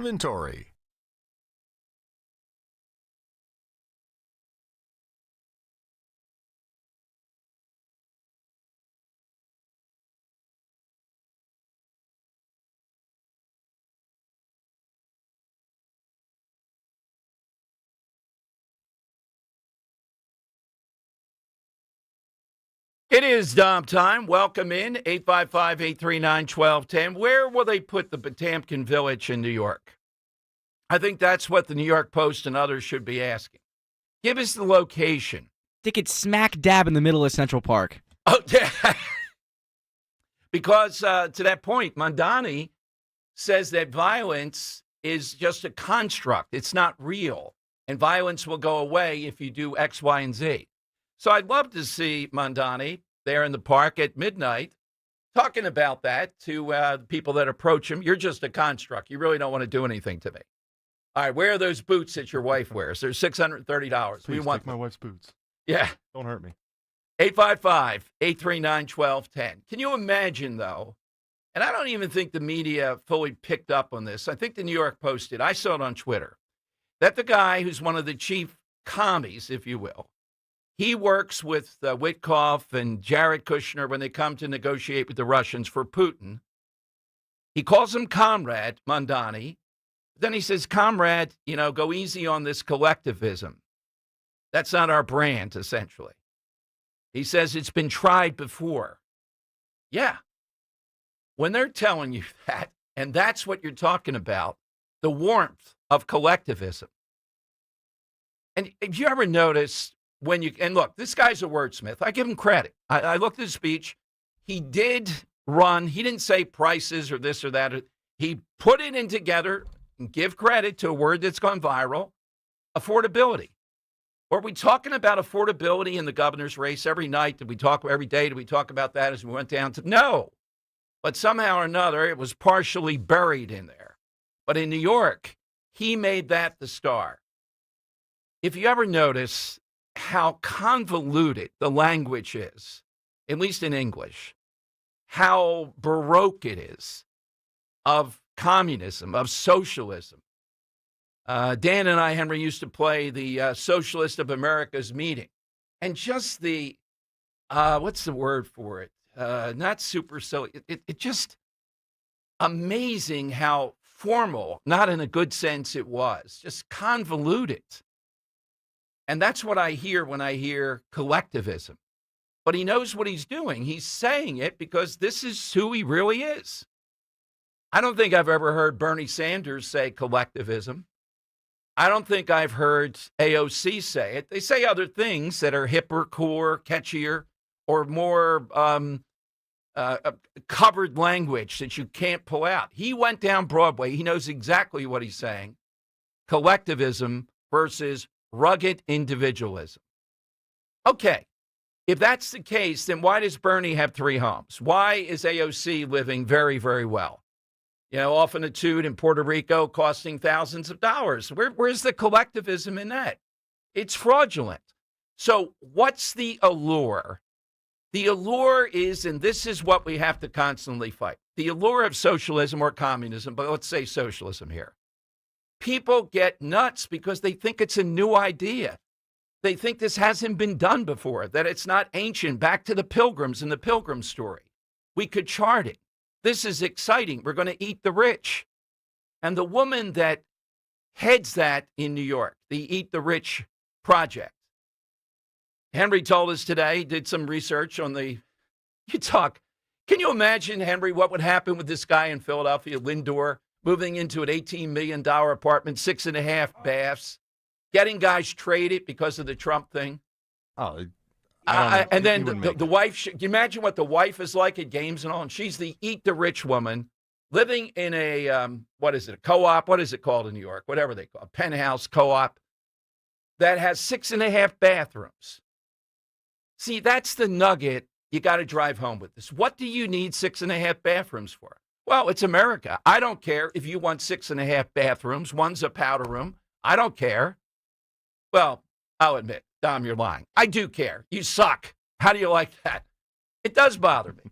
But as long as you're not coercing me to do something that I don't want to do, knock yourself out. What do I think of you as a person? I think something's off there. What do you need 6.5 bathrooms for? But again, in America, you can spend your money ultimately the way you want. But I'm not going to lie. Oh, it doesn't bother me. Henry, does it bother you, 6.5 bathrooms? No. It bothers me. I know it does. The principle bothers me. P-R-I-N-C-I-P-L-E. Yeah, that's something that bothers me. Yeah, let's go to Scott in Mount Laurel on Talk Radio 1210. All right, Scott, I know you. It bothers you. It would be like if a guy had 500 jogging suits. You only have 10. I say it only bothers me if they want to act like they want to take everybody else's money and you can't do what you want with your money, but they can do whatever they want with theirs. Well, I'm telling you, I'm not a liar. I'm putting it on the table here. You know me. I'll admit it. It does bother me on principle, too, aside from coercing me. I got to be honest. And I'm trying to see. I may get up to 500 jogging suits. It's possible. And also, the guy I would kick out from the Jews would be Josh Shapiro. Except as a patriotic American, I might keep him if it prevents the Democrats from voting for him and nominating him, because I think it would. So we'll keep him just enough so he becomes politically irrelevant. I love it. That's a pretty good one, yes. That's patriotism for you. Yep, you see how twisted he is. I give him credit that on some days he's very public about his religion, and I think somewhat genuine considering how inauthentic he is. But then when the guy tries to kill him and his wife and kids, he goes to the ends of the earth to cover up what the reason was. It's amazing. Well, what's really more amazing is Democrats will act like Trump's the anti-Semitic one, and yet even that he won't stand against anti-Semitism if it's not politically expedient for him. Right, exactly.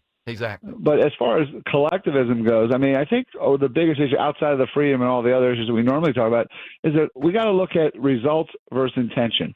And I think people get excited about socialism because they feel like it's going to be a guaranteed positive result. Right. Even though we know the reality is the other way, and that when we get real collectivism, when everyone pursues their own interests, and then we get a much better result of people doing, every business hires people. They give them jobs. Why?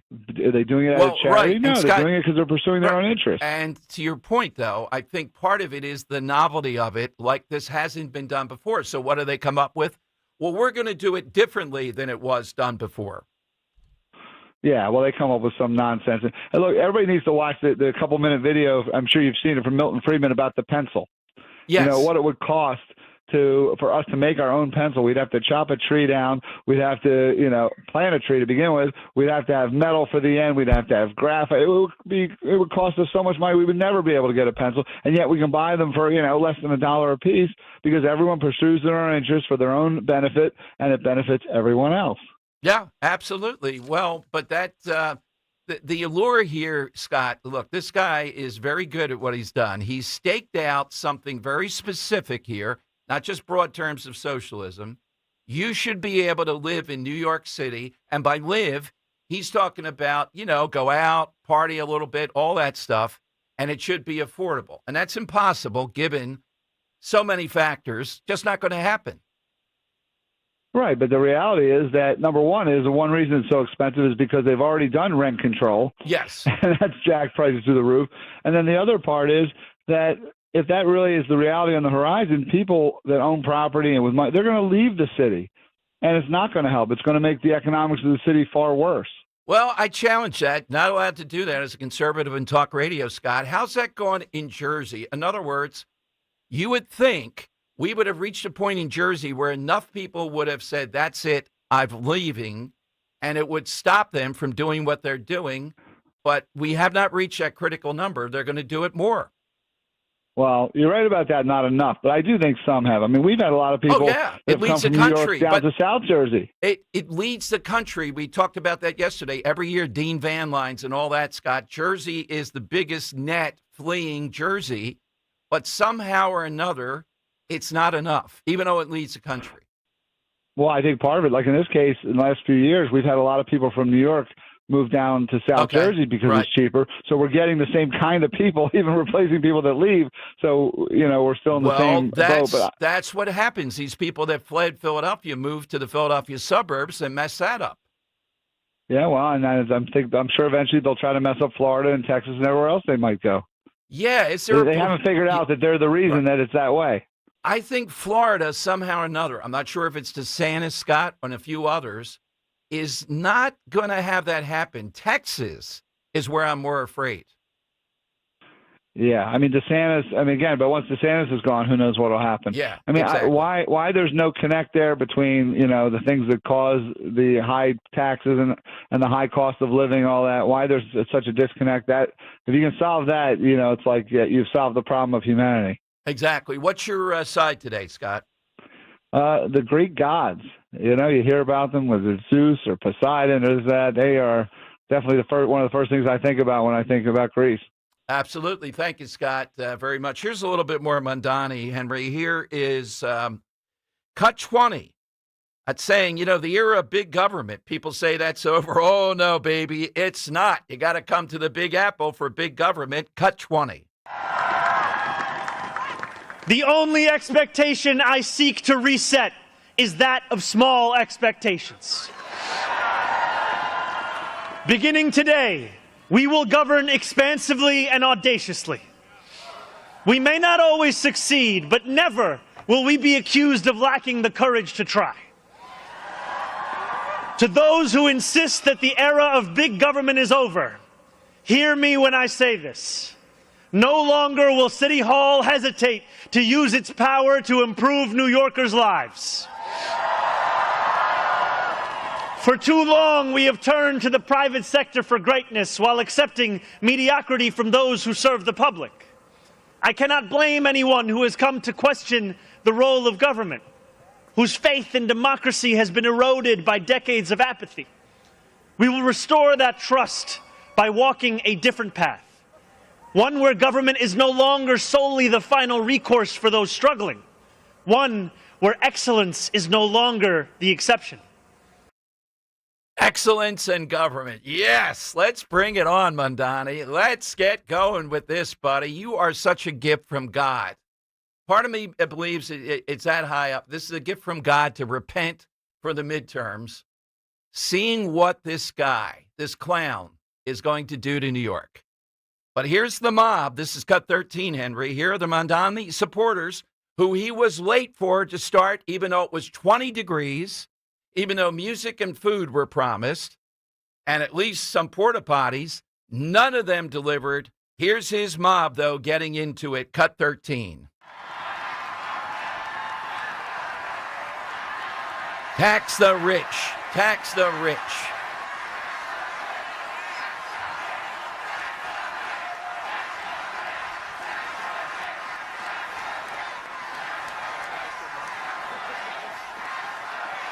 I can see if a billionaire guy in a top hat came by at that point. I was saying. Yeah, there we go.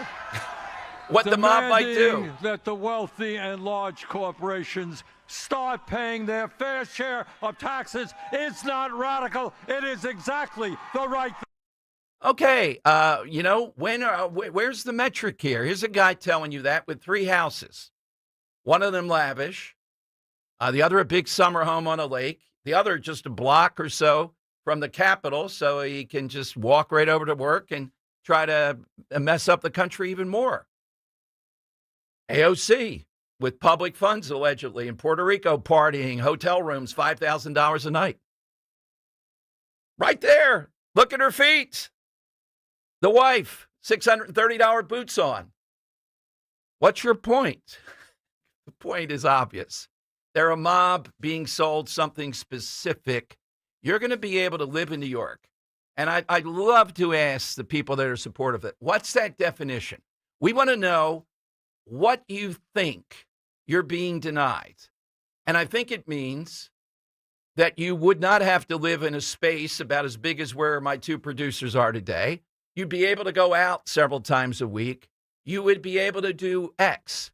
That's what I'd like to hear. What is it they mean by affordability? What is it they be allowed to do? What is their definition in New York? So that's the first thing. Then we would ask, well, why is it if you make X, you can't do some of those things? What is it that makes, and they would tell you it's capitalism. It's the rich that are driving those prices up. When it's over regulation, over taxation, over litigation, all driven by the other side. I'm watching the mayor as we speak, Katie Wilson, being sworn in, I think, by her mother, who paid for her to not work and still pays for her child care, the mayor of Seattle, who said her first action, of course, is we're going to need more progressive investment revenue, meaning taxation. And you have the mob there cheering that also. It's an old story, but I give Mondani credit. You can't just take the old story. You have to put a little nuance on it, and the nuance is the word affordability. But when you're throwing the word in collectivism, that's kind of off key. But I don't think the mob will look it up as they did in the Kremlin. All right, phone lines are 855-839-1210. No Money Melody today. That will be on Monday again. Henry's got a lot piled up in there on Money Melody. Stockpiled. But just to remind you, our buddies over at NavyLeaguePhilly.org, NavyLeaguePhilly.org, Tom Metzger and all those great folks. And you're hearing some of the vignettes when I interviewed them at the Army-Navy game. If you were in the service of Navy, Marines, Coast Guard, something like that, this is the group you got to join up. It's inexpensive. They do unbelievable work, great events throughout the year, like the Army-Navy game, but a whole bunch of other stuff. You'll see it all. Just go to Navy League Philly, NavyLeaguePhilly.org, NavyLeaguePhilly.org. All right, more of your calls coming up on Talk Radio 1210. I'm Ed Evans, CEO of Consumer Cellular. No, we're not one of the big guys. Truth is, we don't want to be. If you're over 50, Big Wireless probably has you paying for more data than you might need. You could be throwing away thousands over a lifetime. Our entry-level data plans start at just $20 a month. And for a limited time, switch and get your second month free. Call 1-888-FREEDOM, visit consumercellular.com or a store near you and get your second month free today. Plans include $5 credit for auto pay and e-billing. See site for additional details. At Audion Hearing, our mission is simple: to make better hearing affordable for everyone. We're proud to offer high-quality, rechargeable hearing aids starting at just $98. Clear, comfortable, and ready to use right out of the box. And here's a study worth hearing. Research shows that wearing hearing aids can reduce your risk of dementia by up to 61%. Join over 1 million happy customers and hear the difference today by going to audionhearing.com. That's AUDIEN hearing.com. I dared Archwell Health to keep track of my vitals and my grandkids' names. I dared Archwell Health to simplify my prescriptions, so Max and I have more time to play. Good boy. And I dared Archwell Health to be closer than my neighborhood coffee shop. Our members dared us to do more as a primary care provider for adults age 60 and up. So we made it our mission. Visit archwellhealth.com and become a member today. Archwell Health. We dare to care. When you need to know, depend on KYW News Radio 1039 FM. Philadelphia police say a toddler was shot in the foot and is in stable condition at CHOP. This weekend, the Philadelphia Orchestra is performing Disney's Fantasia, and Tyrese Maxey scored 34 points in the Sixers' win at the Mavericks. Get the latest anytime on KYW News Radio. Now on Crystal Clear 103.9 FM. You've never needed us more. My name is Whitney Allen. I am a widow. My husband Ryan died. We never thought in a million years we'd have to use life insurance. The unexpected happened. With Ethos, it is so fast and easy. It's 100% online. You can get a quote in seconds, apply in minutes, and get same-day coverage. No medical exams, and you can get up to $3 million worth of coverage through Ethos. Get your free quote at ethos.com/radio. That's ethos.com/radio. Time spent on application may vary. Online health questions required. Hola, amigos! It's a big noise. Brad Evans from BetMGM tonight. Listen Monday through Friday starting at 6 p.m. Eastern on Westwood One Sports as we cover the biggest sports stories from coast to coast. Get insights on the NFL playoffs, college basketball conference races, and more. Download the Odyssey app now and listen from anywhere. BetMGM tonight, live and interactive, presented by BetMGM. Tune in, Team Huevos. Hi, this is Larry Steinhaus, and I want to let you know that I buy houses. I buy houses from people that may be a tired landlord, maybe somebody who's having trouble selling their house, or maybe someone who needs to sell their house quickly. Well, all you need to do is call 855-939-1137. That's 855-939-1137, and I promise to answer the phone and help you with your situation. That's right, your house may be cluttered. It may be a house that a relative left you, or it may just be a house you just want to get rid of. 855-939-1137. Searching for a new path to wellness. Dr. Molly Fantasia explains how medical hydration therapy can help you reclaim your energy. Listen to Health Watch, Sunday mornings at 8 on Talk Radio 1210 WPHT. Now back to the Piazza Auto Group studios. Experience the power of one with 8 brands and 25 locations. This is Talk Radio 1210 WPHT. All right, this is Dom Time, 855-839-1210. Two big things today, too. We've been talking, not quite as much, Nick Shirley, what he has unleashed across the country. More and more, quote, citizen journalists and the media, and this not just doesn't want to see what's going on here, but they're trying to suppress, continue the attack. So far, they haven't found too much on Nick Shirley to attack, and they're afraid there will be all kinds of imitators and people that get it. So I mentioned James O'Keefe, Project Veritas. On Monday, I got to dig that out. It was, to me, I remember it like it was yesterday, seeing this guy exposed Acorn, but the humor in it, the entertainment value was the genius with something serious. And I don't know that Nick Shirley had a lot of humor value, but he had a certain panache, a certain style in which he approached that daycare center. And they don't like this. You're not allowed to do that. Who are you to knock on the door? You could be shot. The one guy from Politico is writing. Now you have people in Minnesota around these places like the Leering Center chanting, "Show us the children, show us the kids." And they don't like it. They don't like the pressure now that's coming down on them. They're nitpicking. Well, maybe it was only 90% right. Well, why was it not exposed? Why was the media not on this? Because they didn't want to be. They didn't want to be accused of being Islamophobic. They're Democrats. They don't want to expose it on ideological grounds. They didn't want to be called racist. So they don't go all out. And they try to tell us, well, there's a lot of fraud out there. Okay, good. Go and expose that. Let's put those people in jail too. Well, we're only saying this, don't you get it? Because we don't want to do this. We don't really want to go and expose that. All right, let's go to the Earl of Tacony. He's on Talk Radio 1210. Earl, good afternoon. Hi, afternoon, Dom. Two things before I get to my side question. One, I know you don't like it whenever I bring it up, but with this whole thing with Mom Donnie, I recommend that people watch the David Lean classic film Dr. Zhivago. Completely ignore the love story and pay attention to the political aspects of the film, about how you have a young doctor, lives in a nice house, goes off to war, comes back, the communists have taken over, and they moved 14 families into his house. And he can't complain because it's the government, and they'll shoot him if he complains. Mm-hmm. And the fact that they have to leave the city and move to the country because living conditions under communism are so bad that he's actually stealing wood from a fence just to heat his small little room in order to keep his family alive. Mm-hmm. Okay. I don't know why I'd object to that, but fine. Yes. Okay.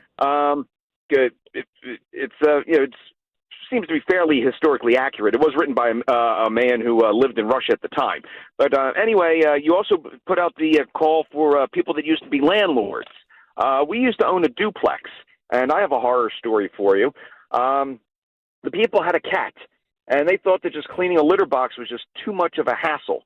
So they just went into the small bedroom and just poured cat litter all over the floor. Oh, and we didn't find this out until after they had moved out, and we had to shovel and clean everything up. And as much as we bleached the floor and everything, we got it as clean as we possibly could. But sometimes on a warm summer day, you could still smell the ammonia. Wow.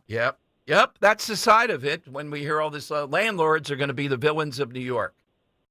And that's the thing. I work in construction, and I deal with landlords all the time. And I see a lot. There's a difference between the owner mentality and the renter mentality. And you see the difference between people who rent a property and people who own a property and how they take care of the property.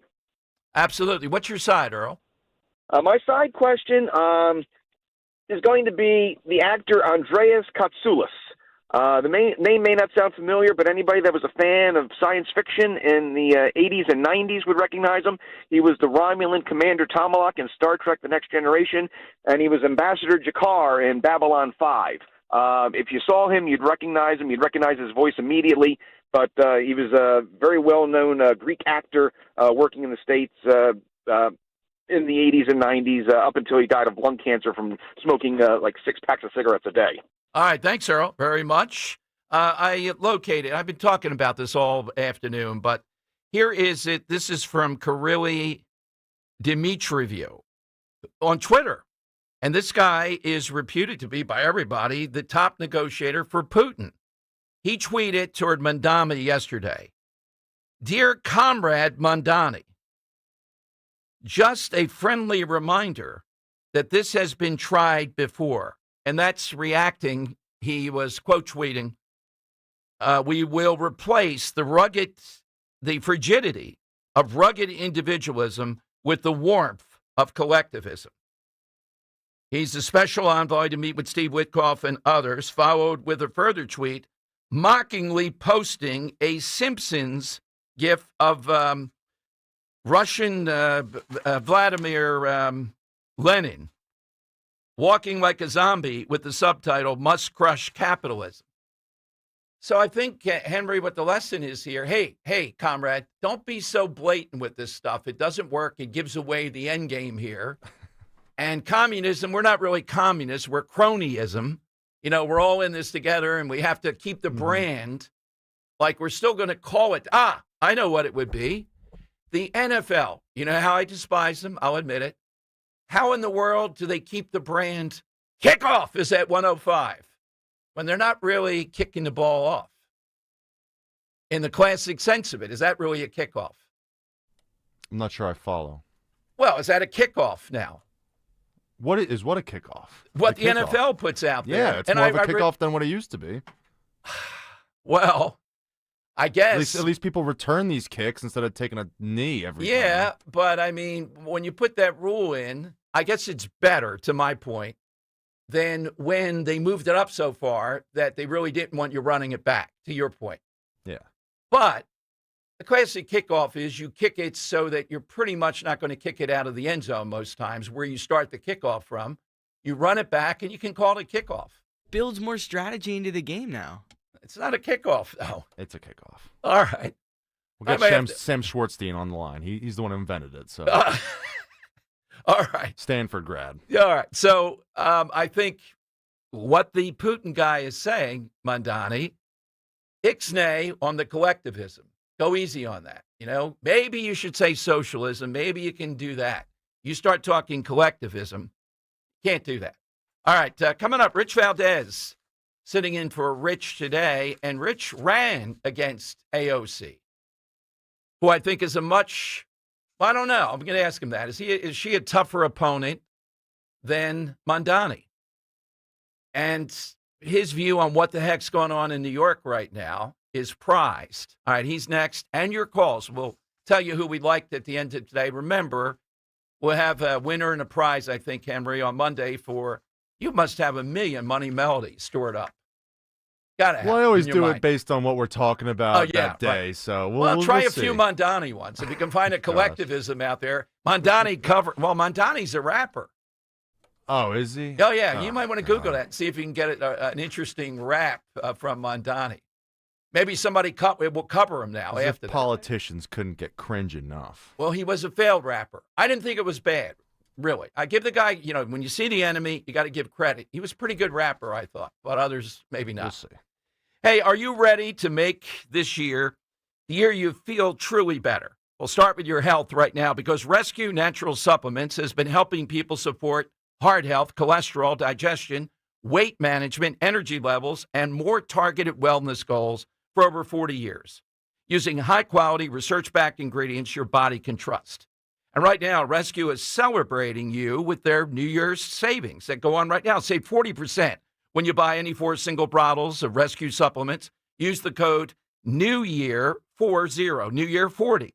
Try their popular Rescue 1250 Omega-3 for heart and brain health, Probiotic for better digestion, or Oracine for more consistent, all-natural energy. Whatever your health goals, Rescue has you covered to mix and match 4 or more bottles and get 40% off. Just go to res-q.com or call a Rescue product consultant, 826-ALIVE. Again, that's 800-262-5483 or online, res-q.com. Use that code NEWYEAR40. Now's the time to take that smart step toward feeling your best with 40% off any 4 bottles of premium Rescue supplements, res-q.com. Use that code NEWYEAR40 at checkout. Don't wait. Make this the year you prioritize your wellness with Rescue. Kale and Company, weekday mornings, 6 till 10. The smartphone has made us stupid. We live in a society where you are just programmed now to have this thing in your hand. It's like an addiction. It's like smoking or drinking. You don't even know you're doing it. How many times are you in a setting where there's zero reason for you to have your phone in your hand? It's almost become a crutch in society to avoid social interactions with people. Start your day with Kale and Company, weekday mornings 6 till 10 on Talk Radio 1210, WPHT, and the free Odyssey app. If you're one of the millions of Americans behind on your taxes, if you're afraid to open your mail because IRS collection letters could be coming, listen carefully. The IRS is cracking down, taking paychecks, freezing bank accounts, revoking passports. That's a fact. But here's what most people don't know. There are official tax relief programs designed to help struggling taxpayers. Programs that could save you thousands if you qualify. No one knows these programs better than the experts at Optima Tax Relief. Optima's award-winning team will fight to protect your paycheck, your passport, and your property. Their tax attorneys and licensed tax professionals will work tirelessly to get you the best deal possible with the IRS. Every day, penalties and interest keep piling up, so don't wait. Call Optima now for a free consultation. Call 800-354-2840. 800-354-2840. 800-354-2840. Optima Tax Relief. Some restrictions apply. For complete details, please visit OptimaTaxRelief.com. One Main General Services Corporation seeks analytics manager in Wilmington, Delaware. Research and develop new data, tools, and techniques that will keep One Main at the forefront. Telecommuting work permitted. Position may work in various unanticipated locations throughout the United States. Offering a salary of $145,000 per year. Resume to One Main General Services Corporation. Attention, Patricia Exposito. 601 Northwest 2nd Street, Evansville, Indiana 47708. Or email Patty patty.exposito@omf.com. Reference job number YS1 41690. Wesley Financial Group is not a law firm. Do you feel embarrassed, trapped, maybe even ashamed just because you own a timeshare? Well, I'm here to tell you you're not alone. Chuck McDowell here, the timeshare cancellation guy. I get over 3,000 complaints a week from all kinds of folks that feel the same way you do. Honest people, teachers, veterans, grandparents, all losing sleep over a timeshare they can't get rid of. That's why 15 years ago, I founded Wesley Financial Group to help people take their lives back. Today, I run Wesley with my 2 sons, a real family business, treating every client and every employee like we would want our own family to be treated. That mindset has helped us cancel over 50,000 timeshares from people just like you. So if you're stuck in a timeshare, give us a call. Let our family help your family. Call Wesley now for your free timeshare exit kit. 800-981-4455. That's 800-981-4455. 800-981-4455. $5,000. That's the average amount of money people in the U.S. are now spending on gas in a year. $5,000. That's crazy. If you drive, you have to download Upside, the free app that gives you cash back every time you get gas. That's right, you can earn real cash back with Upside just by buying the gas you're already buying. You can literally start earning cash back today. I use Upside every time I fill up, and I've already made around $200-300. You're putting gas in your car anyway. Why not get real cash back? If you like free money, download Upside. I'm saving the cash I earn from using Upside to help pay for a vacation later this year. Download the free Upside app now to earn cash back every time you buy gas. Use promo code FRESH to get an extra 35 cents per gallon on your first tank. You can cash out anytime right to your bank, PayPal, or a gift card for Amazon and other brands. Just download the free Upside app and use promo code FRESH for a 35 cents per gallon bonus on your first tank. That's code FRESH for a 35 cents per gallon bonus. Now you can listen to Talk Radio 1210 WPHT on the iHeartRadio app. All right, great guest today by happenstance. I thought we'd be guest free. We had Phil Almquist on at the top of the show debating Henry, who was even standing up over the Beatles and Rolling Stones. And now our buddy filling in today for Rich Gioli, Rich Valdez. And I thought I knew everything about Valdez. Rich, Happy New Year. Happy New Year. It's Dom time. How are you guys? Great, Rich. And I did not know that you were in cahoots working with James O'Keefe about 10 years ago. Were you involved in this area, if you remember? Probably not. You're too young, I think. The Acorn exposure, which was the first big thing he did? So, no, I came right after Acorn, and we were capitalizing on the momentum from Acorn. But it was a very exciting time because, you know, the way that went down, right? James, like you were mentioning before, he would do these sting operations that were incredibly brilliant, really well thought out. And then he would go and kind of create a production around it to get the news attention that it needed. So, you know, when he went into these Acorn places and with Hannah Giles, they posed as a boyfriend and girlfriend. He wasn't wearing the pimp outfit, but he did use the pimp outfit later on, you know, when he did the reveal of saying, hey, look, I got you guys on tape. What do you think? And he dressed as a pimp to do that. And it was so funny because, you know, imagine you going to them and saying, hey, listen, I've got you on tape saying you're going to defraud the government and you're dressed in this pimp suit. It begs for laughter. Oh, it does. So, and I don't see Nick Shirley in Minnesota quite doing that, but with social media, Rich, and he's got a little shtick going on, you know, with the door and all that. You don't need to do what you guys were doing. All you need are citizen journalists like this kid out there. And given social media, I think it's 134,000 million views, you can still ring the bell. 100% right. I mean, you know, to James's credit, I'll say that was always his vision, was to arm a nation of citizen journalists with cameras. Most of them had it in their phone, and sometimes even more elaborately. You know, there was other types of cameras we had, but that's the goal. And we're in a new marketplace, right? You know, radio is my passion, as it is yours, but there are new ways. I can tell you, Dom, I'm going into my 8th year in radio broadcasting. And when I meet people, they come to me and they say, hey, how do I watch your show? You're on YouTube, right? That's a very new question. It used to be, hey, what station are you on? And the media landscape has evolved so much. So guys like Nick Shirley, what took a guy like you or me, you know, a decade or more to amass in terms of listenership, these guys can do a lot quicker because of the advent of social media. Here you're going into video, too, very soon. So we'll have to be happy to report that, Rich. That's exciting stuff. Rich, you did run against, I'm right, that I remember right, AOC. Well, I'll tell you what. There was a bunch of backers that wanted to get behind me running, and I started to test the water, and I went to a few Republican clubs to see if it would work. But I'll tell you who actually did the running. It was AOC. She ran away from me at the Puerto Rican Day Parade and literally ran across the Fifth Avenue because I asked her, I said, hey, Congresswoman, do you have a second? And she literally ran away. She didn't want to talk to me.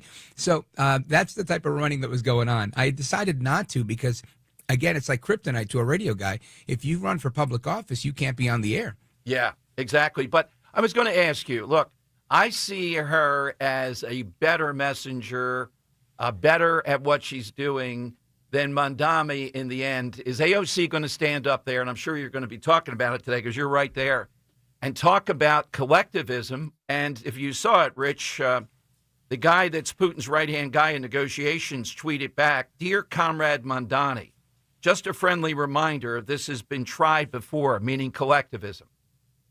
Yeah, I have a different perspective on this, Dom, because I'll tell you this. I think AOC is a pretty package, right? She's attractive to a lot of people. However, I think that Mamdani is a more elaborate messenger of this message, right? He's his father's son. His dad is a Marxist professor, and he really understands this stuff part and parcel. AOC, I think, is a big picture person that's like, oh, that sounds good to me, power to the people. But I don't think she really believes in this stuff the way that he does. I think she believes in the tyranny of the majority. She does. She believes in that. But I think he can tell you why, and chapter and verse, and why he thinks Marx is great. And you could tell by his speech. Well, I think that's the problem they're telling him, though, Rich. Keep it, we're really not believing in this. And if you really believe this and reveal too much, we know what happens with this ultimately. Well, I don't know. All I can say is this, Dom. I don't know if he had paid actors in his audience, but leftist collectivist claims, he got the biggest applause. He said, you've heard that the time of big government is over. Well, I'm here to tell you otherwise, right? I mean, and that got huge cheers. You tell me, who are these people that are cheering him on? They obviously exist, and they're obviously there, and they've elected him. Well, the narrative that I like that he's playing into, the specific, though, is you can live in New York City, and by live, it means go out a little bit, all that type of stuff, and not have to make $150,000, $200,000 a year. That's what I think he's selling along the lines of affordability. So, Rich, what do you have anybody on? What are you going to be talking about today? Sure. Yeah, we're probably going to kick off with the Mamdani stuff with somebody who knows him very intimately well, somebody who took him to the carpet. Curtis Slee was going to join me and give us the play-by-play on that. Oh, God. Then we also have New York City Councilman Frank Morano that's going to be joining in to help me break some of this down. Plus, Frank Morano just recently awarded me an award, the Pinky Kravitz Excellence in Media Award. So we did that in Atlantic City, so we're going to do a little Atlantic City talk on that. And, of course, I'm going to talk about some of the things that people go through during the holidays that we're just coming back from. There was a lot of people that are estranged. Apparently, Dom, I didn't know, but there are people that are estranged from their adult children. And by estranged, I mean these kids go total non-contact, not talking to their parents. And it's a new thing. They do it in the name of protecting their peace. It's sacrilege where I come from, but I want to talk about that with the audience as well. Hey, by the way, on that Pinky Kravitz thing, that is a high honor. Pinky Kravitz, I think, was on the air in AC until he was 95. 57 years, longest running talk show in America. I consider myself honored. Absolutely. Well, Rich, great to have you back. And it's like old home week here sitting in for Rich. Go and get him. Absolutely, brother. Thank you to everybody at WPHT and Rich Zioli. I'm looking forward to it, and I'll be back in a few minutes. All right, Rich Valdez with us coming up here. We're going to take, it's sort of a lightning round, but we're not calling it this week. Prize is back next week. Henry, that's going to be big on the sheet. It needs to be this big on there. By the way, Ro bought me a pair of binoculars. You know that thing that I do with the standing up and I'm looking out over you? I have binoculars. Down on Medford. Oh, yes. I'm looking over at Mamdani. I'm looking more we're heading to the horizon. I was thinking, and I didn't have a chance to consult you, would it be the single eyepiece more silly and dramatic? The telescope. Or the telescope, or would it be, I went with the binoculars. They were only $17. I think binoculars has the same effect, unless you have a really dopey, like, pirate telescope almost. Like, that's like gold. And I might have to wear a chinchilla coat when we do the bid on Monday. Oh, my God. I'm telling you, when I saw James O'Keefe in that chinchilla coat, to Rich's point, busting Acorn. You don't understand how big Acorn was at one point in time, just in elections particularly, and just the ruthlessness of this. And he caught him that they were going to put the girlfriend and him in a home, and no doubt about it, they're unmarried, they're not together. And he shows up in the pimp outfit to announce the news. He did have the hat. The chinchilla coat, I asked him, was his grandmom's. Okay, all right. It was perfect, the staging. I don't remember how she was dressed. We'll see in the tape, but we'll put that on YouTube on Monday. Okay, we'll get a winner today in the sense. We'll hear John, Henry, and I. Who did we like today? People have not weighed in, so I have not told Scott Jennings. Scott, Principal. Come on, Scott. I hate to say it. I think you might be right on that. So doing Grammar some more Girl or research, something. What was it, Grammarly? Grammarly. Yeah, Grammarly. Grammarly, I'm yeah. sure you've seen the commercials everywhere. I thought you would go to Think we the play 'em on a Oxford station. Dictionary. No, go to Grammarly. I'm pretty sure they're a sponsor of 1210, so might as well. They are? Grammarly? I'm pretty sure they play ads on our station. You know what? They ought to be on this show. They'd have my complete backing. All right. In the new year, I'll be caught up in some grammar debacle. I know it'll be coming up. I can feel it. 855-839-1210. Kale and Company weekday mornings 6 till 10. Chris, good morning. How are you? You guys are going to hate this one. Fruity Pebbles. I knew it! I knew it was Fruity Pebbles. I had you picked for an Apple Jacks No, guy myself. I knew. Fruity Pebbles is so bad for you. Stop right now. Mama Dawn Oh is my going to God. lecture you, Chris. I now know that I will outlive one person in this audience. I will outlive Chris. Not Fruity Pebbles. Because Chris is eating Fruity Pebbles at Yeah. 34 for dinner. And Larry buys this stuff, and then I throw it away. It's the battle in my house.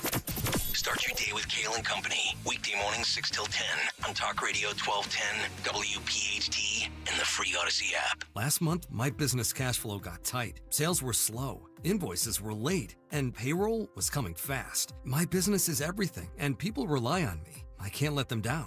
I applied online at lenseek.com and had business funding in 24 hours. Business moves fast. Don't wait until it's too late. Whether it's lines of credit, term loans, working capital funding, or revenue-based financing, LendSeek is open for business. Apply now at LENDSEEK.com. I dared Archwell Health to keep track of my vitals and my grandkids' names. I dared Archwell Health to simplify my prescriptions, so Max and I have more time to play. Good boy. And I dared Archwell Health to be closer than my neighborhood coffee shop. Our members dared us to do more as a primary care provider for adults age 60 and up. So we made it our mission. Visit archwellhealth.com and become a member today. Archwell Health.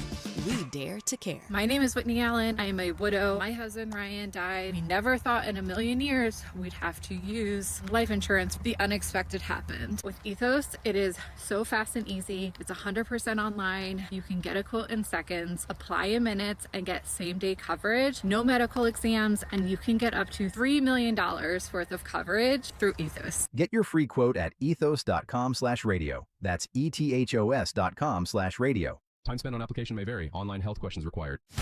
Hola, amigos! It's a big noise. Brad Evans from BetMGM tonight. Listen Monday through Friday starting at 6 p.m. Eastern on Westwood One Sports as we cover the biggest sports stories from coast to coast. Get insights on the NFL playoffs, college basketball conference races, and more. Download the Odyssey app now and listen from anywhere. BetMGM tonight, live and interactive, presented by BetMGM. Tune in, Team Huevos. Okay, My name is done. Whitney Allen. I am a widow. My husband Ryan died. We never thought in a million years we'd have to use life insurance. The unexpected happened. With Ethos, it is so fast and easy. It's 100% online. You can get a quote in seconds, apply in minutes, and get same-day coverage. No medical exams, and you can get up to $3 million worth of coverage through Ethos. Get your free quote at ethos.com/term. That's ethos.com/term. Time spent on application may vary. Online health questions required. Wesley Financial Group is not a law firm. I'm Chuck McDowell, founder of Wesley Financial Group. Did you buy a timeshare because they told you it was a great investment? That's a lie. Most timeshares can be bought online for $1. To find out what your timeshare is worth and to cancel it, Call us today and we'll send you our timeshare exit kit free with all your options for cancellation. Call Wesley for your free exit info guide. 800-990-1551. That's 800-990-1551. Hey, Westchester. We know your favorite station is Talk Radio 1210, WPHT. The time has come for the final test. We usually call it the lightning round. All right, be ready. Hit us with that all-time Greek, something associated with Greece is what we're looking for. By the way, Marjorie Taylor Greene attacking President Trump because of his stance on Iran, which I wholeheartedly back. She says this isn't what we voted for. You know, this limiting of America first. Is the president saying we're going to put troops in Iran or do anything of that nature? No, he's not. And you know what the subtext is? Rescuing Iran, which would be incredible if they overthrow the mullahs, how much the world would change. Marjorie Taylor Greene, Tucker Carlson, Steve Bannon, and these others, what do they want to do? They want to bring up Israel. Israel behind this. The anti-Semitism reeks. I do think it's America first. America first doesn't mean we don't engage in anything in the world. That's the line being played here. We'll see. Susan in Chester Springs, Talk Radio 1210. What's Greek to you, Susan? Okay, the architecture, symmetry, harmony, order, all of our buildings, a lot of our national monuments, skyscrapers, everything has something from the Greek architecture, the pediments, the columns, the way they put things together. So I think it's influenced pretty much every bit of architecture in our history. I would agree. A lot of it. Here's a half Greek, so we'll get a half an answer. Drew in Upper Darby. All right, Drew. Thanks for being half Greek, you and Zenos today. You've given us an unbelievable side question. What's yours? Hey, Dom, thank you so much. Hey, Dom, this person could be the answer 2 times with your side question. The one was, you remember last week where you had it, the star that fell, they lost their dynasty, whatever. And of course, for today, this person's real name was Agnostopoulos. His family came here in the early 1900s, and you guessed it, his father owned a diner in Baltimore, Maryland. He sent his son to the University of Maryland, and he became active in politics. And that saying, he was one heartbeat away from being the president. This guy was the second most powerful man maybe in the United States and the world ever, a Greek American named Spiro Agnew. That's right. And what was his classic line? The nagging nabobs of negativity. Remember that? The attack lines. Yeah. And the thing was, he lost a lot of support because he wouldn't support the civil disobedience of the African Americans in Baltimore, and that's what led to his downfall. And then he got greedy. Yeah, well, Thanks, absolutely. Thank you, Drew, as always. Joe in Exton, we've been waiting all day for this classic answer. Music, please. All right, Joe, what do you have today? Yes, hello, Dom. Good afternoon. And I want to wish you a Happy New Year, 2026. Thank you, Joe. The same to you and your son and family. Thank you. Thank you. And I raise a glass of ouzo to Drew, Zenos, and Robert of Ben Salem. Noted Greek, Robert of Ben Salem, yes. In the golden age of Greek civilization, Greeks would make pilgrimages to the temple of Athena to engage her in commentaries on wisdom and philosophy. Greeks were always questioning the essence of mankind and human nature. All right, Joe, thank you, as always. On brand. Have we ever said off brand here? No. No. The Byzantine line of the year, though. I didn't even get to the salt. No, it's the Lake Superior. It's a college. They put out the words it should be banned list. And I'll start the first shots fired. Of course, they lead with 6-7. Oh, what losers. All right. I don't think it's going to fade. I think it's got some shelf life to the summer. Of course it does. Let's go to, are the Lonzo Ball family, are they involved in that, one of them? What, 6-7? Yeah. Don't they do it? Run up down the court? That's a song. 6-7 came from a dumb song called Doot Doot. I'm sure I'm sure LaMelo or whoever, LiAngelo, is out there doing the 6-7. Okay. I thought they become identified. That's a sign this is going to crash. Lance in South Philly. All right, Lance, what's yours? How you doing, Dom? Happy New Year to all. I'm surprised no one even picked this one. It's our own city, the city of Philadelphia. It's Greek. Oh, that's right. City of brotherly love. Yes. It's brotherly love. That the city is of brotherly love. That is a good insight at the end. Okay, are we going to 57 here, Henry? Do I have a little space? Yeah, okay. John, who did you like today? If we were picking a winner, who would you pick? I really liked Lance. I'm not going to lie. Lance saying Philadelphia, that's perfect, obvious answer. Loved it. Yeah, we forgot about that one. That is a very. I don't know that that's the winner, though. Henry, what do you say? I also really like Lance's answer. I also thought Xenos with the Cleopatra answer was very good. That was great. Xenos was great. I liked Susan in Chester Springs with her architecture answer. It is influenced all over the world. And then Joe of Exton, the Temple of Athena, of course. Right? I agree They're with always Lance, but I give an honorable mention to Xenos claiming Cleopatra as a Greek. I mean, the strain of that, the mixing, getting it in there was beautifully done, Xenos. Thanks to Xenos. Thanks to Drew of Upper Darby, too. We'll have another new one on Monday. And we'll also have, and he's really excited to be back, he said he's well-rested, wants to be sharp at 2 o'clock. Scott Presler, who has a lot to say about voting irregularity, cheating in Minnesota, where he was registering voters, coming out of all this. And Presler is really in the same kind of model in some ways as Nick Shirley. All right, so have a great weekend. Rich Valdez is next for Rich. Follow me on Twitter at DomShow1210, at DomShow1210. We'll keep you updated. And be looking on YouTube for Project Veritas on Monday and The Binoculars. We'll have all that. Great week by Henry here and John sitting in. Richie Always Show next. Talk Radio 1210 WPHT.